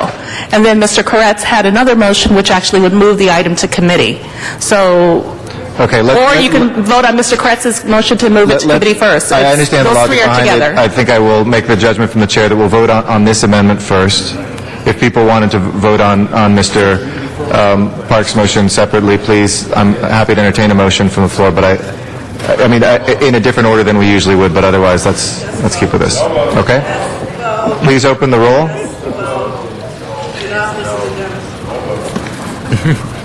Close the roll and tabulate the vote. 3 ayes, 10 noes. Okay, that fails.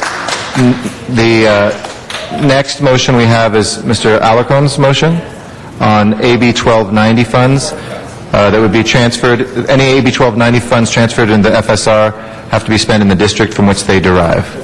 Okay? Okay. People can still debate any of these, by the way, because nobody's called the question, but there's nobody on the queue. Can you clarify this one? I just repeated what was made, Mr. You can ask Mr. Alarcon, the maker of the motion, but it's not my You want the motion. money to go back to the districts, correct? This merely says that the money must be spent in the areas that it came from.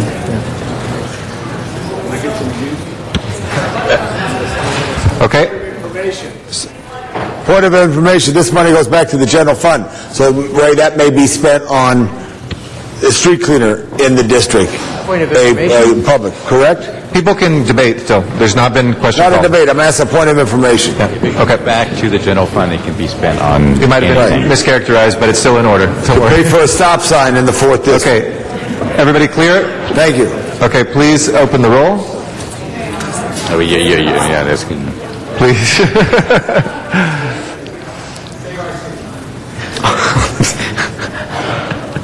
please close the roll and tabulate the vote. 8 ayes, 5 noes. Okay, that passes. Next is the Koretz motion to amend recommendation number 12 to move this to the Fire Police Efficiencies Working Group. Yes, Mr. Zine. One more time, this does not prevent the chief from hiring the folks that we want hired, correct? Mr. Correct. I just want to make sure we're crystal clear on that, to save our city. Who are you asking, Mr. Zine? Are you asking one of the folks at the table? Mr. Koretz? Who are you asking? I'm asking Mr. Koretz, just to verify the chief can proceed with the hiring for the May and June.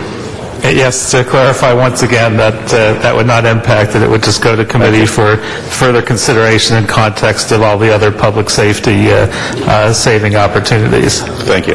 Thank you. Mr. Cardenas, do you want to recognize? Mr. Cardenas.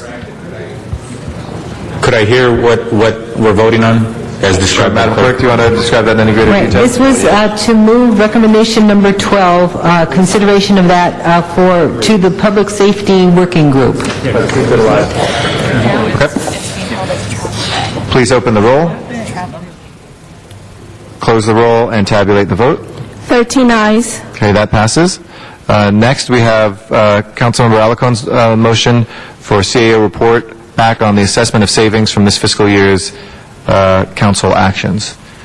Please open the roll, close the roll, and tabulate the vote. 13 ayes. Okay.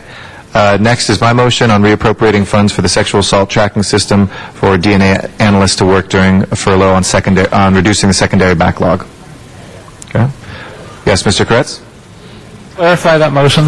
Or Yes, it was simply that the $25,000 that had been put aside for a computer tracking system wouldn't be able to buy it. So it's to keep it in the DNA area, but to allow folks that are right now furloughed but wanting to work to reduce the backlog on those rape kits could do that. It would go directly to their salaries to be able to come in on those furlough days and to continue reducing the backlog on the rape kits. Okay.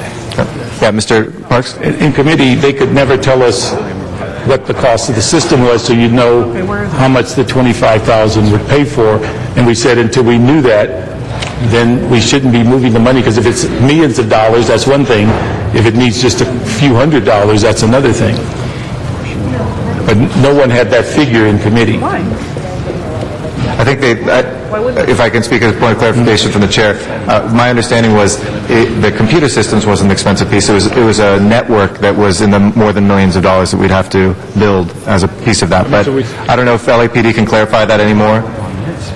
Is there, sorry, Mr. Labange, Chief Beck, is there anybody who can clarify for Mr. Parks the difference between, okay, sorry. No, I'm not confused on this. Go ahead. The problem is there's a lot of different analysis that has to go into it, because the program that we would need has to interlink with the property program, which needs a lot of work, and we have not a cost estimate of that, but we expect it to be quite high.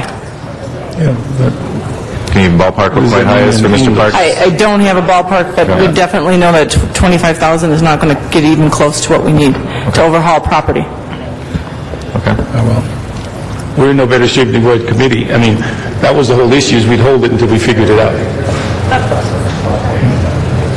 Mr. Parks, if actually I can try and explain that. Okay. I believe that Mr. Garcetti's proposal is, originally it was proposed that the $25,000 be used for the tracking system. When this item was heard in Budget and Finance Committee, it was indicated that the $25,000 wouldn't nearly cover the cost of that tracking system. Mr. Garcetti's proposal at this point is actually to reappropriate that $25,000 rather than use it for the tracking system, but rather use it to address the secondary backlog in DNA analysis, which is required. As we've done more DNA cases on contract, we are required actually to do a secondary analysis as required under CODIS. And so I think Mr. Garcetti's proposal is actually to spend the money for the secondary backlog. I understand that clearly. What we don't know even today is how much does the system cost, and I don't think it costs a lot is the answer. Mr. Garcetti. I don't know exactly what that is. I'm hearing it costs a lot without a number, so I understand both your frustration as well as the analysis the department has made that this won't get us there. I think we've all been together on the DNA stuff. outside of that, if this won't pay, instead of just rolling it over and figuring out 3 or 4 months more, we have an obligation to the victims that are out there right now. We're creating a secondary backlog partially because of our own furlough policies. And so if we can get those folks who want to work more back to work on critical things so that while we're reducing one backlog, we're not building up a new one. It's money, not a lot, but well spent. So I would ask for your support. Thank you. All right. That answers the question? Are we clear? On this matter, open the roll, close the roll, tabulate the vote. 13 ayes.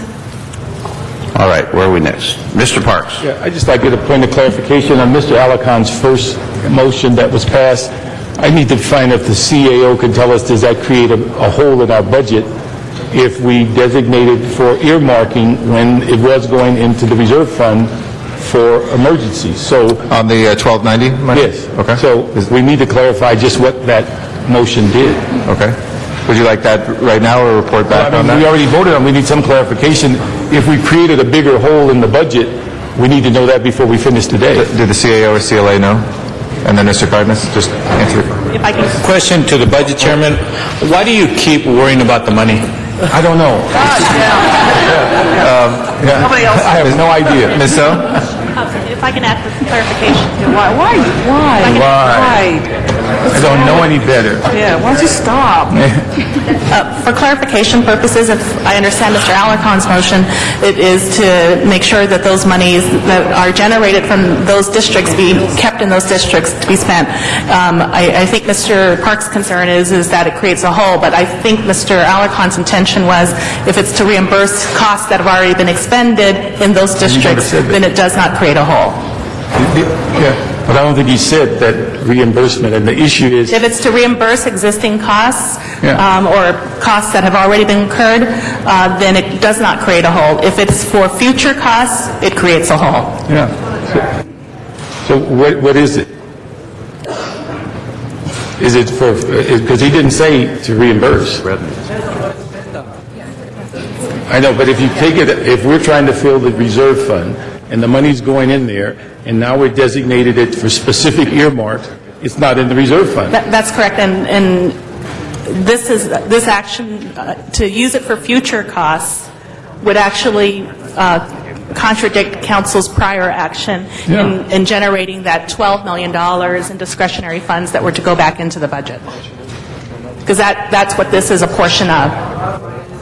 The people of my district and the many other AB 1290 districts were taxed this money, specifically promised that it was going to be spent in those districts. I just want to keep the promise. Yeah, That's all. But I think that the 1290 money is general fund money. It's not earmarked like tax increments. But the matter passed. I don't even know why we're having this discussion. I'm saying we want to clarify that the matter passed and we unknowingly or unwittingly... I can't clarify a motion that's already been passed. It's been passed. Yeah, Well, I know. hold on, guys. But if We can continue to debate or discuss anything. For it to be reconsidered, somebody on the winning side has to reconsider under our rules, so we can discuss this, but for it to be reversed or re-voted upon would require somebody who voted for it to reconsider. Okay? No. Any other information, Mr. Parks? Well, can we show who voted for it? It should be on everybody's screen. Yep. Courtesy of the finance chair, I ask we reconsider that item. Okay, Mr. Labange has moved reconsideration. Please open the roll on reconsideration of that. Close the roll and tabulate the vote. 11 ayes, 2 noes. I think it would have been 3. This was just on reconsideration. I think Mr. Alcon would have been recorded as a no, but that would have been reconsidered.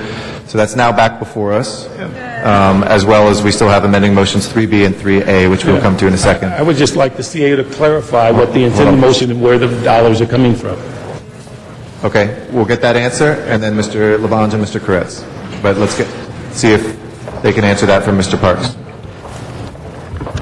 Okay, basically, if folks may recall, there was actually $10 million that was set aside in the UB for AB 1290. That, as originally proposed, it was going to be basically revenue to the general fund. So whatever action the council takes is regarding the AB 1290 funds, that money needs to come in and be recognized as general fund receipts, and then it basically, it covers a hole If we do not, if it's spent for other things, as the CLA has mentioned, that it would create additional hole. Okay. Mr. Labange? Mr. CAO, when does the 1290 get replenished by the Community Redevelopment Agency? What time of year? I'm sorry, your question When again? does the 1290 funds get replenished? Continuously. It's continuously. It's continuously throughout the year. Continuous throughout the year. And for an example, so everyone could say, in the redevelopment area, which I share with Mr. Garcetti or Mr. Kokorian, the CRA has that money. That you went to all our accounts. Some accounts are bigger than the others, correct? That is correct. And this is just an ask to try to make a contribution that we fairly try to give. That is correct. Basically, as prior council action, they had pledged $12 million from various areas to basically bring down our shortfall in the current Got year. it. And so if it does go back in the general fund, it may in fact pay for a general fund street cleaner in North Hollywood if there's 1290 money in North Hollywood or in Hollywood, or a general fund improvement of a stop sign or whatever. For something that is over, I should say, that's not over and above what we anticipate to spend. I got it. What's the normal action city? But there's no money that we could draw from, like we used to be able to draw from our 1290 money for improvements. We cannot draw off this money, correct? As pledged, that this money would basically come back in to the general fund as revenue to basically shore up our revenue. And we can't assign it to anything. Thank you. Thank you, Mr. Koretz. It's still pretty confusing. I wonder if it would make sense to refer this back to Budget and Finance Committee for clarification. I'll make that motion. Okay. Mr. Koretz makes a motion. I'll second that. So, okay. Just clarify it. We all agreed to move $12 million of discretionary funds into the reserve fund. If this motion moves forward, it's 8. We've already taken credit. We've already been in the newspaper saying what a wonderful job we've done. And now we're saying it's only 8 instead of 12. So if that's what we want to do, then we need to do a retraction on our prior statements, or we let the 12 roll forward. So that's in effect what this motion does, is take 4 of the 12 that we've all agreed to give. And so that's the clarity. I don't know if we'll get more clarity in committee, but the issue is we're committed to 12. 12 needs to be in the reserve fund, or there's a hole. Thank you. I'm going to recognize Mr. Rosendahl. Go ahead. Before, when this was first discussed, it was not. This is the money we took out of our monies and put it in there. So I had voted, in my opinion, the wrong way because I wanted to go into the thing. So if we voted again, yeah, we should. Yeah, thank you very much, Mr. Garcetti. Yeah, I would make the same point. Thank you, Mr. Parks. I was on the losing side, so I couldn't reconsider it as well. I understand it would be nice. I think AB 1290 money generally is that. Though we have a city in which revenues are generated in all sorts of different ways, so we couldn't get into sales tax and property tax, and if it was just returning where money came from, many of our districts that are poor would certainly suffer as a concept. I think because we all made an agreement, we went painstakingly around each council office to make the agreement that it would go there. This would be, I think, procedurally, while well-intended, so difficult to disentangle the reimbursements to make sure that whatever street services thing that we're covering right now was exactly this percentage in Council District 13 versus 11 versus 4. Well, 11 doesn't have 1290, I think, but other places. So I would urge folks that we not do this with this. I think as a general concept, Mr. Alarcon, that policy is a fine one. Moving forward, we can talk about that. But Mr. Parks is right. This was money we already said we were going to put in the general fund to close the deficit, period. So I would urge your no vote on this reconsideration. Thank you. Thank you very much. Mr. Alarcon. Yeah, I find this discussion ridiculous. This is not taking the commitment back from the general fund. The money goes in the general fund. And to suggest that we're not going to be able to cover this with services that are provided in those districts is ridiculous because it's measly compared to the size of the budget. So we can easily demonstrate that we're spending the money there. My concern is that the community redevelopment associations in the state of California are constantly challenged with people taking these pots of money, and their primary concern is that the commitment to take community redevelopment dollars and use them in those areas that have been defined as blighted and needing these dollars is a concern that we should embrace.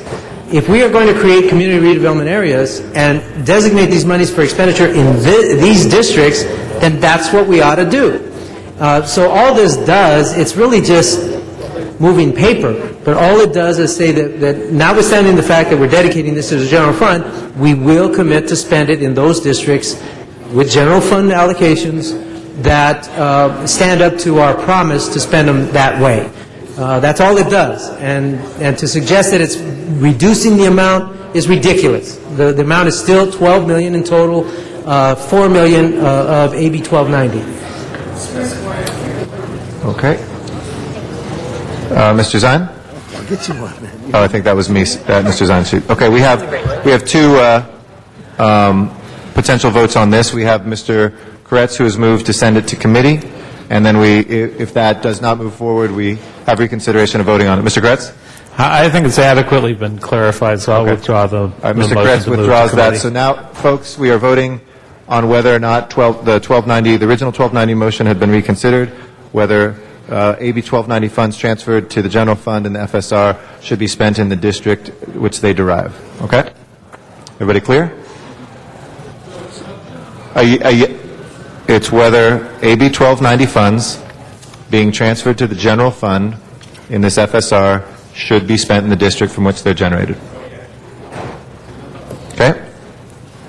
Please open the roll.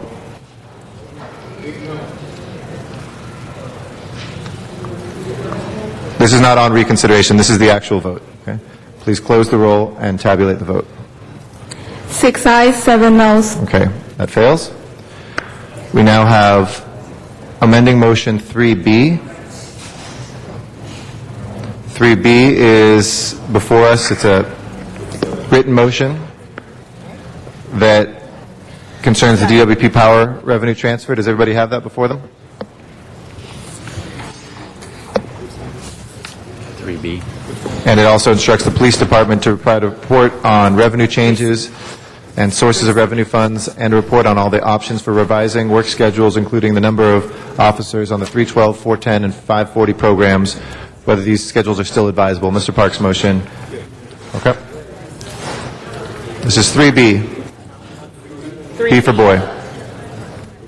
Any questions of clarification for the maker of the motion? It's written, so.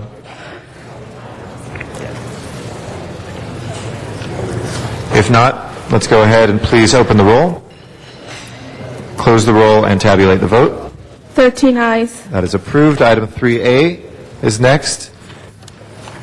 This is to transfer the 1290 funds per the 12 million as a portion of the $12 million transfer and council-controlled funds. Please open the roll, close the roll, and tabulate the vote. 13 ayes. Yes, to the reserve fund. That passes as well. And then we have, Madam Clerk, do we have the actual? Yes, the actual FSR. committee report as amended. Okay. Now we have the committee report as amended, colleagues, before us.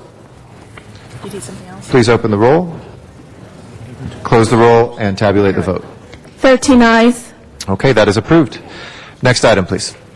Next item, Mr. President, is item number 9, and that was called special. I believe there are cards on that item, and council was waiting for a report from the CAO as well. Okay. All right, we have cards on item number 9. Arnold Sachs, if you'd like to come forward. Is Mr. Sachs here? Not see Mr. Sachs. Wayne Spindler, if you'd like to come forward.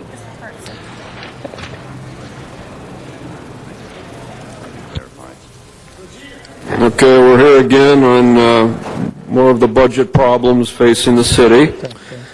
And as you can see from today's meeting, there's 15 people here and there's complete chaos and disorganization happening. We have committees that make up budgets and don't have it done correctly in time for the meeting. In the middle of the council meeting, they're amending what they already had amended. You couldn't run a corporation like this. It'd be bankrupt in 30 days. Look at the DetroitNews.com and look up the city of Detroit, today's front page. And exactly what's happening in Detroit is what this city is facing. They're facing a bankruptcy. In the city of Detroit, the mayor, newly elected in May, has said that the city might have to be taken over by a conservator in Lansing, Michigan. That's the state. We're not so fortunate here in Sacramento because Sacramento is also bankrupt. So therefore, if they cannot get their fiscal situation in order in the city, if we cannot have a reserve fund that a bonding agency finds proper, they may not lend the city more money if it continues to ask to publish bonds that may default. One of the reasons you have to have a large reserve fund is for your bond rating. The lower your reserve fund, the higher the interest rates that you're going to pay, and the more difficult it is to find purchasers of those bonds. Currently in the newspapers, you've been seeing bonds tax-free for California and federal up around 5.75%. At the rate that the city is going to be paying by July 1st on its bonds well over 6.5%. That money's going to be due in 24 months. It's going to add hundreds of millions of dollars more to your projections if you do not stop spending without reserves. Thank you. Thank you. Lee Glaze is our next speaker.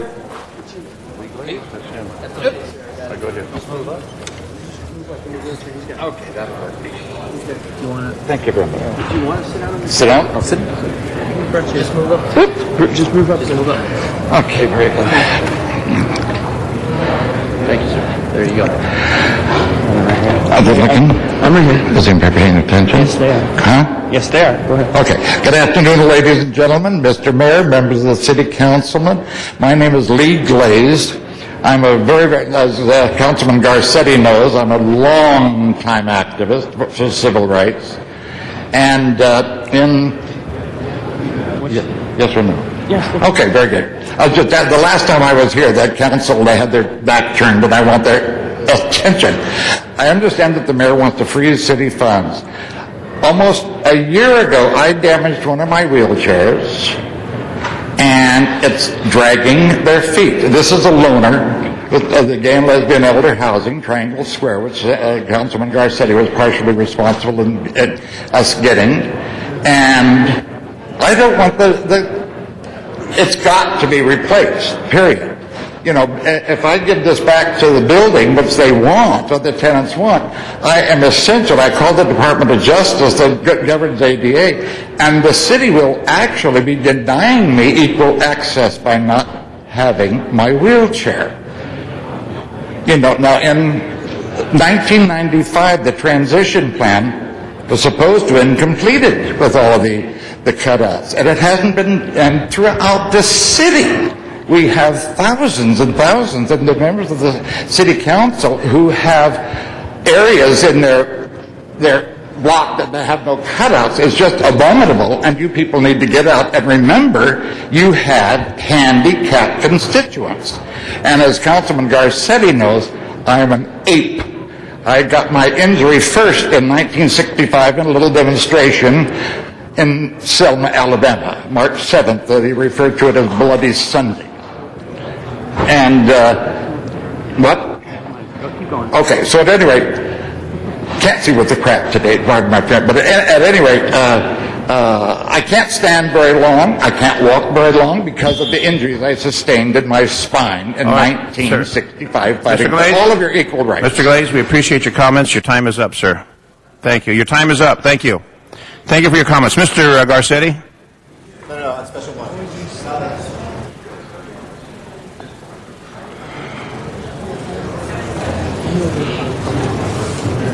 Oh, I'm sorry, Mr. Weezer. Mr. Weezer. Thank you very much. Oh, I'm sorry, I didn't see you. Earlier I said I looked like Mr. Cardenas. No, you look like Mr. Weezer. Mr. Jose Weezer. Okay, thank you very much. The happy man with 4 children. Thank you. Can somebody from the CAO's office please come up? Colleagues, I introduced this motion along with my colleague Koretz after the mayor had announced an executive order for a spending freeze on all non-salaried accounts. We thought it would be appropriate to hear from the CAO how much money we intend to realize from, or we can realize from this? And secondly, what services will not be done by the city now that these accounts have been frozen? So, CAO, if you could give us just a quick report on those two items. How much do we intend to save by this action? And secondly, what services will the city not provide given the spending freeze? Sure. I'm going to let Mr. Luther answer. Right. I'll fill in as needed. Just to give a little background, David Luther from the CAO's I know there's office. a lot happening today, so find your right page there. All right. Thank you. The mayor issued on March 11th instructions to city departments. They entitled Extraordinary Expenditure Controls. And as you said, they were focused on moving allotment periods for non-salary expenditures, general fund salary expenditures for the months of March, April, and May to June.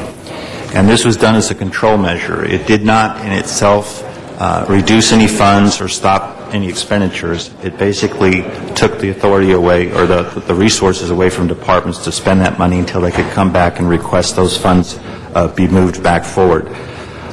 There were several other measures in that letter that dealt with expenditure controls having to do with furniture and equipment purchases, food and beverage purchases, etc.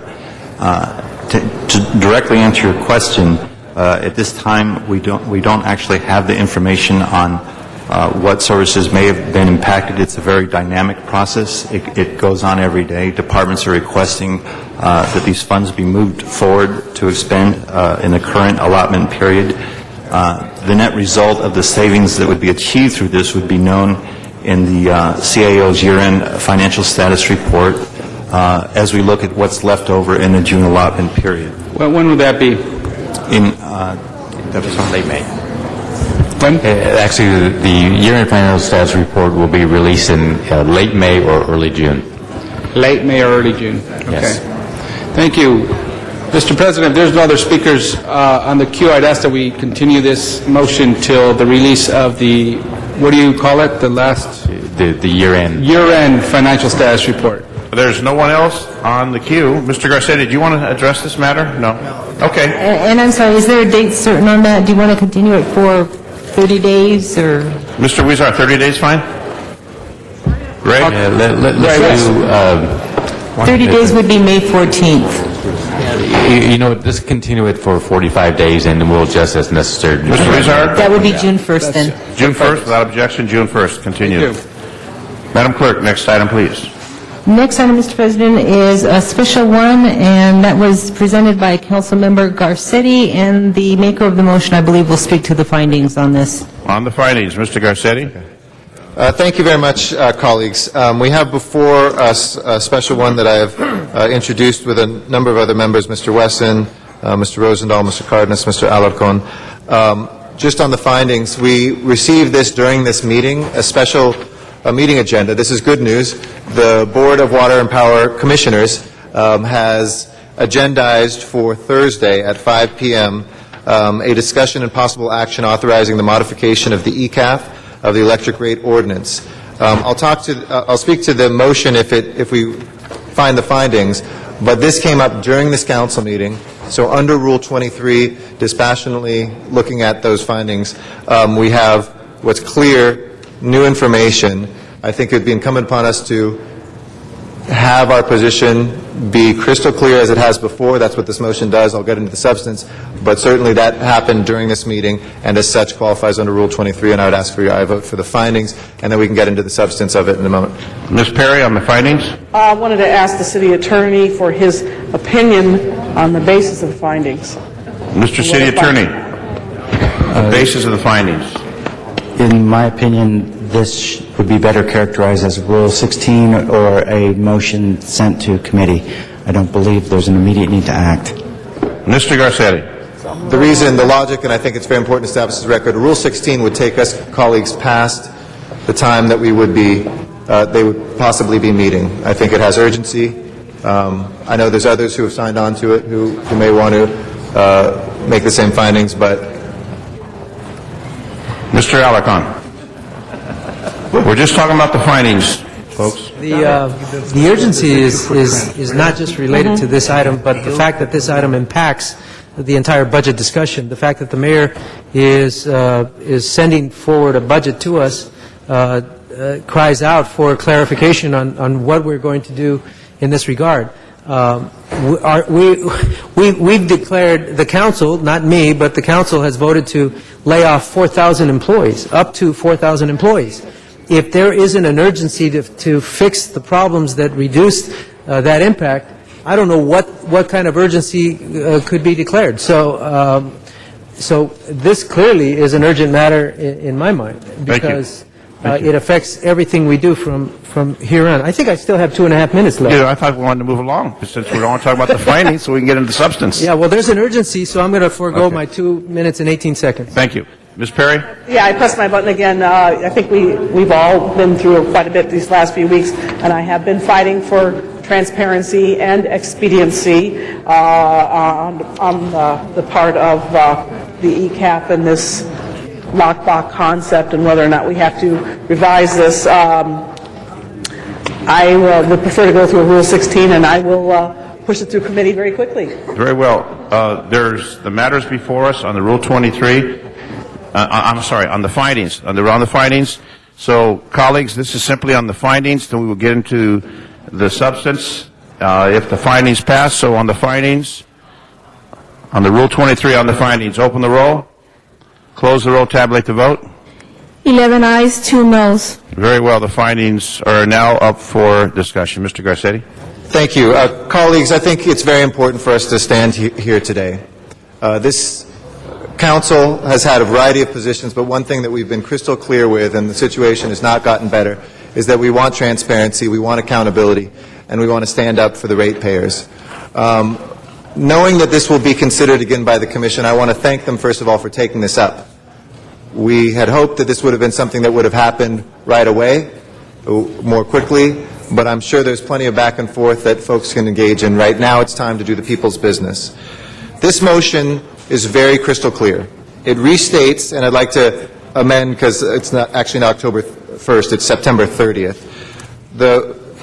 We move pursuant to Rule 23 to consider this. We've done that. The second part is we further move, one, that we affirm our position again that we did before, that the Board of Water and Power Commissioners should take the following actions and nothing more: to adopt a 0.5 cent per kilowatt increase effective July 1st, and this is the amendment part, Madam Clerk, for only the fiscal quarter July 1st to September 30th. So get rid of the beginning and get rid of October 1st. It's September 30th, actually. Technically, that's when the quarter ends. To ensure the immediate fiscal solvency of the DWP.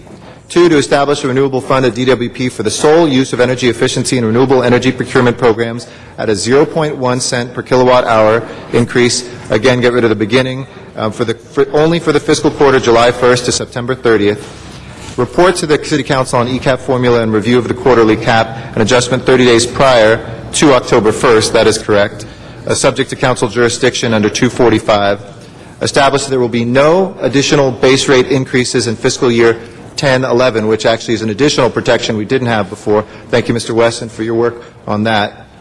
And then adopt the items suggested by the City Council motions, 15B, D, and E.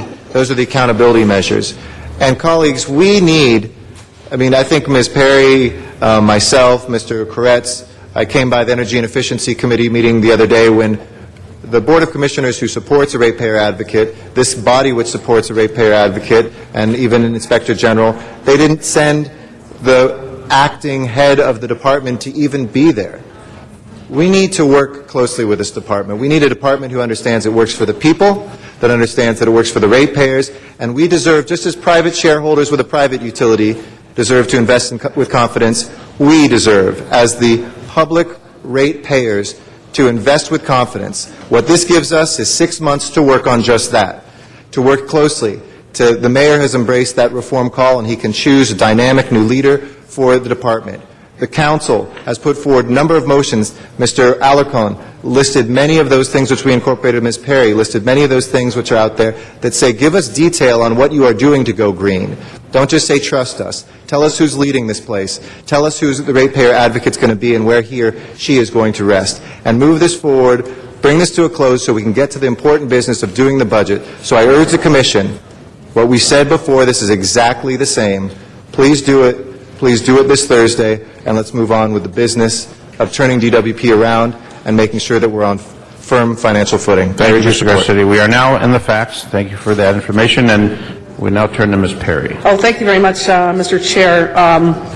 We need to fix the ECAF issues in the next several months by decoupling the ECAF, starting the IRP process, determining the amount of ECAF necessary, and our consultants that the council retained, PA Consulting, they are helping us make those findings.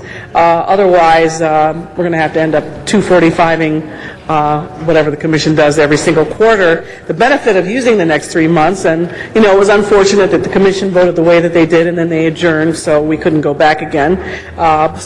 We take an opportunity where we get it. The benefit of using the next 3 months is to establish a very clear path of where we are going before we ask the ratepayers to start paying, and that we do it on the record. Now, I'm going to vote no on this motion. I don't have a problem with it because I don't feel comfortable, making a deal and not including the ratepayers in the public process, especially when it comes to how much renewable portfolio funding will be necessary and sufficient, and how much energy efficiency programs need to be funded. Those things I think are very important, and since we've been given this 90-day window to continue to work on this, I intend to take it. So I'm going to vote no on this today. I'm sure, I'll be all alone. Maybe Mr. Parks will join me, but it's okay with me. You're never alone, Ms. Perry. We're always with you. Mr. Labange. Okay. I'm sorry, Mr. Labange. It's okay. Mr. Labange, you've got... members, I read the motion, and I like to support water and power, but I can't support them today. I like to support water and power because they're very important, but I cannot support them today. Thank you. Thank you. Mr. Alarcon.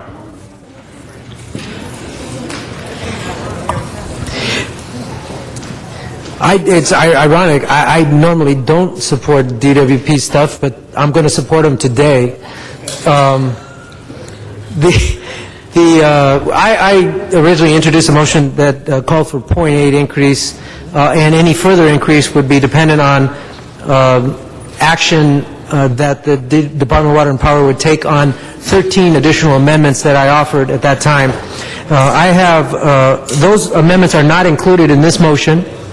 But I do have a firm commitment from the mayor and from the Department of Water and Power, the chairman of the commission, as well as Rahman Raj, that those items that protect the business community who are hardest hit, that recognize those businesses that have invested in environmentally sound technology to reduce to make them more energy efficient, to protect the least among our population that can afford to pay, to develop programs around each of those, and to guarantee the ratepayer advocate, et cetera, and that no further increase will be supported by, in this case, me, and I'm assuming many of the council members, if those action items are not brought to fruition. With that commitment, from DWP and from the mayor, I have absolutely no problem in supporting the 5+1 proposal. The fact of the matter is, I believe, I agree with Councilmember Perry that we do need to scrutinize these programs. We need to ensure that they are doing the right thing in terms of purchases of renewable sources. But I also believe you have to have the money before you can make an effective program. And the commitment of money is what drives this. I am further most compelled to support any rate increase in this particular case because we are faced with serious penalties and fines reported by our own consulting firm, PA Consulting, that we are subject to penalties of perhaps $300 million or more per year if we do not reduce our carbon footprint or various other footprints in penalties from CARB.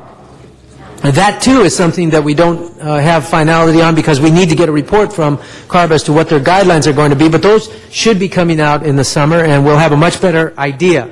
But in any case, we know that we must move forward with expanding our our commitment to a renewable portfolio to purchase cleaner energy so that we can reduce the negative impacts on our community.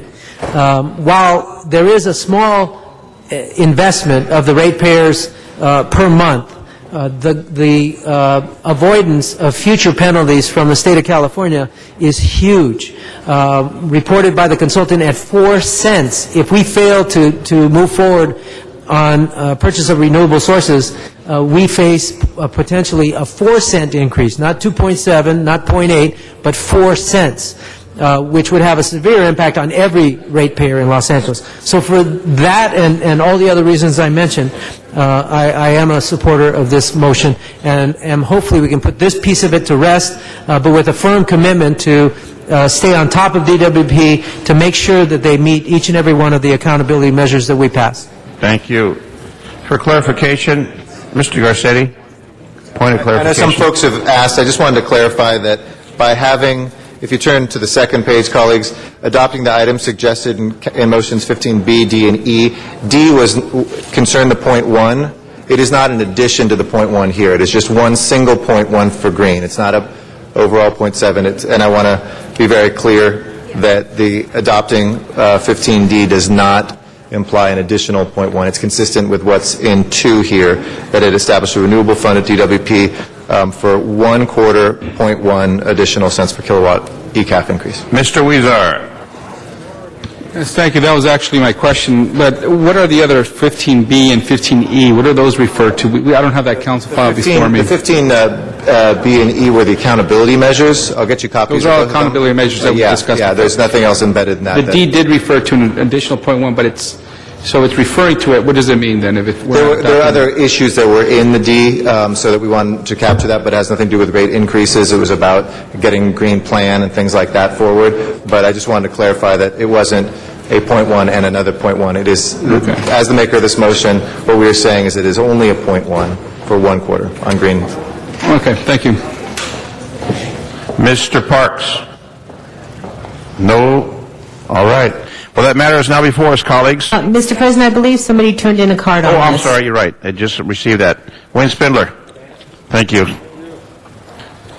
Go ahead, sir. Yeah, I looked on the internet before today's meeting. The word DWP wasn't on the agenda. Jackie Robinson Day was, and the budget was, and at the last minute, here we are again with another motion to go before the DWP for another rate hike. How can you run this issue behind the tail of everybody like you're doing? There is no alternative energy plan for the DWP.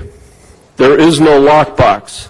There's nothing to deal with this issue. And I got 2 members here just laughing their butts off right now because they know that this is a scam.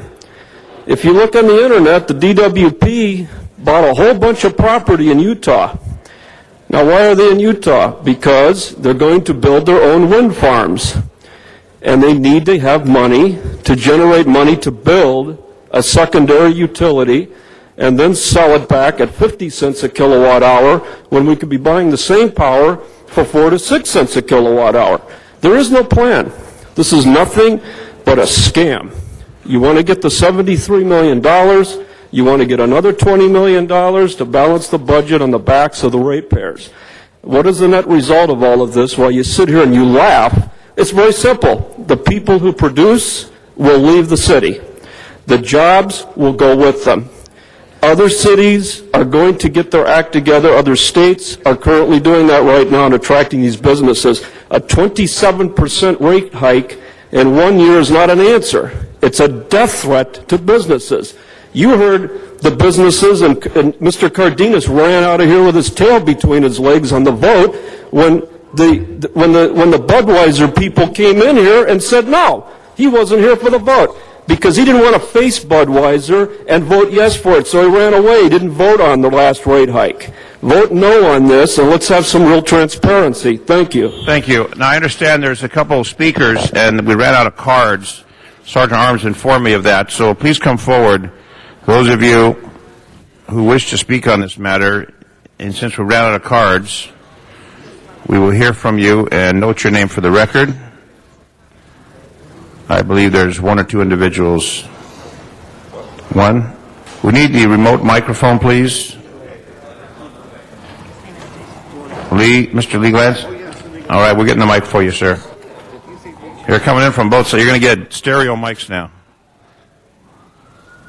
There you go. So you have 2 minutes. Go ahead.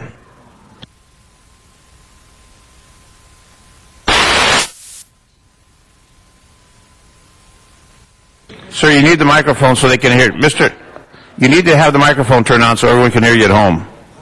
And our studio audience. 5, 6, 7, 8. Buy another mic. Thank you very much. Thank you, Mr. I'm completely in favor of you raising the rates. I mean, my God, the DWP controls our rail system, the red line, blue line, et cetera, et cetera, et cetera. So what are they going to do? I mean, power has to be increased, period. That's all there is to it. And in order to increase the power, you have to increase the rates.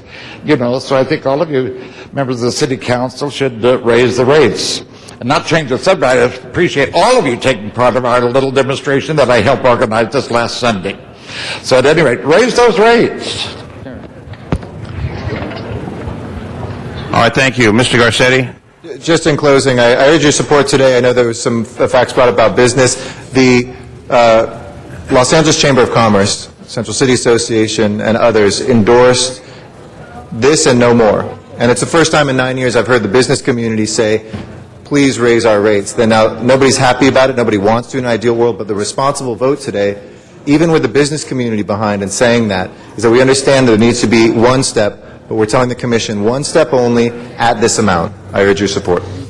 All right, colleague. Ms. Perry? Here I am again. All right. All by yourself. Yeah, all by myself, but it's all good. I was with the Central City Association, the Chamber of Commerce, VICA, Central City East Association, and after 2 days of discussion and deliberation, they did vote to support 0.5 cents per kilowatt hour after they accepted the risk that DWP said they were in and that they would become insolvent by the end of the month if they didn't get this rate adjustment. And, we went through the drama of them not scheduling the commission meetings, and then it did appear that they weren't at risk of being insolvent. And so I'm going to vote no on this motion because we kept our commitment at that time. The facts didn't play out the way that they were supposed to be, in the fact that they weren't at risk of becoming insolvent. And I again see this as an opportunity to clear the decks, start fresh, and get this done right this time around with input from the stakeholders and deliberation on the public record. So. Thank you, Ms. Perry. Okay, I have more time. I know, but I figured you're finished. You don't want to cut me off. I don't want to cut you off. No. But you're finished, though. No, you're finished. All right, so now we're going to take the vote at almost 3 o'clock in the afternoon. On this matter, colleagues, please open the roll. It is working. Okay. Close the roll. Tabulate the vote. 8 ayes, 5 noes. The matter passes. 8 ayes. Forthwith, yes, forthwith. The matter does pass. Mr. Koretz. Yeah, I've been informed that I probably should move to reconsider the Budget and Finance Committee FSR vote that we took because there was discussion on item 1A, but it never made it into the actual motion, which was to pull that item to make sure that we're not in violation of our MOUs in regards to laying off workers' compensation folks and then hiring them on contract. So if I can move reconsideration and ask that item 1A be struck, or Mr. Parks, you want to clarify that matter? 1A and 2 should go back to committee. Yes, if we could ask that both 1A and item 2 be pulled from that report and sent back to committee. And I'm sorry, that vote needs to be taken first on reconsideration of that matter. And this does not affect police hiring. I just want to make sure. No, it just affects whether or not we violate our MOUs. So. All right, okay, we don't want to do that. So on reconsideration, open the roll, close the roll, tabulate the vote. 13 ayes. Very well. The matter is now before us, as explained by And then if we could again move the item, but with item 1A and 2 referred back to the Budget and Finance Committee. All right, Mr. Parks, that's fine with you. Okay. On that matter, open the roll, close the roll, tabulate the vote. 13 eyes. Thank you, Mr. Koretz. Madam Clerk, at 3 o'clock in the afternoon, what's the next item? Council has motions for posting and referral. We're all pleased to do that. And there's an excuse on this. Councilmember Hahn requests to be excused Friday, April 23rd for personal business that meets council policy. That's approved. And that clears the desk. Let's go for announcements. Colleagues, announcements. Mr. Rosendahl. Yes, Transportation Committee colleagues, especially the folks up in the room there, we're sorry we're an hour late for the meeting. We're going to start it very shortly. Tom LeBonge is going to start it for me, and if I get a little something to eat, I'll be up in about 10 minutes. Thank you, Mr. Rosendahl. Any other announcements, colleagues? Colleagues, adjourning motions. Please stand. Everyone, please stand for adjourning motions. Miss Hahn.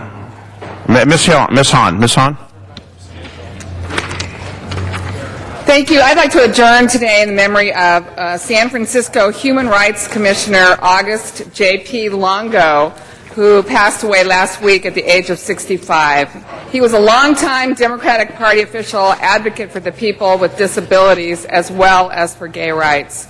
August was openly gay and wheelchair-bound himself, and he helped found and served as president of the FDR Democrat Club in San Francisco, a Democrat club for seniors and the disabled. He served as the Region 4 director for the State Democratic Party and represented both San Francisco and San Mateo counties in that post.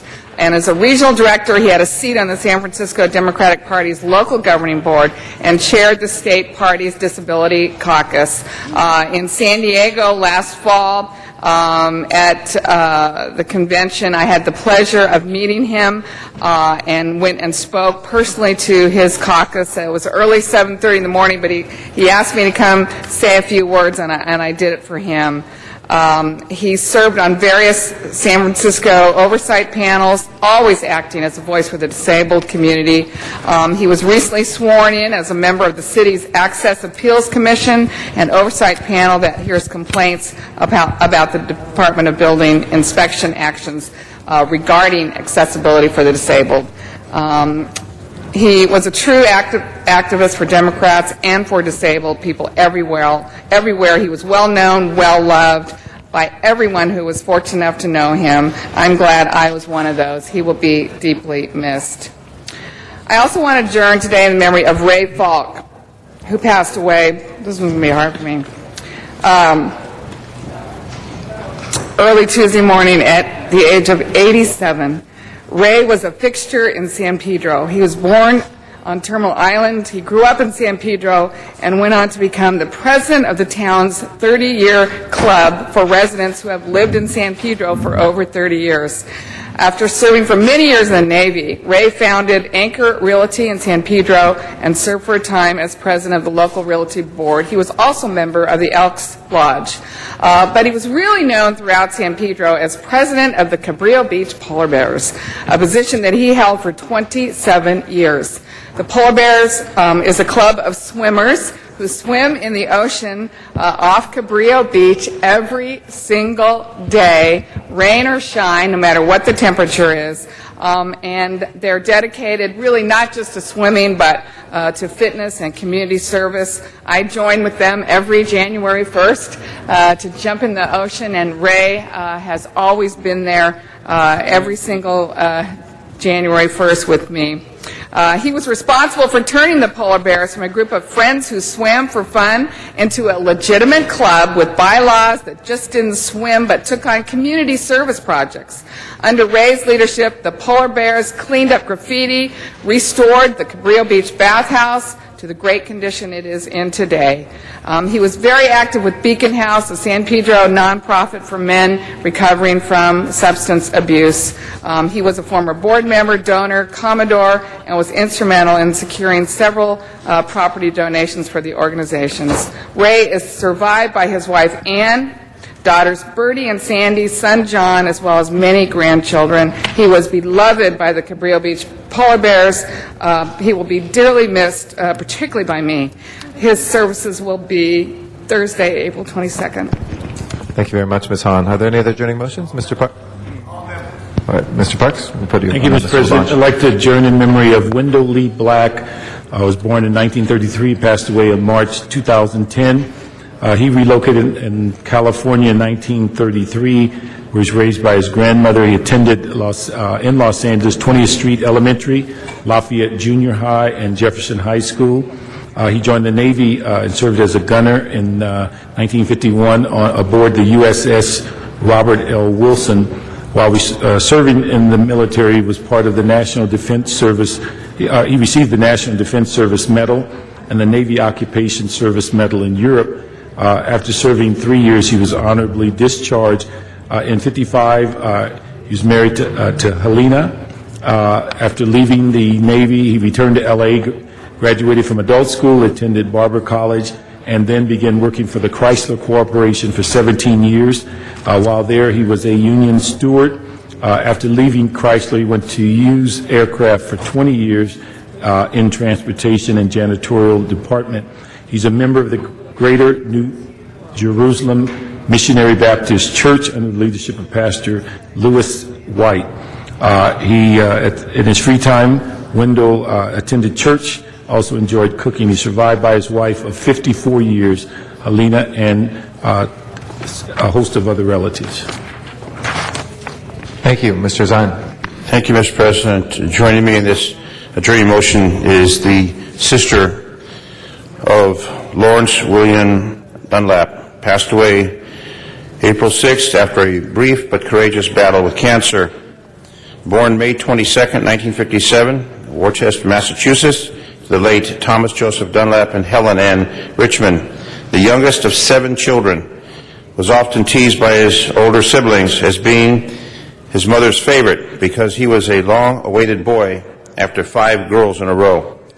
Spent the first 6 years of his life in a small town, Leicester, Massachusetts, until 1963 when he and his family moved to California.